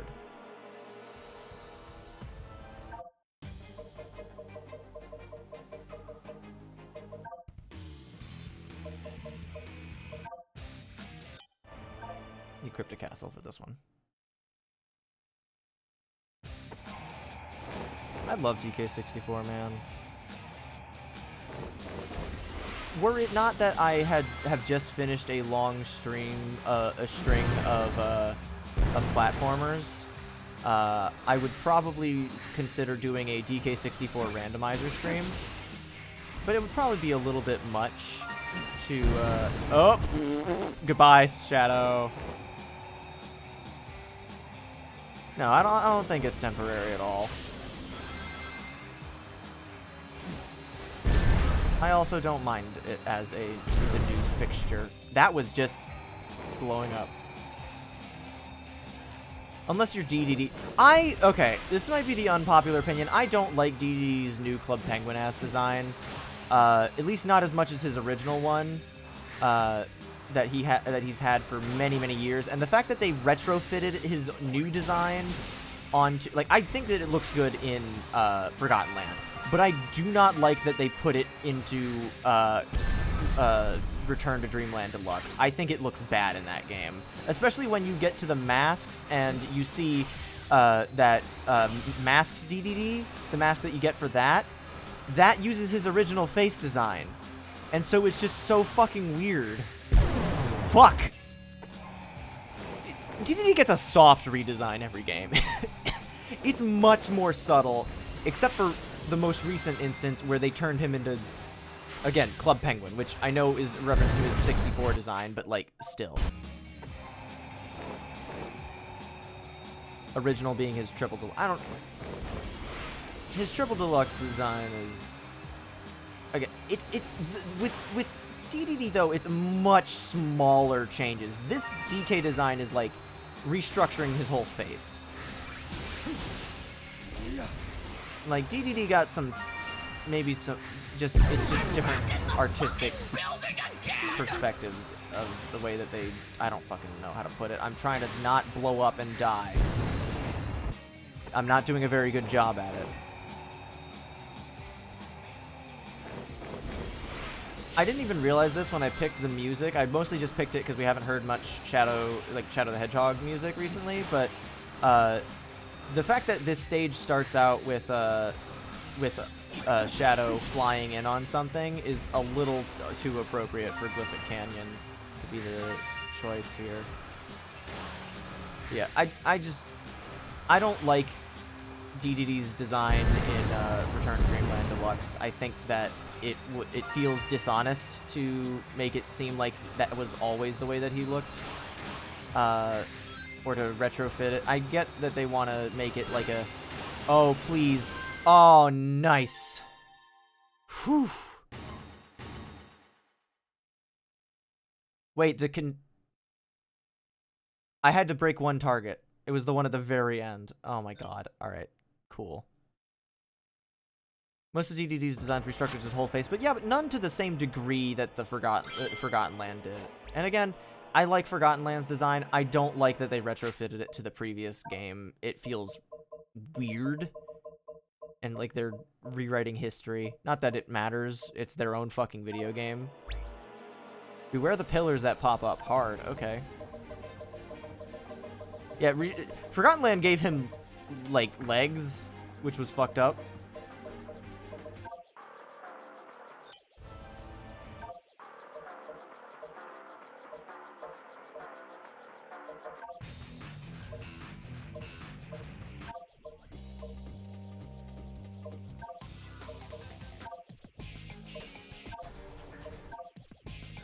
Let's do Final Haunt. Love this song. It didn't really give him legs. I'm mostly referring to when he's basically fucking sprinting around on all fours. Again, that is...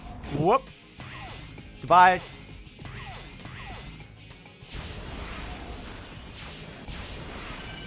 Do not die.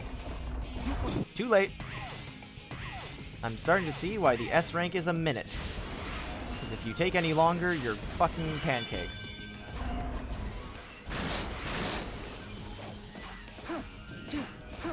Ah, fuck. Ah, fuck. And I have no rings either, so I can't even do anything about those springs. Spikes, rather. Oop! Goodbye. I think S rank is basically just finish the stage at this point. If you take any longer than things, then you're just done. That's it.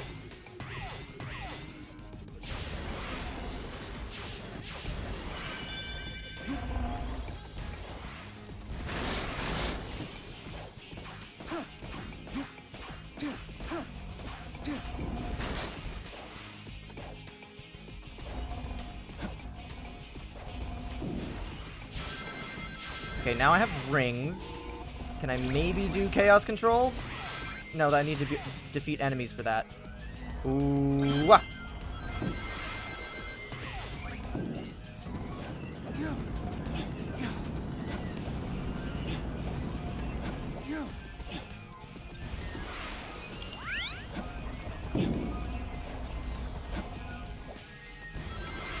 Okay. Okay. No! No! I was right there! Fuck.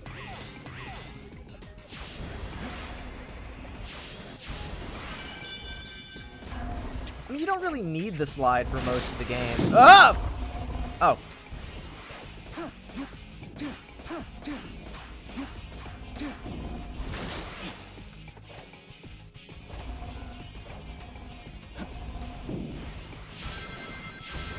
This game is also really good about, like, giving you button prompts so that you don't forget what things do.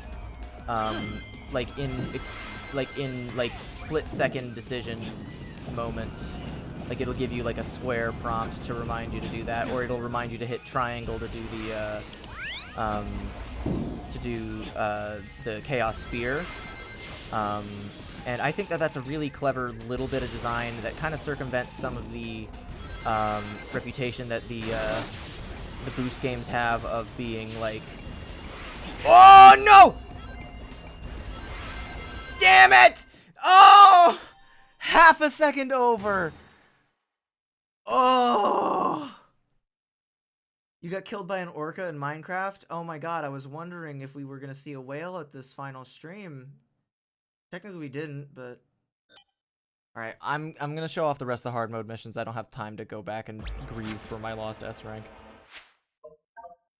Alright, last 2. Or 3.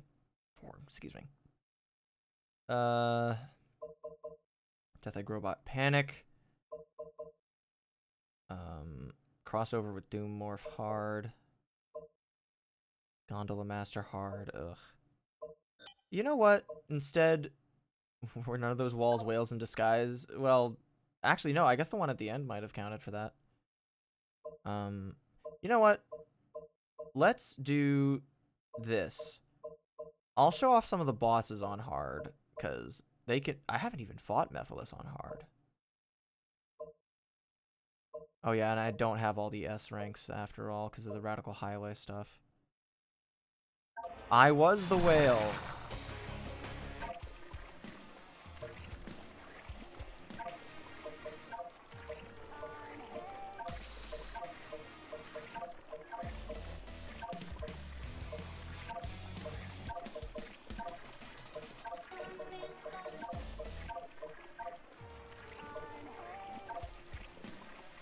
I'll do Breakthrough It All. No, I did Breakthrough It All for Metal Overload. We'll do Find Your Flame. I love the Kiryu fit.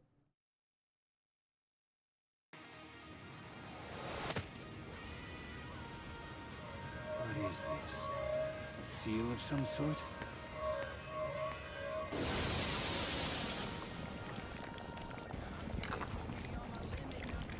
Mephiles is trying to. You're right.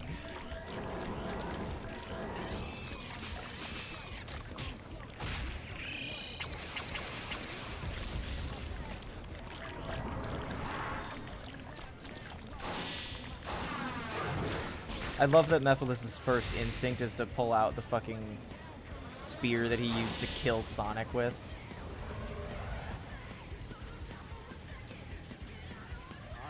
I do not actually know how this fight goes in hard mode. I've done the other two, as you can see, but I don't know what makes this one different.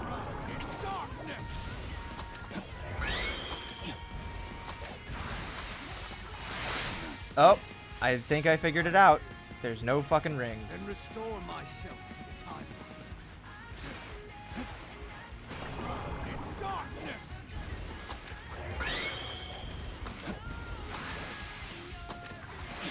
I've never liked the no rings challenges. I've never liked doing the fucking Death Egg Robot fight in Sonic 2. It kind of ruins a lot of the. You spend the whole game learning and going and like learning with your mistakes, and when you don't have any leeway to get back up and move on after you make a mistake, then what's the fucking point? That's kind of my philosophy with a lot of instant death shit in games.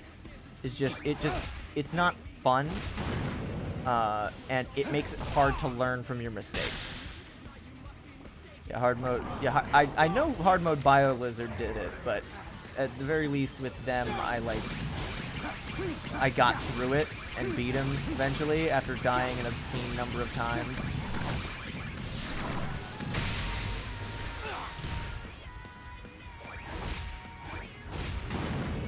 Get fucked.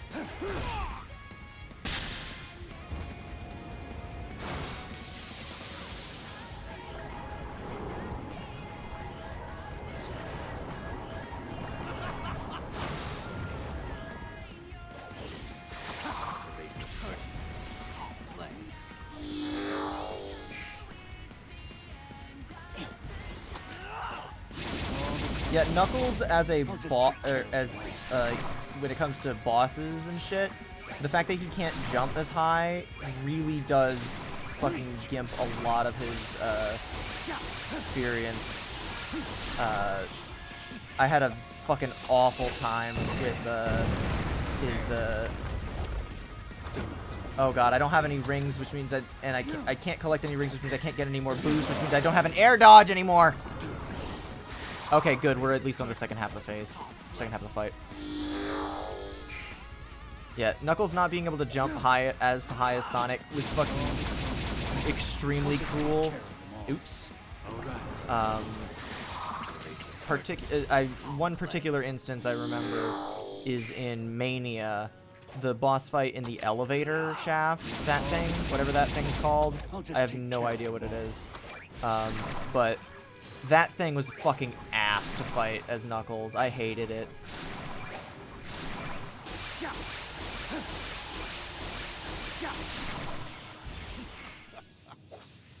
I might consider sparing. Don't do me favors.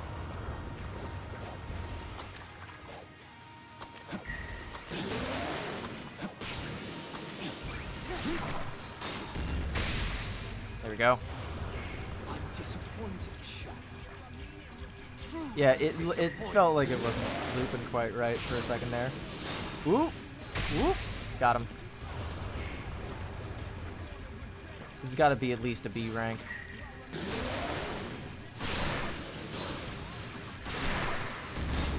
Woo!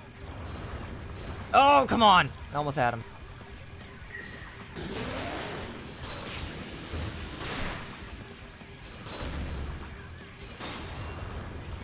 No, come on! Oh, I gotta use Chaos Control. Duh.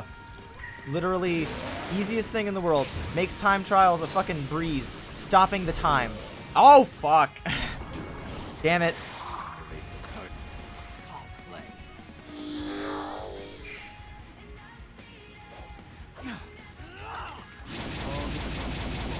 I'll just take care of it. Reach! Reach!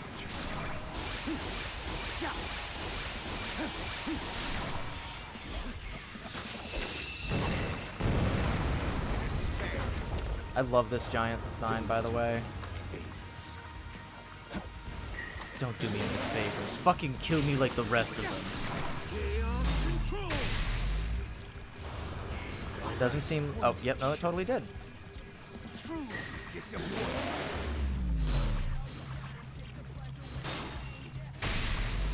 Nice. Lessons learned.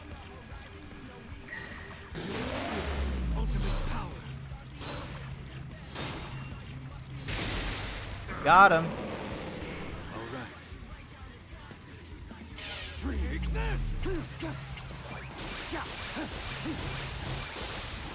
Got him.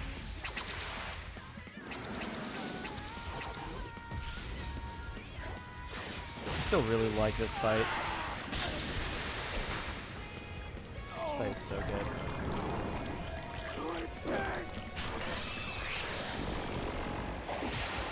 Die. Bitch. Asshole. Go back to Sonic 06, motherfucker. Is this the new Sonic Lost World DLC? No, this is the Yakuza DLC. See? I'm playing as Kiryu. Yeah, that's what I thought. That was sad. Oh well. I just said I would show them off, but not that I would do well at them. Alright, I guess, yeah, I guess I'm at 4 hours. I might as well show off the other ones.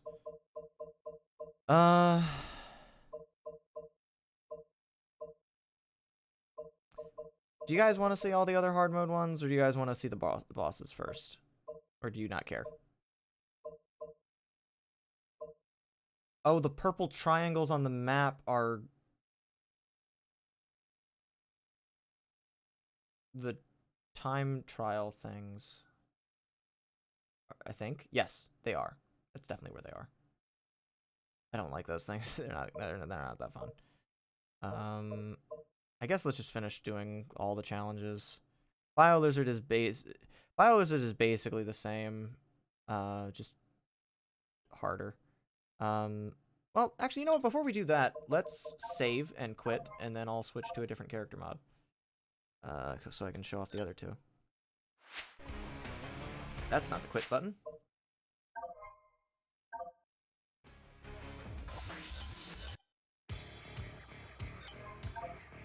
All right.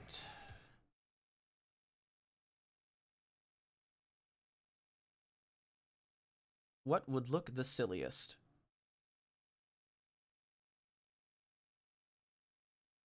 I think I found the answer.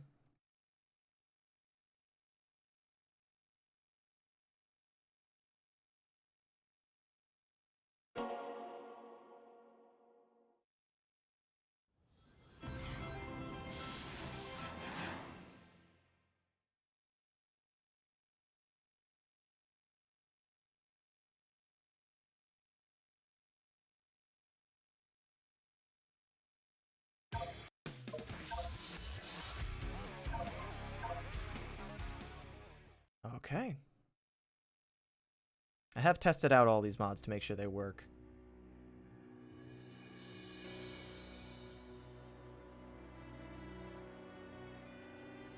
And this one never fails to make me smile. Look at him. It's great. And they did a really good job with the harsh outline too. It's really cool. Yeah, this is Shadow the Sketchhog. Actually, you know what? Before I forget, looking at the Hedge mod manager, Shadow the Sketchhog Generations is the name of this mod. It is made by Existing Debeing. Jolly BioLizard is what I showed off last time. That was named by Sean Guku. Kiryu Shadow was made by V-Sheep Val. Murder of Sonic the Hedgehog's Shadow was made by Zeros07 and Matt Crafts. The Surge the Tenrec mod that I showed off last time was made by PMNC, Vivian Reed, and a third name who I can't see, Mellow and Voodoo. But yeah, Vivian Reed provided the voice for Surge, if you remember that from last time. And that's all the ones I've shown so far. Assume we put the mods in the YouTube VODs description. I will if I remember. And now that you've said that, I probably will. Yeah, so now that we're Shadow the Sketchhog, let's go do Sunset Heights Challenge. I think I remember trying these ones too and getting frustrated at them. I did not have a very high tolerance for the hard mode challenges.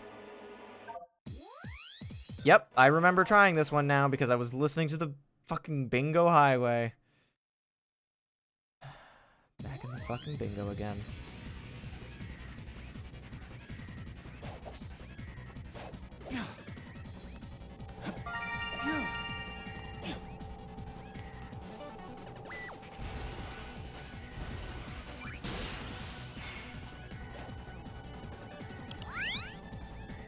This looks like Bingo Highway went to shit.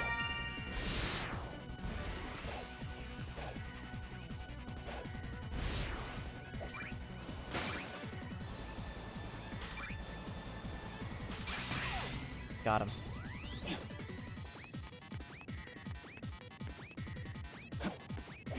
Honestly, this challenge is pretty Bingo Highway adjacent.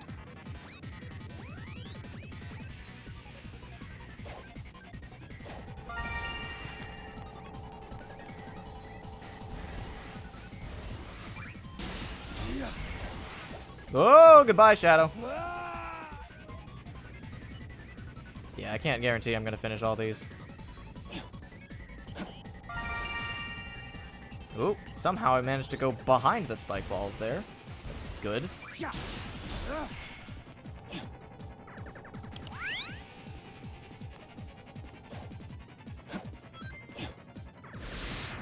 I have one opportunity to fuck up now. And I just blew it.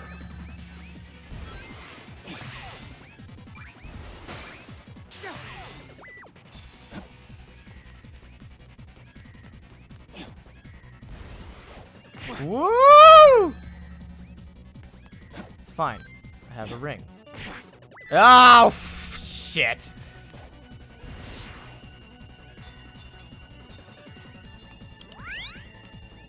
Yeah, I remember doing this area. Fuck this shit.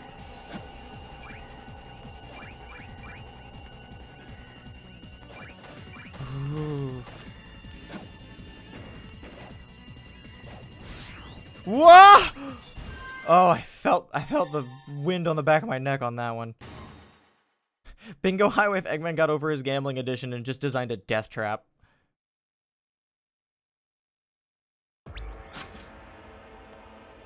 Alright, well that's one of those two done.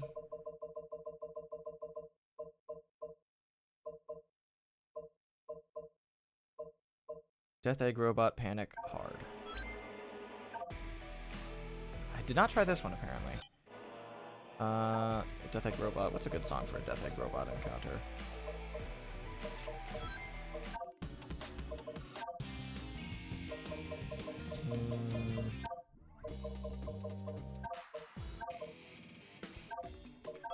We haven't had a good opportunity to listen to this one.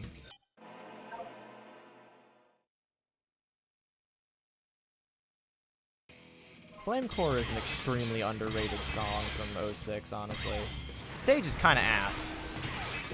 But you can say that about basically every stage in 06. Ooh, careful. Oh, is this the same as the regular challenge, except there's no fucking rings? I love those challenges.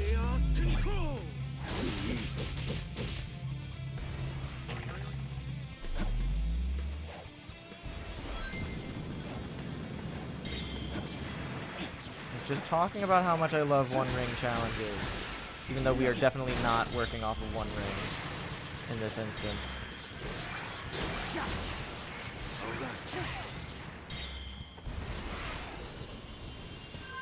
Oh, that's actually way closer to... If I had just used Chaos Control even one more time, I would have been fine. Yeah, fuck it, I'll try that one again.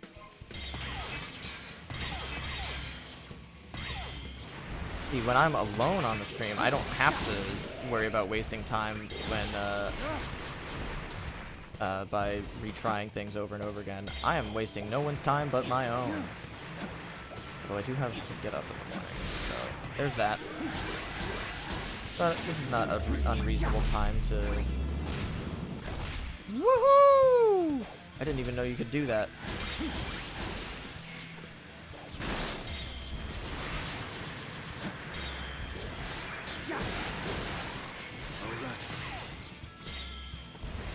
This is the ultimate power. Nice.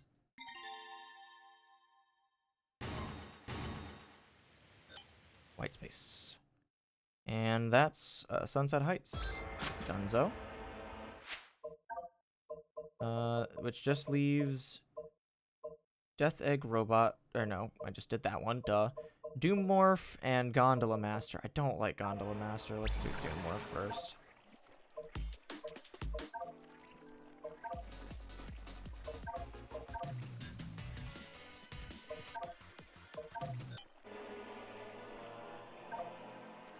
He looks so angry.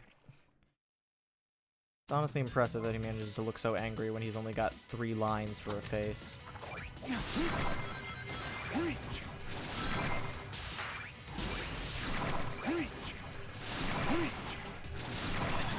Oh, goodbye, Shadow.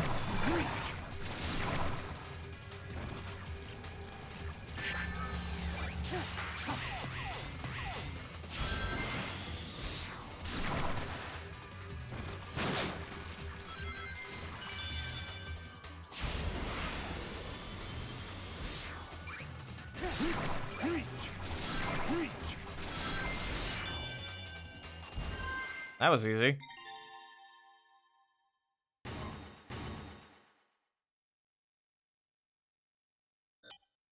Yeah, I did notice that about the Chaos Control glow not quite being mapped to the right model, because I don't think anyone assumed that someone would want to do this.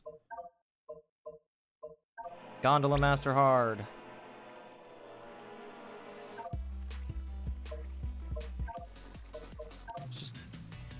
Let's just do Hype Street again. Fuck it, I don't care.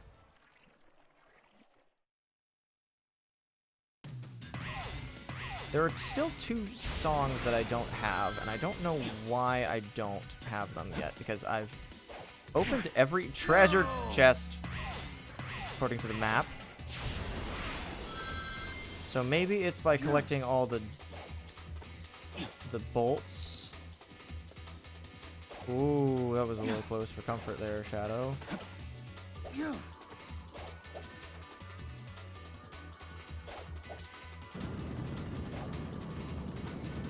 Oh, fuck.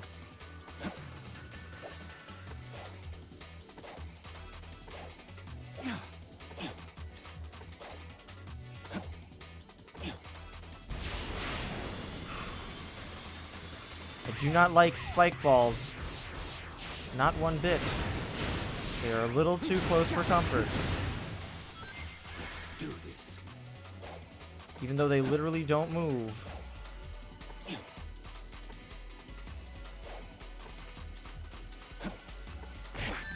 Oh, fuck my life.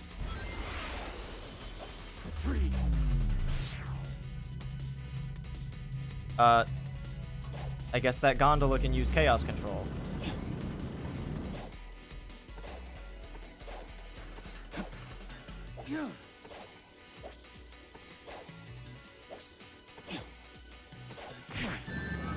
Just what I needed. Oh, motherfucker. Get back here. Fine.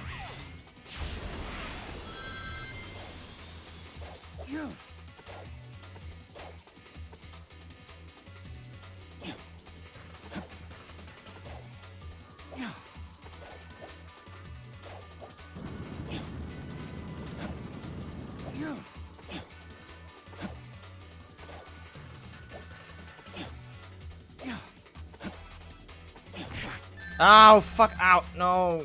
Come on.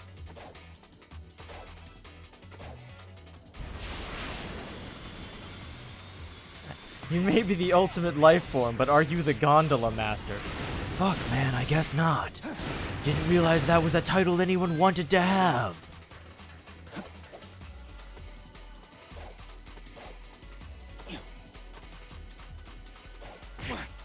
Shit!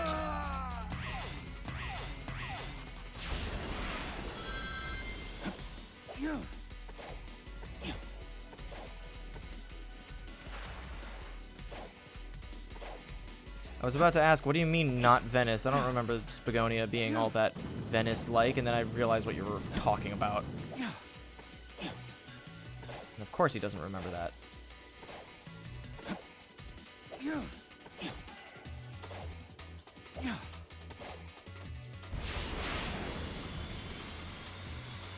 Kirby and the Rainbow Curse flashbacks? I did not play that.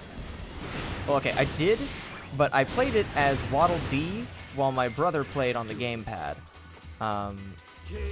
This does nothing to help me. Why did I waste this?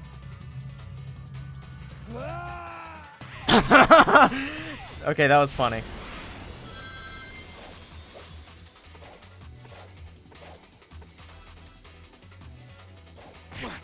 Ow, fuck off!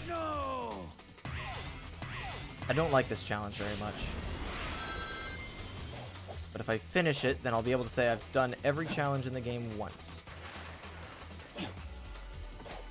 After I do the Bio Lizard and Metal Overlord.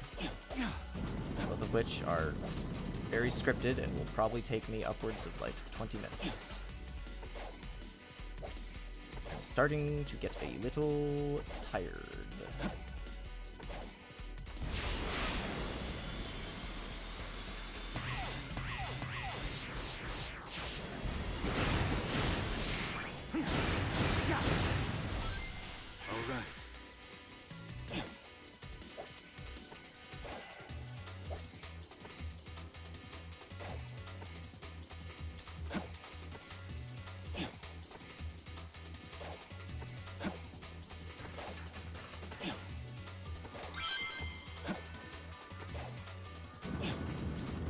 This is the ultimate power. Go up.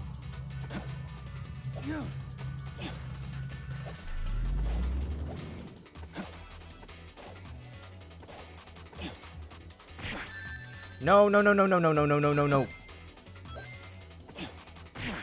Oh, god damn it. Get up there, Shadow! Fuck! I hate this part.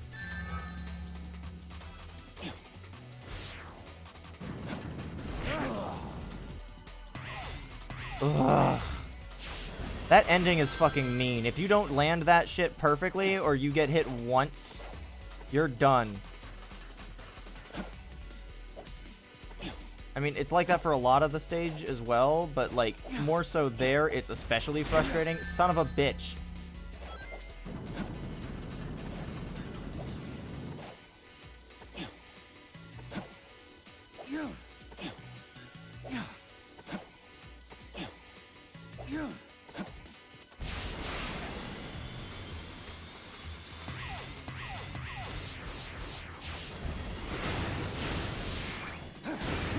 Given just enough juice for one good use of chaos control, but I don't know where the best spot to use it is. No! Definitely not there, because that wouldn't have helped me at all. Go up, give me those 10 rings. That's a clock beeping, saying it's 12 o'clock. Means I gotta finish this up soon. I'm going for a good while. I've got stuff to do tomorrow. Shit. Oh, fuck out of here.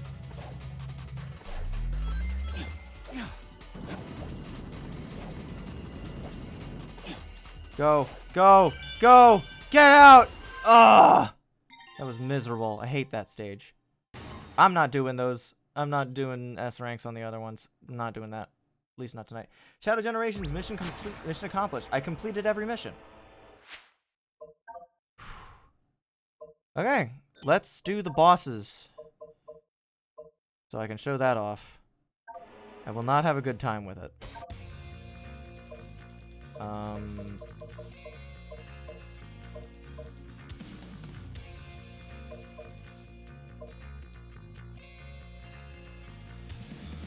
Fuck it, I'll just leave it as the default music because I enjoy this music a lot. If I manage to get something better than a D rank on this, I will be shocked. God, I can't get over this mod. It's so funny looking. I'm gonna skip this because we're gonna see it a lot. I will end your suffering. It's no use. You can't keep pace with me. You're too fat and stinky. You fucking smelly.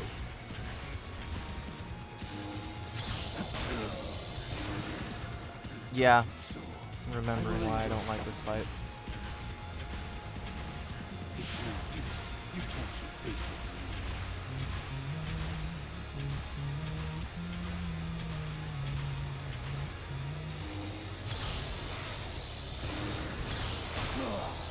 I don't remember how to get away from those things, gonna be honest. If anyone in the chat knows, say so. I'll just take it. You can't keep pace with me.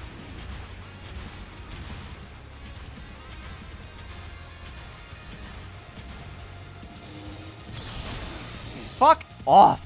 Double jump with momentum, that's it? I will end your Great. It's no use. You can't keep pace with me. Moving toward him. Okay. Okay, yeah. I can definitely clear that, but it doesn't mean I'm gonna enjoy it. It's no use. You can't keep pace with me. No use. You can't keep pace with me. Well, how fitting that this marathon is ending with me fighting a boss where the recurring line is, "It's no use." There we go. Your energy is still unstable. You need to target the light switch of your attack. Give me some fucking rings already, bro. No!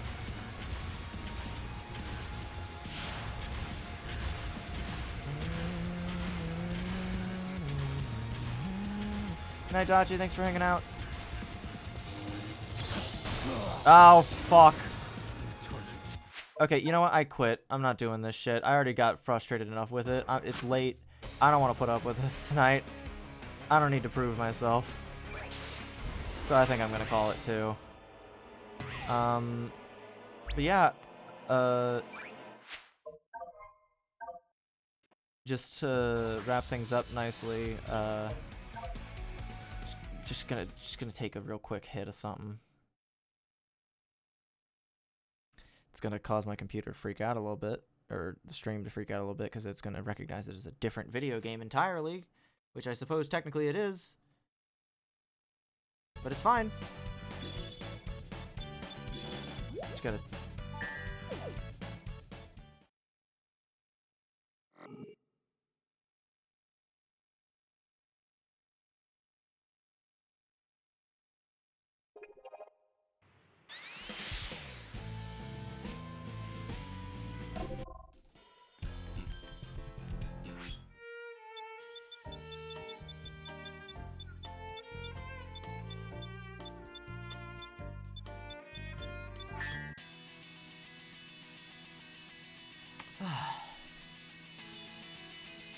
Oh yeah, no, I remember that you get rings in the second phase of the Bio-Lizard fight. I just don't have the patience to do it right now. I already did it once, and I don't feel like doing it tonight.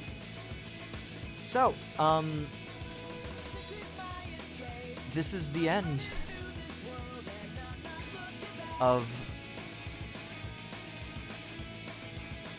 one of my favorite stream series we've ever done. It's a little sad, but I'm glad you guys were with me for the ride, so thank you for hanging around. Just gotta get to the first frame before I call it. But yeah, I really hope that you guys enjoy what we've got next, in store next, which is going to be Minish Cap. I don't think, that's not going to start next week. Next week is going to be the vocal tier list. And then hopefully if we can get everyone together, it'll be Raging Loop again. But if not, then it'll be Minish Cap. Yeah, the music tier list isn't too far. Endless possibilities. Never gonna leave my head. But yeah. So we got the vocal tier list coming up. We got Minish Cap coming up. Hitman 3. Raging Loop. I think those are gonna be our focuses for now. And then beyond that, I don't know, it feels refreshing to be able to talk about the future now. It was the 3D Soupathon. Thank you all for watching. The possibilities are never ending. Thank you for watching. Bye.